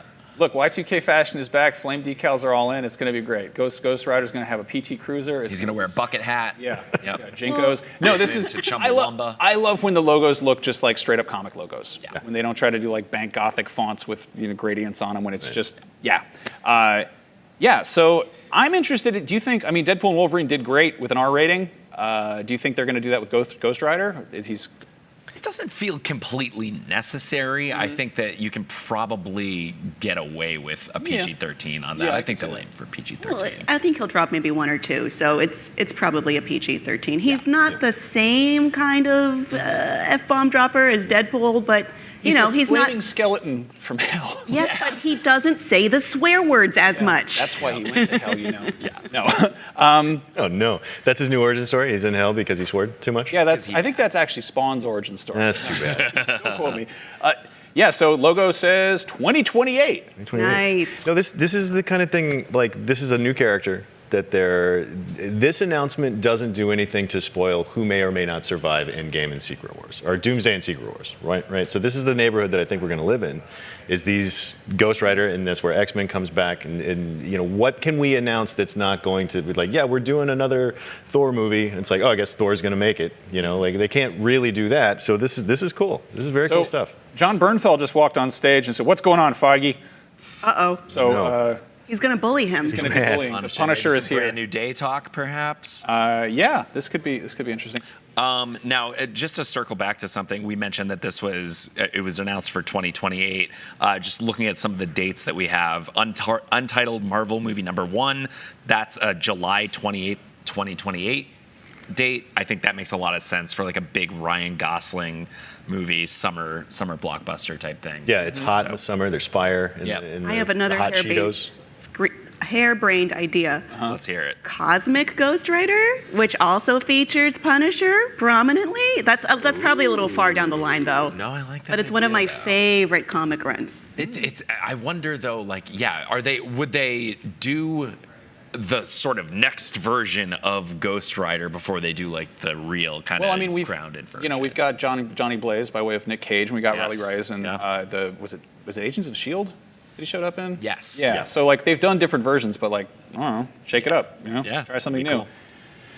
I love that. I love that John Bernthal showed up just being like, "Hey, hold on, you got a different movie with a prominent skull iconography. We've got a movie coming out with that already." They're showing some Spidey footage. I don't know if it's new. I'm not in the room. I can't see it. For those of you just tuning in, we are doing our best to convey everything that is happening in Hall H right now, but we can't stream that itself, so we've got up-to-the-minute updates from people who are watching along and typing as fast as they can while still making coherent words. It's also great to see exactly how excited he is based on how many typos show up. Mm-hmm. Yeah, it said Ghost Rider for a while.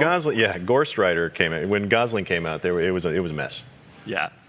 Well, yeah, we're seeing him sort of reporting. Spidey throws a Higg exploding web trapping Hulk. What?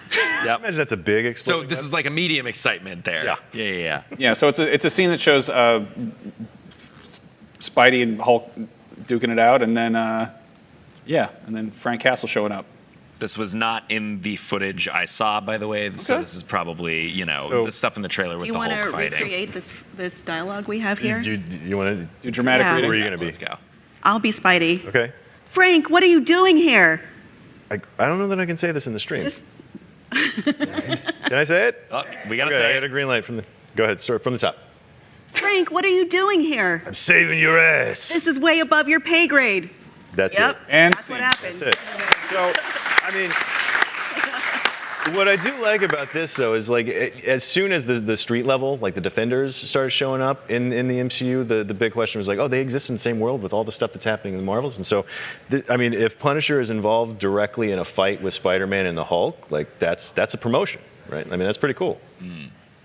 I kind of like the idea of using, like, if we want to bring those heroes kind of more into the main MCU fold in the movies, like, we don't often get a lot of ground level, like, how is the rest of the world reacting to all of this cosmic insanity going on? It would be cool for those characters to be our window into that more, grounded, part of what's going on. Yeah, I mean, that was the sort of the funny conceit of the Netflix shows where they'd be like, well, the big green guy did a bunch of stuff to downtown, and you're like, can't you just say it? Can't you say Hulk? Yeah. Can't you say what town it is? Yeah. So I'm stoked for Spider-Man. I think that they've shown off a ton of, like, they've got a lot of toys that they're dumping out to play with, which is cool. I'm personally extremely stoked that Michael Mando is actually finally playing the Scorpion. I love that tease back in Homecoming, and it's cool they're finally delivering on that front. But also, obviously watching Spider-Man do another team up with Punisher and fighting the Hulk, this is what I want. I want to see the action figures bashing together on the big screen. So we also just got this is a fun little tidbit that he just went back and added to the footage. Is we're getting some hybrid version of Smart and Savage Hulk. So he's roaring and going crazy and smashing, but he's also able to speak in Ruffalo's voice, which is that's going to be cool. It also, like, why is he? Does he have his full faculties while he's beating up Spider-Man, and why are they doing that? Russo brothers showed up. Ooh. They're making an Avengers movie, Are they? A couple I've of them heard. even. Yeah. I've heard. You know, again, jumping back to the sort of smart savage Hulk mix there. One of the things in play in Brand New Day is that the villain, it's Jean Grey, who knows, maybe, yeah, who knows. But whoever the villain is seems to be jumping around to different people and sort of puppeteering them. So it also could be that Hulk is being controlled in this moment by that sort of mystery villain. That's one possibility, I guess. That is a good idea. I have one every year, and I am going to good have one. a tough time getting through the rest We're of not the through year. this broadcast. Here's footage that we've already seen from Brand New Day, which is still cool. I've been trying not to like look too closely at trailers. You know, like I want to be wowed when I see it. You can still show the trailer. You don't have to turn it off. It's more I like interesting. seeing it. No. You don't have to watch it. on. Yeah. Let's see. The Russo brothers are on stage. They're asking how long people waited to get there. They're asking if people in the back room can see them, and something is being set up. Oh, okay. What if we reconjure the back row as the front row? That is being asked. And we are getting some actors revealed in the audience there. At the back of Hall H, Rebecca Romaine, Louis I knew it. Coleman, James Marston, Hannah Kamen, David Harbour, Kelsey, Winston Dukes, Simu Liu. Kelsey Yeah, it's a lot of Grammer, people. I assume. Kelsey Grammer. Kelsey Grammer. Simu Liu. Yep. Namor. Namor's there, Danny Huerta, Ramirez, Danny Anthony Ramirez. Mackie, Paul Rudd, everybody. He says, I think I'm missing Gang's some. on. Yeah. Well, we'll get it updated. I knew Rebecca Romaine would be there when she pulled out of my Star Trek interview. Yeah. Becca. That was the smart money. Yep. Oh no, she's gonna be in Hall H. They have two logos. Some are in front of an X logo and some are in front of an A logo. What could those stand for? Pedro Pascal is on stage. Ooh. Haley Atwell. Haley Atwell. Ooh, what a crossover. Peggy confirmed. Chris Evans. Cool. Yeah, we're just silently staring at names. Yeah. Dropped in. Yeah. This is Sorry. the part where everything's coming to the boil. Haley Atwell. That's confirmation. She's in it. Yes. That means a lot. Yeah, we didn't know that. She didn't have a director. Presently getting a live action recreation of that video of the chairs we all watched. Yes. It's just people, which is People instead of chairs, which I think is a good step forward. Yeah. I guess, you know what, we really should have assumed that Haley Atwell is in the movie because I'm pretty sure in the first trailer we see Steve ride up to his house and walk in and get his baby. So, like, yeah, if the baby wasn't there alone, I would imagine I was a big fan of all the Captain Carter stuff in What If and in Multiverse Madness. You know, I wouldn't mind seeing more of that too. Yeah, we've got that. Oh, well, that variant doesn't quite make it out of the movie, does it? Yeah, but I mean, They get another one for the next year. That's the fun thing about the multiverse. Anything is possible Anything in is the multiverse. possible. And Robert Downey Jr. has come on the stage, the regular front stage that's not at the back of the theater. That is kind of a cool move because, like, at the very back of Hall H, you can't see anything. That's kind of a nice little treat for the people in the nosebleeds. That's cool. Yeah. And Eric Goldman, our steno reporter in Hall H, does note that Hemsworth is not in the room, at least not as of yet. He's filming Extraction 3 right now, so that probably explains why he wasn't part of this. Yet. That we know of. Who knows? Maybe he's going to drop in from the ceiling. But my money is on no. Yeah, this is wild. This is a pretty big roster. Yeah, a little bit. Yes. It's everybody. It's everybody. I mean, they have no choice but to put everybody in this movie. Mm-hmm. So everybody is here in Hall H. That's pretty cool. And Downey's talking, being. I mean, he's the dad. No, I really don't. I mean, he's the dad of this whole thing, right? Like, this is the thing that he built, and so I mean, he's got to be some pride and some. I mean, how cool is this for him? Not that he needs a win, but like to just sit there and introduce. He's saying, look at all these people that helped me become this arch nemesis and come back to the MCU and everything. And he's doing a little bit of his Doom voice for the audience as well. Referencing the idea of joining the family of Doom. Okay, So, are we going to talk witches? We've been seeing witches all over the show floor, different Yeah. colors. I like that. So at the Marvel booth, they have a bunch of costumes out there. Then they have these Latverian witches, and each day they've been changing the color of the costume, which is odd. I don't know. And then the most recently they just had a Doctor Doom costume up there. But we knew Doom was in it, but Latverian witches are kind of a curveball. And are we sure that's not Silver Surfer? Yes. We're positive. Yes. All right. Well, I'll take Latverian Witch. Well, it seems he's inviting people to don their masks, their silver masks they were handed earlier, and all the actors are coming to the front of the stage They're walking, now. high-fiving everybody. That's cool. This has got to be a nightmare for security, but yeah. Oh, no. All right. David Harbour is giving Robert Downey Jr. a thumbs down. I did not know he was a there. bad He's a guy. bad guy. Thank you for that clarification. Okay.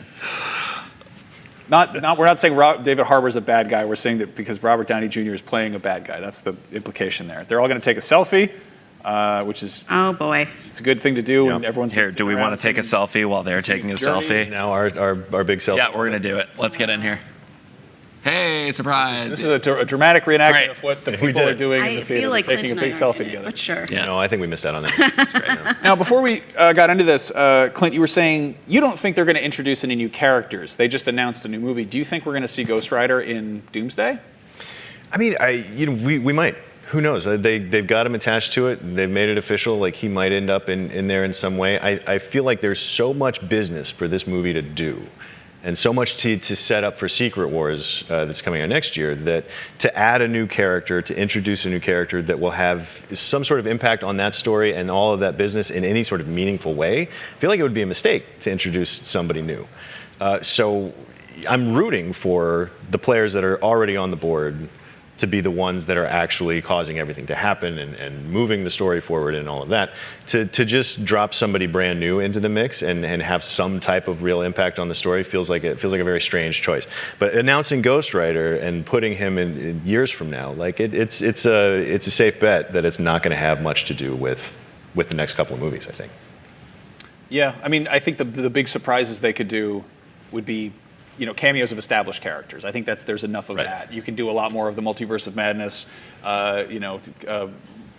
killing Black Bolt again, or different. We can always kill Black Bolt again. Mr. Fantastic. No, I mean, I think the X-Men are likely, the Fox X-Men likely not going to make it out of Act 1 of this movie. And here, by the way, we're getting a look at Ryan Gosling on stage. There he is. Look at nice him. red matching that logo. Always cool jackets on that Shout guy. out to the stylist. Nothing Jacket but cool looking jackets. slick. To say off what you said, it's weird to have a new person be so impactful and key to the developments of this very, very important movie for Marvel. But if anyone has the juice, is it not Ryan Gosling? He is coming off of... You're not going to trap me into an argument about Ryan Gosling's juice. Like, there's no argument there. We can have that argument off camera. We got to take a quick break. When we come back, there will hopefully be lots more announcements coming out of the Marvel panel in Hall H after this. Stick around.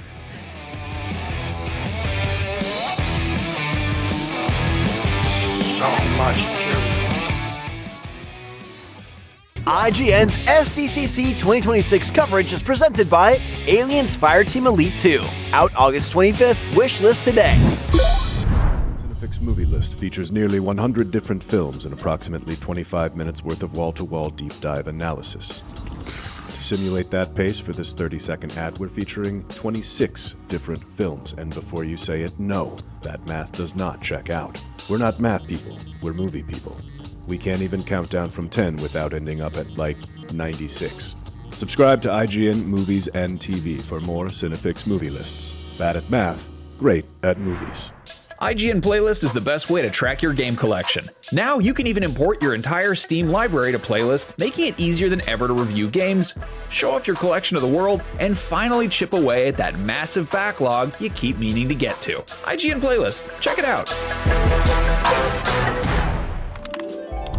IGN Store has everything you need to level up your life. Red 6 standing by. Refresh your wardrobe with official gear you won't find anywhere else. Treat yourself to the coolest collectibles like an adorable SKA plush, your very own Assassin's Creed Hidden Blade, and a fully functional Pip-Boy 3000.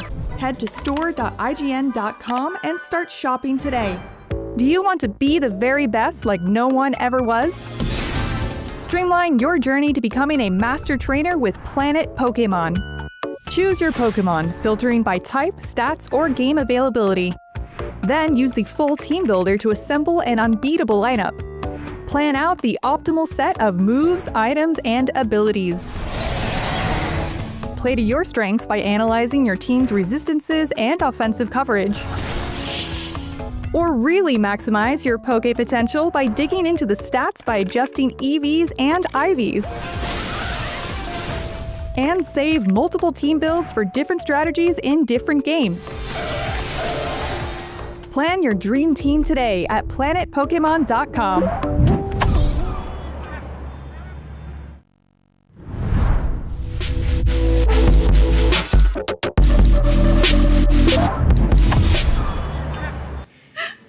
I don't know why we're showing Pokemon Lego there, but while we were on break, they announced something else, or I guess revealed something else. Deadpool's in the crowd, and it's Deadpool in a gray costume, and it's very clearly Ryan Reynolds in costume doing the voice, and he's doing the old Comic-Con bit where he asks some questions.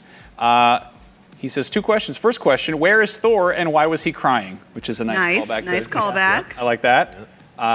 And Paul Rudd says he's a Wrexham fan. Oh, get it? And he says, this is an awful expensive way to start a film. When do you start filming?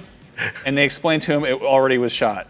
And so, I don't know, do we think Deadpool's going to show up? It sounds like Deadpool might show up. It really sounds like he would, because Ryan Reynolds, you know, he loves to troll, but he's also a busy man. If he's here doing this, I would say money's on that. I feel like that one of the most surefire ways to get him to show up for one of these things is to be like, we'll make a joke out of it.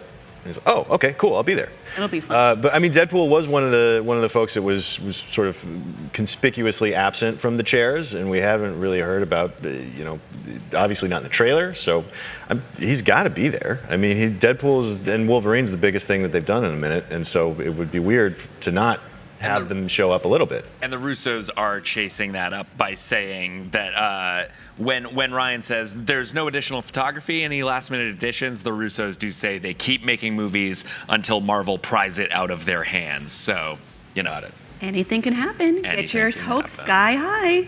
So apparently Deadpool just walked away, and they didn't actually say if he's in the movie or anything. They just kind of did that.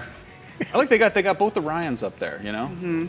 Ryan Reynolds actually had a great tweet. I'm not going to say the whole thing. Don't panic back there. He said, a lot of people get us mixed up. One way you can tell the difference is Ryan Gosling is blonde, and then I'm a very bad word, which was a wonderful gag. You can't. Ryans are the new Chris's, so I mean, I'm glad they're doing their work. That's the hallmark of this era of Marvel. Yeah. The Ryans. Yep. We've got a new Doom poster. It's Doom, and he's walking in the shadows. I don't know. Pretty cool looking from what it says here. It's I love pretty reading cool the description looking. of a poster. That Deadpool tease is interesting. I was assuming he was going to show up in Secret Wars, and maybe this is alluding to that.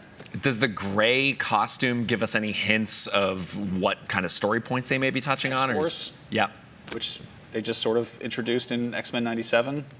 That could be kind of cool. Yeah, my hunch with this series is that they're going to do a similar deal that they did to Endgame, where Infinity War was very weighted with certain characters. They focused heavily on them. And then Endgame had sort of a different crew. Like there's kind of, obviously some of them were unavailable at Endgame.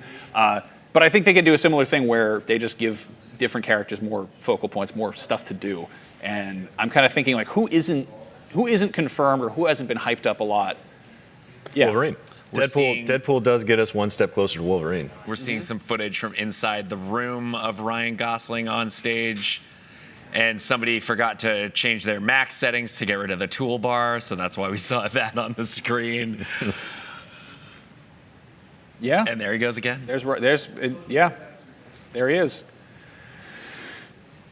So they're giving a little bit of insight into Doom. He used to be kind, he used to be caring. And then everything he loved was taken from him. He's also, I don't think he finished medical school, so he's not technically a doctor. Yeah, and we're seeing here the here we go. gray There's a look Deadpool costume, which looks awesome. That looks really cool. They sort of did a bit with that in Deadpool 2, where he was like in an explosion, and it was like, oh, it's the gray costume. It's like, not really, but yeah. We're getting it for real now.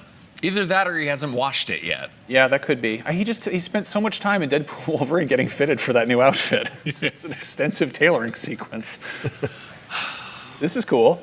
I don't know. I gotta think he's gonna show up. For all the reasons. I mean, and doing it this way it's so perfectly Ryan Reynolds. Like there's no other way for him. He wouldn't have just trotted out on stage and waved and said hi like everybody else usually gets to in these things. So. Some of the descriptions we're seeing of the footage being shown in a Hall H, include intense shots of Thor, Shang-Chi, Shuri, and Gambit, who is back. And it seems like Sue is narrating a lot of this. So does that mean they have this comics accurate history? Here's a fun one. I guess they're showing footage, and Doom raises his arm, and an army of Sentinels rises from the ground. Oh, great.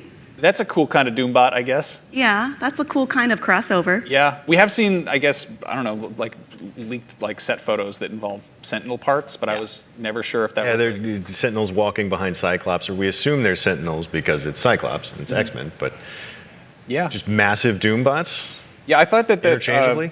I thought Eric was typing out Sentimental, but it was Sentinels, which is much more Again, he's exciting. very excited. Yeah, yeah. I mean, they do this. They do this kind of shuffly remixy stuff where they don't want to do poster as well. So there's the Doom poster. There's their big selfie moment. We've really changed the definition of selfie. That's just a photograph. Yeah, that's just a picture. It's true. It's true. Kevin is thanking everybody like it's ending, but it's not really. I don't think. I feel like they're waiting to do something, but they're maybe something that starts with the letter X. Maybe. Could be, yeah. No, it does seem like they just played another Doomsday trailer. Mm-hmm. Like you said, they were showing footage, but just the description here it bounces all over the place. It doesn't look like it's more of an extended look at one of the scenes that we already saw in the trailer. It feels like it's a new trailer, so hopefully we'll get that. They framed it as footage. They framed it as exclusive footage. The only people in Hall H will ever see. So I'm sure, they'll probably release it at some point, but I feel like we're not going to see that one until somebody leaks a very shaky cell phone video of it. In 5 minutes. Yeah, and we can't show that because we'll get in really big trouble. No, we don't want Dr. Doom coming after us too. Yeah. What if we think he has good ideas? Then I would examine some of your own ideas. Well, that's pretty offensive. All right, yeah. So, but wait, no. They did a gag. Kevin walked off stage, and then he's doing one more thing. He said there is one more thing. So we're going to find out what this is. That one more thing. Do we think we've gotten the thing? Like I was talking about earlier about the RDJ was the thing back 2 years ago. We haven't gotten the thing. It sure doesn't feel like it. It was fun for everybody in there to high five people as they were walking up to the stage, but we haven't gotten the thing. We already went over a whole group of people that we know are involved, kind of felt like are going to be there. We have a lot of folks that I think we still are going to see here. That's my guess. Yeah, I don't know. They're in an odd spot where I feel like a lot of the expectations and a lot of the hype around this has become. It comes from them going too hard in previous Hall H panels, and I love it when they announce a bunch of stuff and show us a bunch of logos and we get all excited. But it has become. I mean, the Spaceballs 2 panel just roasted them for it. They filled up the entire wall with 11 different phases that they're going to have. All right, Black Panther logo. We got the 3 that forms the Black Panther logo. I was going to interrupt you and say Black Panther logo, but you interrupted yourself there. That was great. That's more important than whatever I was talking about. Ryan Coogler is there.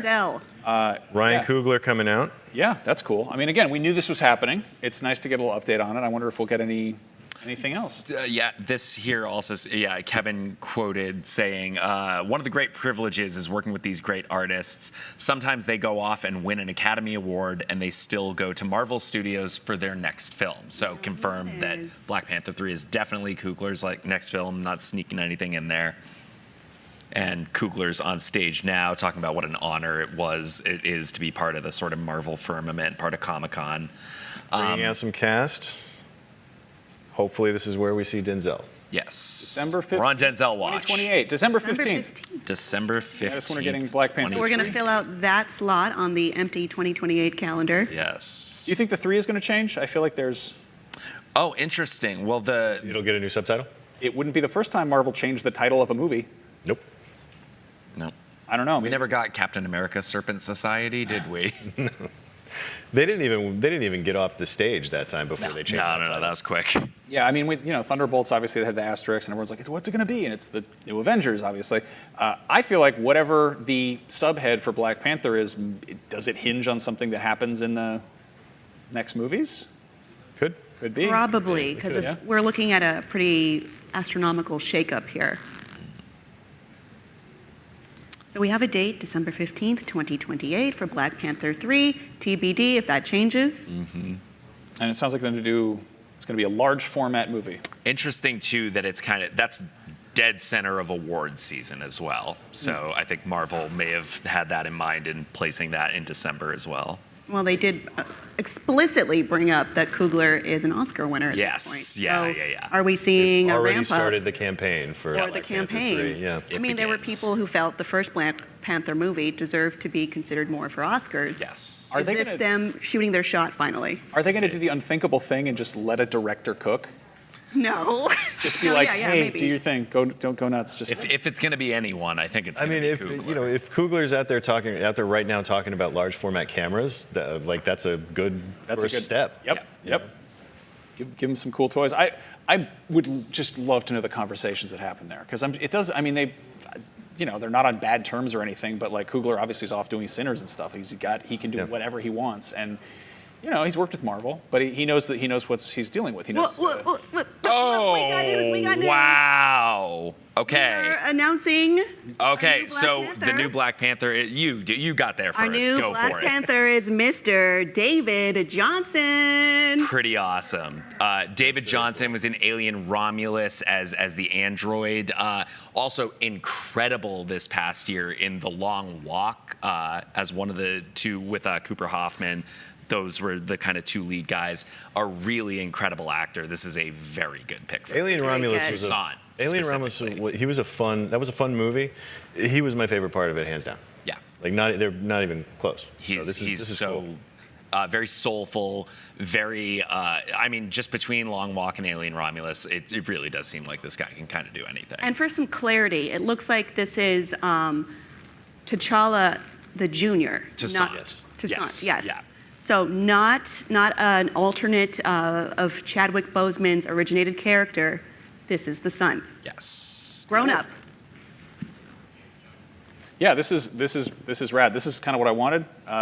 They're filling in the marks. They're not showing us a timeline of things. They're like, hey, mark your calendars. Here's when this is happening. Interesting too that it's David Johnson. Another kind of actor that was rumored for that role for a long time was Damson Idris from F1. Yeah. There was some concept art that leaked out a little while ago that had him in the Black Panther outfit. So, but as we've been saying, things shift around a lot. So it's not surprising that they got a also very talented actor to. Here's the poster right here, which, as you can see, is That's a 3. Black Panther logo. And that's David Johnson. There's our guy. Yep. All right, Honestly, so it really seemed like Damson Idris was the name floating around. Yeah. So this is a surprise, Yeah, maybe but a things welcome shifted surprise. after F1. Who knows? that apparently was it. Kevin said that it's officially the end of the show. We'll see you on Doomsday. So no X-Men stuff and a countdown clock. Well, hold on. He's already done this. Maybe we're How many times can you pull off a "I'll see you later"? Just kidding. Is it twice? Well, I mean, like, there's a lot. The MCU has done a lot of timeline messing around and going back to the beginning. So this is The next time he walks out on stage, he's gonna be like, "Hey, sorry, I'm late. I see you got started without me." It's like, but there is a countdown clock for Doomsday on the stage. So Is it counting down to the actual release date of this movie? nobody knows. We don't There's know. no way to find it. You'd have to do just incomprehensible amounts of math to figure that out. Yes. Too hard to figure out. Yeah, so that was the end of the Marvel Hall H panel. Okay. How do we feel about that? I honestly didn't think we would get a big X-Men announcement at this point. I would have liked one, but it just seems like a lot right now, especially if we're putting a lot of focus on Doomsday and how we're gonna return to what you loved about Marvel. We're gonna do Endgame Encore. We're gonna shower you with the things that you've always loved about Marvel. Yeah, I think in terms of what they need to do, right, and like what I was sort of rooting for versus what I kind of realistically expected, right? Like I wasn't expecting them to do a ton. In fact, I'm surprised at the Black Panther 3 announcement. I'm a little surprised at that because Black Panther. I mean, granted, his Toussaint is not on. He's on the board and that he exists as a character on camera at this point. And it's not like we were expecting him to have a big role in what happens in Doomsday and Secret Wars or anything. Although he is one of those kid Avengers that it seems like Doomsday is collecting, I guess, is that theory. So maybe he does have something to do with the plot of the next couple of movies. And so they're the leader of that team. Yeah. So he could be involved quicker than 2028. But I am a little surprised that they announced that stuff. And Ghost Rider, like I said, is not terribly surprising. It's new. He'll do his own thing after this, and we'll catch up. He'll land wherever the pieces shake out after Secret Wars. But no, I was rooting for X-Men. Not terribly surprised that we didn't get it. Yeah. But we'll see what I guess. Maybe that's more evidence. Another tick in the column that Sadie Sink really is Jean Grey. Yeah, they didn't want to spoil that before it comes out next week. When we were referencing The Long Walk, I was low-key like, are they going to say Cooper Hoffman Cyclops?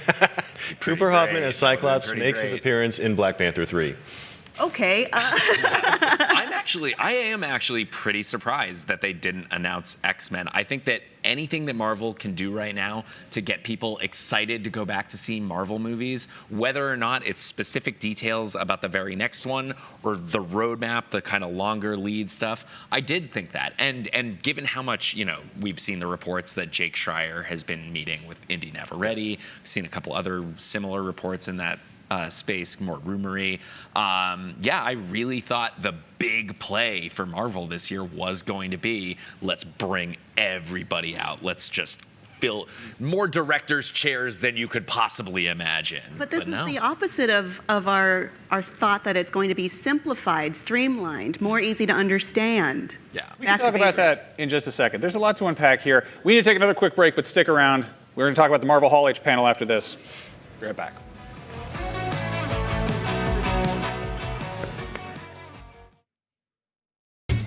The official product partner of IGN SDCC 2026 is Brisk. When the game heats up, cool down with Brisk. Be the very best like no one ever was? Streamline your journey to becoming a master trainer with Planet Pokemon. Choose your Pokemon, filtering by type, stats, or game availability. Then use the full team builder to assemble an unbeatable lineup. Plan out the optimal set of moves, items, and abilities. Play to your strengths by analyzing your team's resistances and offensive coverage. Or really maximize your Poke potential by digging into the stats by adjusting EVs and IVs. And save multiple team builds for different strategies in different games. Plan your dream team today at planetpokemon.com. IGN Store has everything you need to level up your life. Red 6 standing by. Refresh your wardrobe with official gear you won't find anywhere else. From Fallout, Expedition 33, Romeo's a Dead Man, and more. Treat yourself to the coolest collectibles like an adorable SKA plush, your very own Assassin's Creed Hidden Blade, and a fully functional Pip-Boy 3000. Or kick back and relax to your favorite video game soundtracks on vinyl. Whatever you need, IGN Store has you covered. Head to store.ign.com and start shopping today. Can't find that final collectible you're missing? IGN strategy guides and interactive maps are here to help. One step at a time. IGN guides are trusted by millions, easy to use, and best of all, free.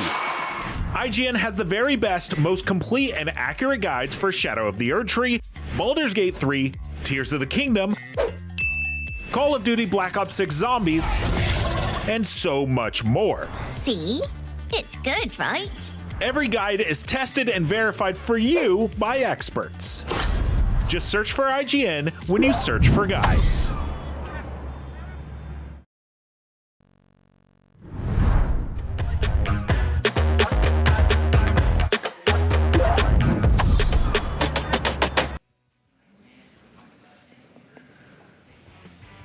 And we're back. Yeah, so Marvel's Hall H panel has wrapped. We got some pretty solid announcements, but I feel like some of us were waiting for a little bit more. To recap, we got Ghost Rider is coming out in 2028. That's the big sort of surprise. Black Panther 3 is coming December 15th, 2028. And that's kind of the concrete things. Got a extra sort of just in the room look at both Spider-Man and Doomsday. And Deadpool, question mark? Maybe at some point, somewhere? That's as much a confirmation as I think a character like Deadpool can muster, right? Like Right. just showing up and being goofy for a minute, like that. I think that's a yes. Yeah.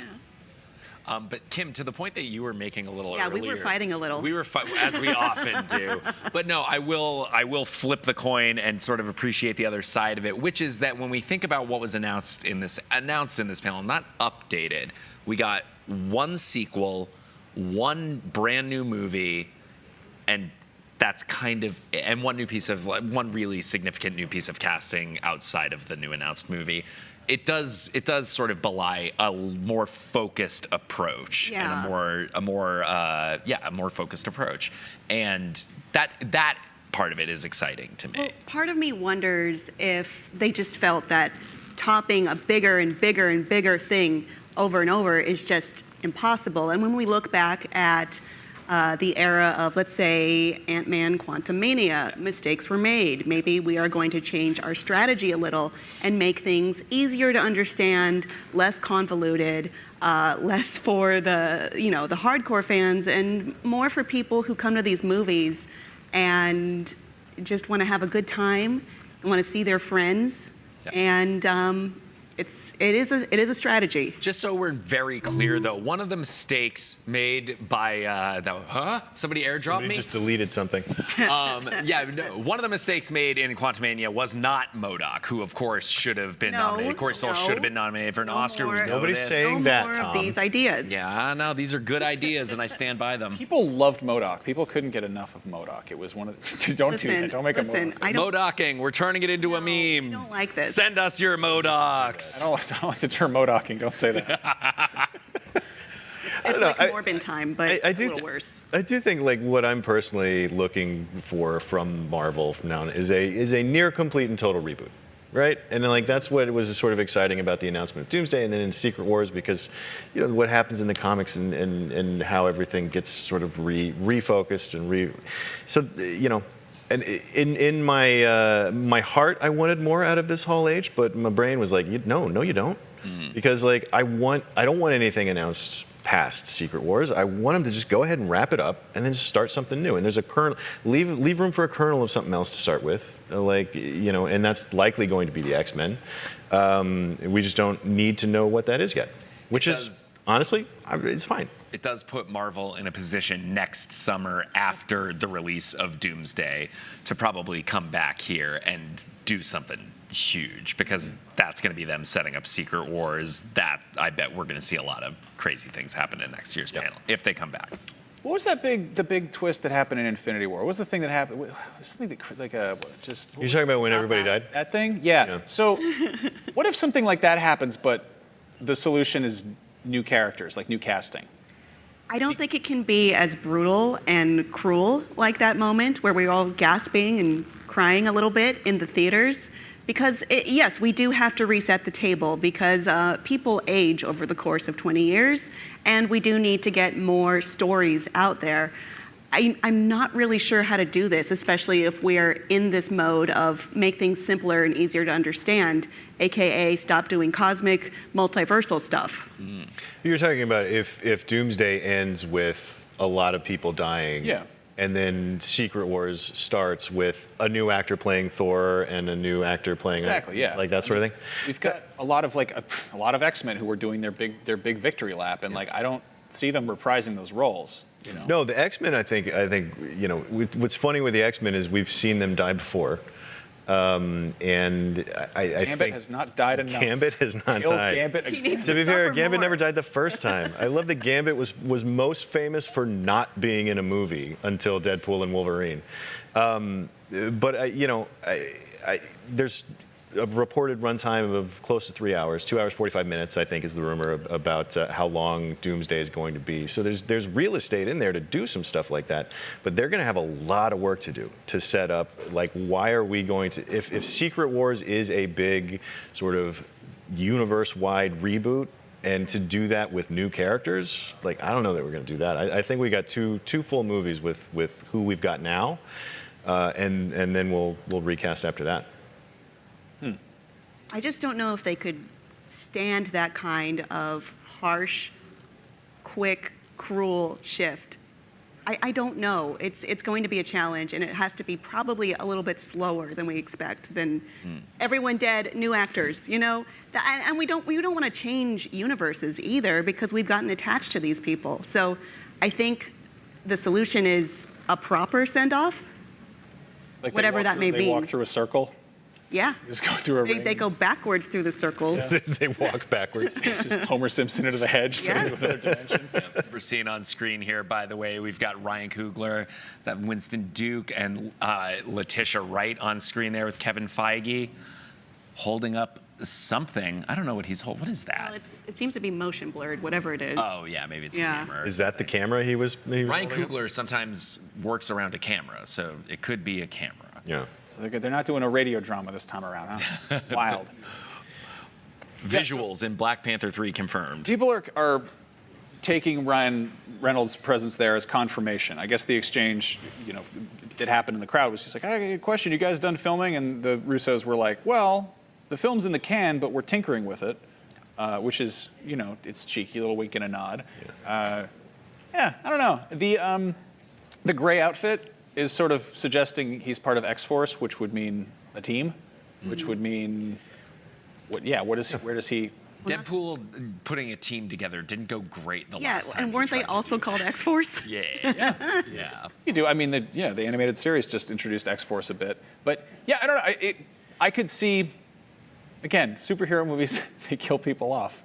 Like, I worked the red carpet for Deadpool 2 before it was announced, and I interviewed all those people who were going to be in the X-Force movie. They'd announced they're working on X-Force movie. And I was like, Bill Skarsgård, you going to be back for this? And he was like, Whatever you think, man. And I just want to jump in real quick. Our team is telling me that our reporter in Hall H, Eric Goldman, is on his way back to the studio. We're going to get to talk to him a little bit about what he saw firsthand, maybe get a little bit more of a sense of what the atmosphere in the room was, what they were reacting like. About the eyes wide shut thing. Yes. Oh, yes. I want to hear less about that. Well, we'll see when he gets here. But that's kind of the X factor, right? That's kind of the X factor, is how did the crowd respond to this? Yeah. I think Marvel does pay attention to the other guy that's sort of still noticeably absent from me is Wolverine. And maybe that's all, we don't get any X-Men, so we don't get Wolverine either. And I just if Deadpool's going to show up, I got to believe Wolverine's going to be there too. And it's, I don't know. I feel like in thinking about how to manufacture one of those Robert Downey Jr. type moments, I thought you could build one around Hugh Jackman. So I was putting a small bet on, maybe Hugh Jackman will show up and he'll introduce the new Wolverine actor or something. Like that would be cool. That would be very cool. Maybe next year. And necessary. I know there are a lot of people out there, and look, Hugh Jackman has put in so much incredible work as that character over 26 years. I'm personally very ready to see a new actor take that character. Yeah, I feel him in a different direction. I feel bad for him because it's going to be rough. Yeah, but I love Hugh Jackman. I love his Wolverine. I feel like we've seen it. We got two epic send-offs for the character. Yes, we've said bye to him before. I don't know if we should do this again. Well, he's gotten both kinds of endings now. Yeah. Like there's the great, tragic and heroic death in Logan that was wonderful, and there's the great sort of like, I'm emotionally at peace now ending from Deadpool and Wolverine. So much of Deadpool and Wolverine was like again a sort of tongue-in-cheek victory lap send-off to that whole universe, and then they're like, no, we're going to do it again, just once more. Or was that being cheeky, just with Gambit? Meta cheekiness, I mean, we haven't seen any big recasts, but I think that is a role that is very prime for it. Yeah. Now, we're waiting on Eric to get back from Hall H. He's hustling over here. I mean, he can hopefully tell us a little bit more about what it was like in the room there, what the vibes were. But while we're waiting, I'm curious, aside from the Hall H panel, which I don't know, I'm not disappointed, but sort of my hype levels aren't what they were previous years. You're not overwhelmed. You're just kind of whelmed. I'm moderately whelmed. Yeah, exactly. Whelmed Aside from Hall H, what was a highlight of Comic-Con? What, it could be a trailer, a panel, an announcement, a thing you saw, a person you hung out with. I don't know. What was the best thing you had going? I mean, we had Green Day into our studio. I mean, that was kind of awesome. That's pretty good. Yeah, Nimrods. They have a movie coming out. I've seen it. It's very funny.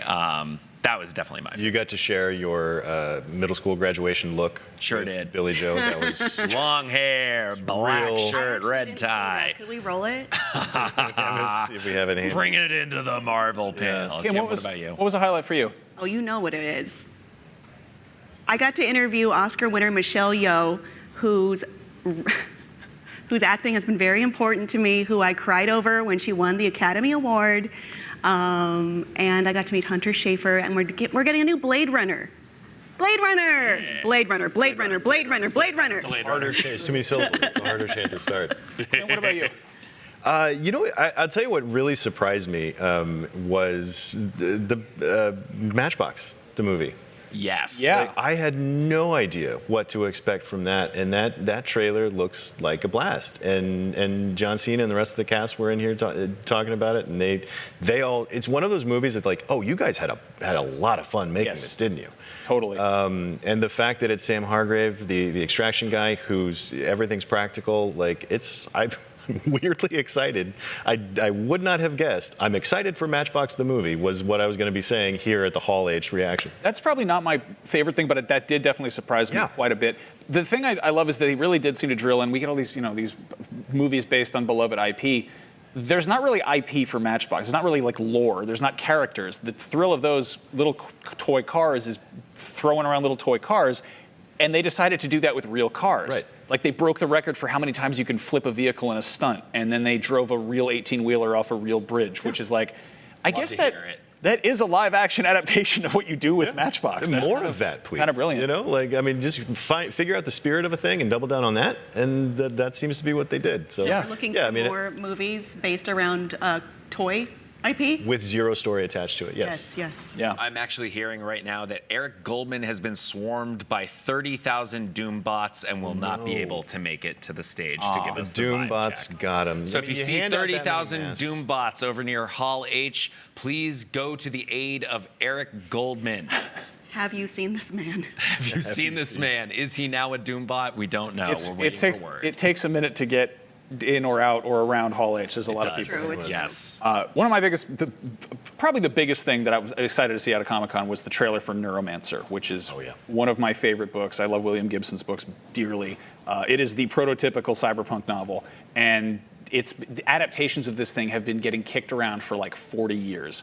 And Apple TV is finally doing it, and it looks like they're not going to screw it up, and I'm very happy about that. And yeah, the other prototypical cyberpunk is, of course, Blade Runner, and we're getting Blade Runner 2099 and Neuromancer. So, good year for cyberpunk.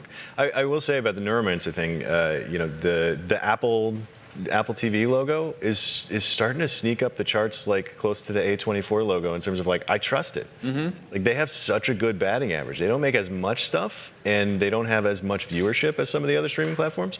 But the stuff that they do make is it bottoms out at pretty good. I sure don't find out about those things when they're airing. Yeah, it's tricky. Yeah, my favorite phenomenon in current times is when someone tells you about a show that you've literally never heard of. You're like, where is it? And it's on a thing you subscribe to, and you're like, I just didn't know it was there. That's the story of Pluribus and Widow's Bay at this point. Yeah. Yes. The algorithm didn't tell me about it. You guys ever seen Patriot?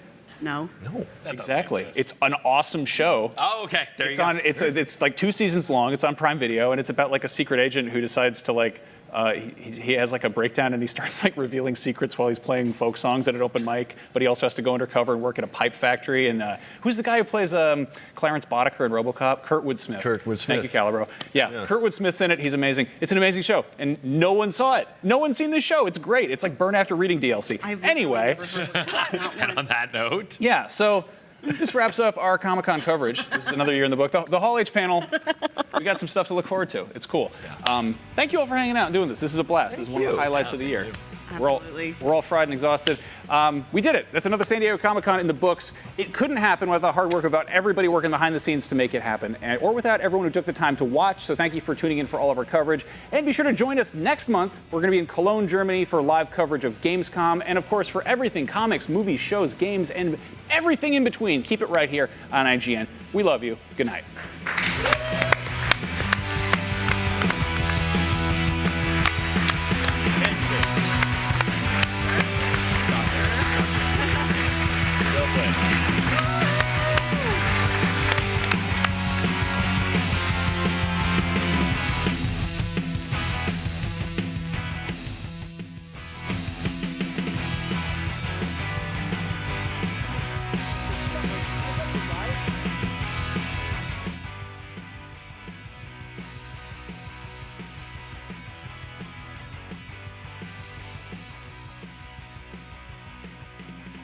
IGN's SDCC 2026 coverage is presented by Alienware.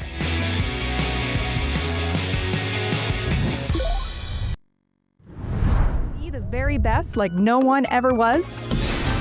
Streamline your journey to becoming a master trainer with Planet Pokemon.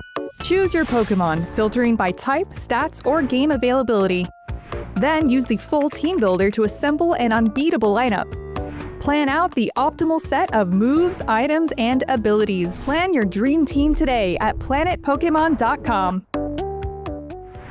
Catch up on all your favorite shows with up-to-the-minute gaming and entertainment news with Geek Media Podcasts. Welcome to a very special episode of IGN Game Scoop. Game Scoop has you covered for all things gaming and the latest game releases.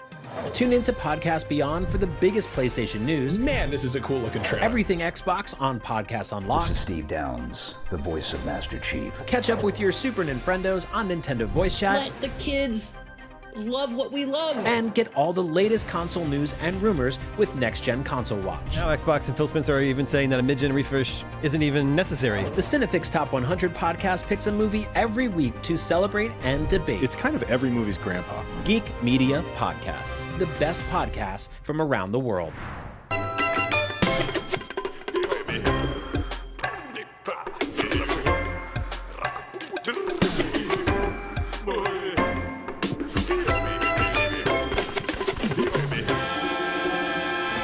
Can't find that final collectible you're missing?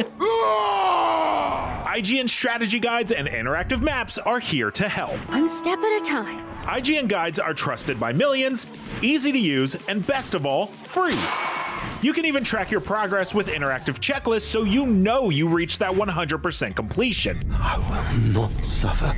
IGN has the very best, most complete, and accurate guides for Shadow of the Erdtree, Baldur's Gate 3, Tears of the Kingdom, and so much more. Just search for IGN when you search for guides.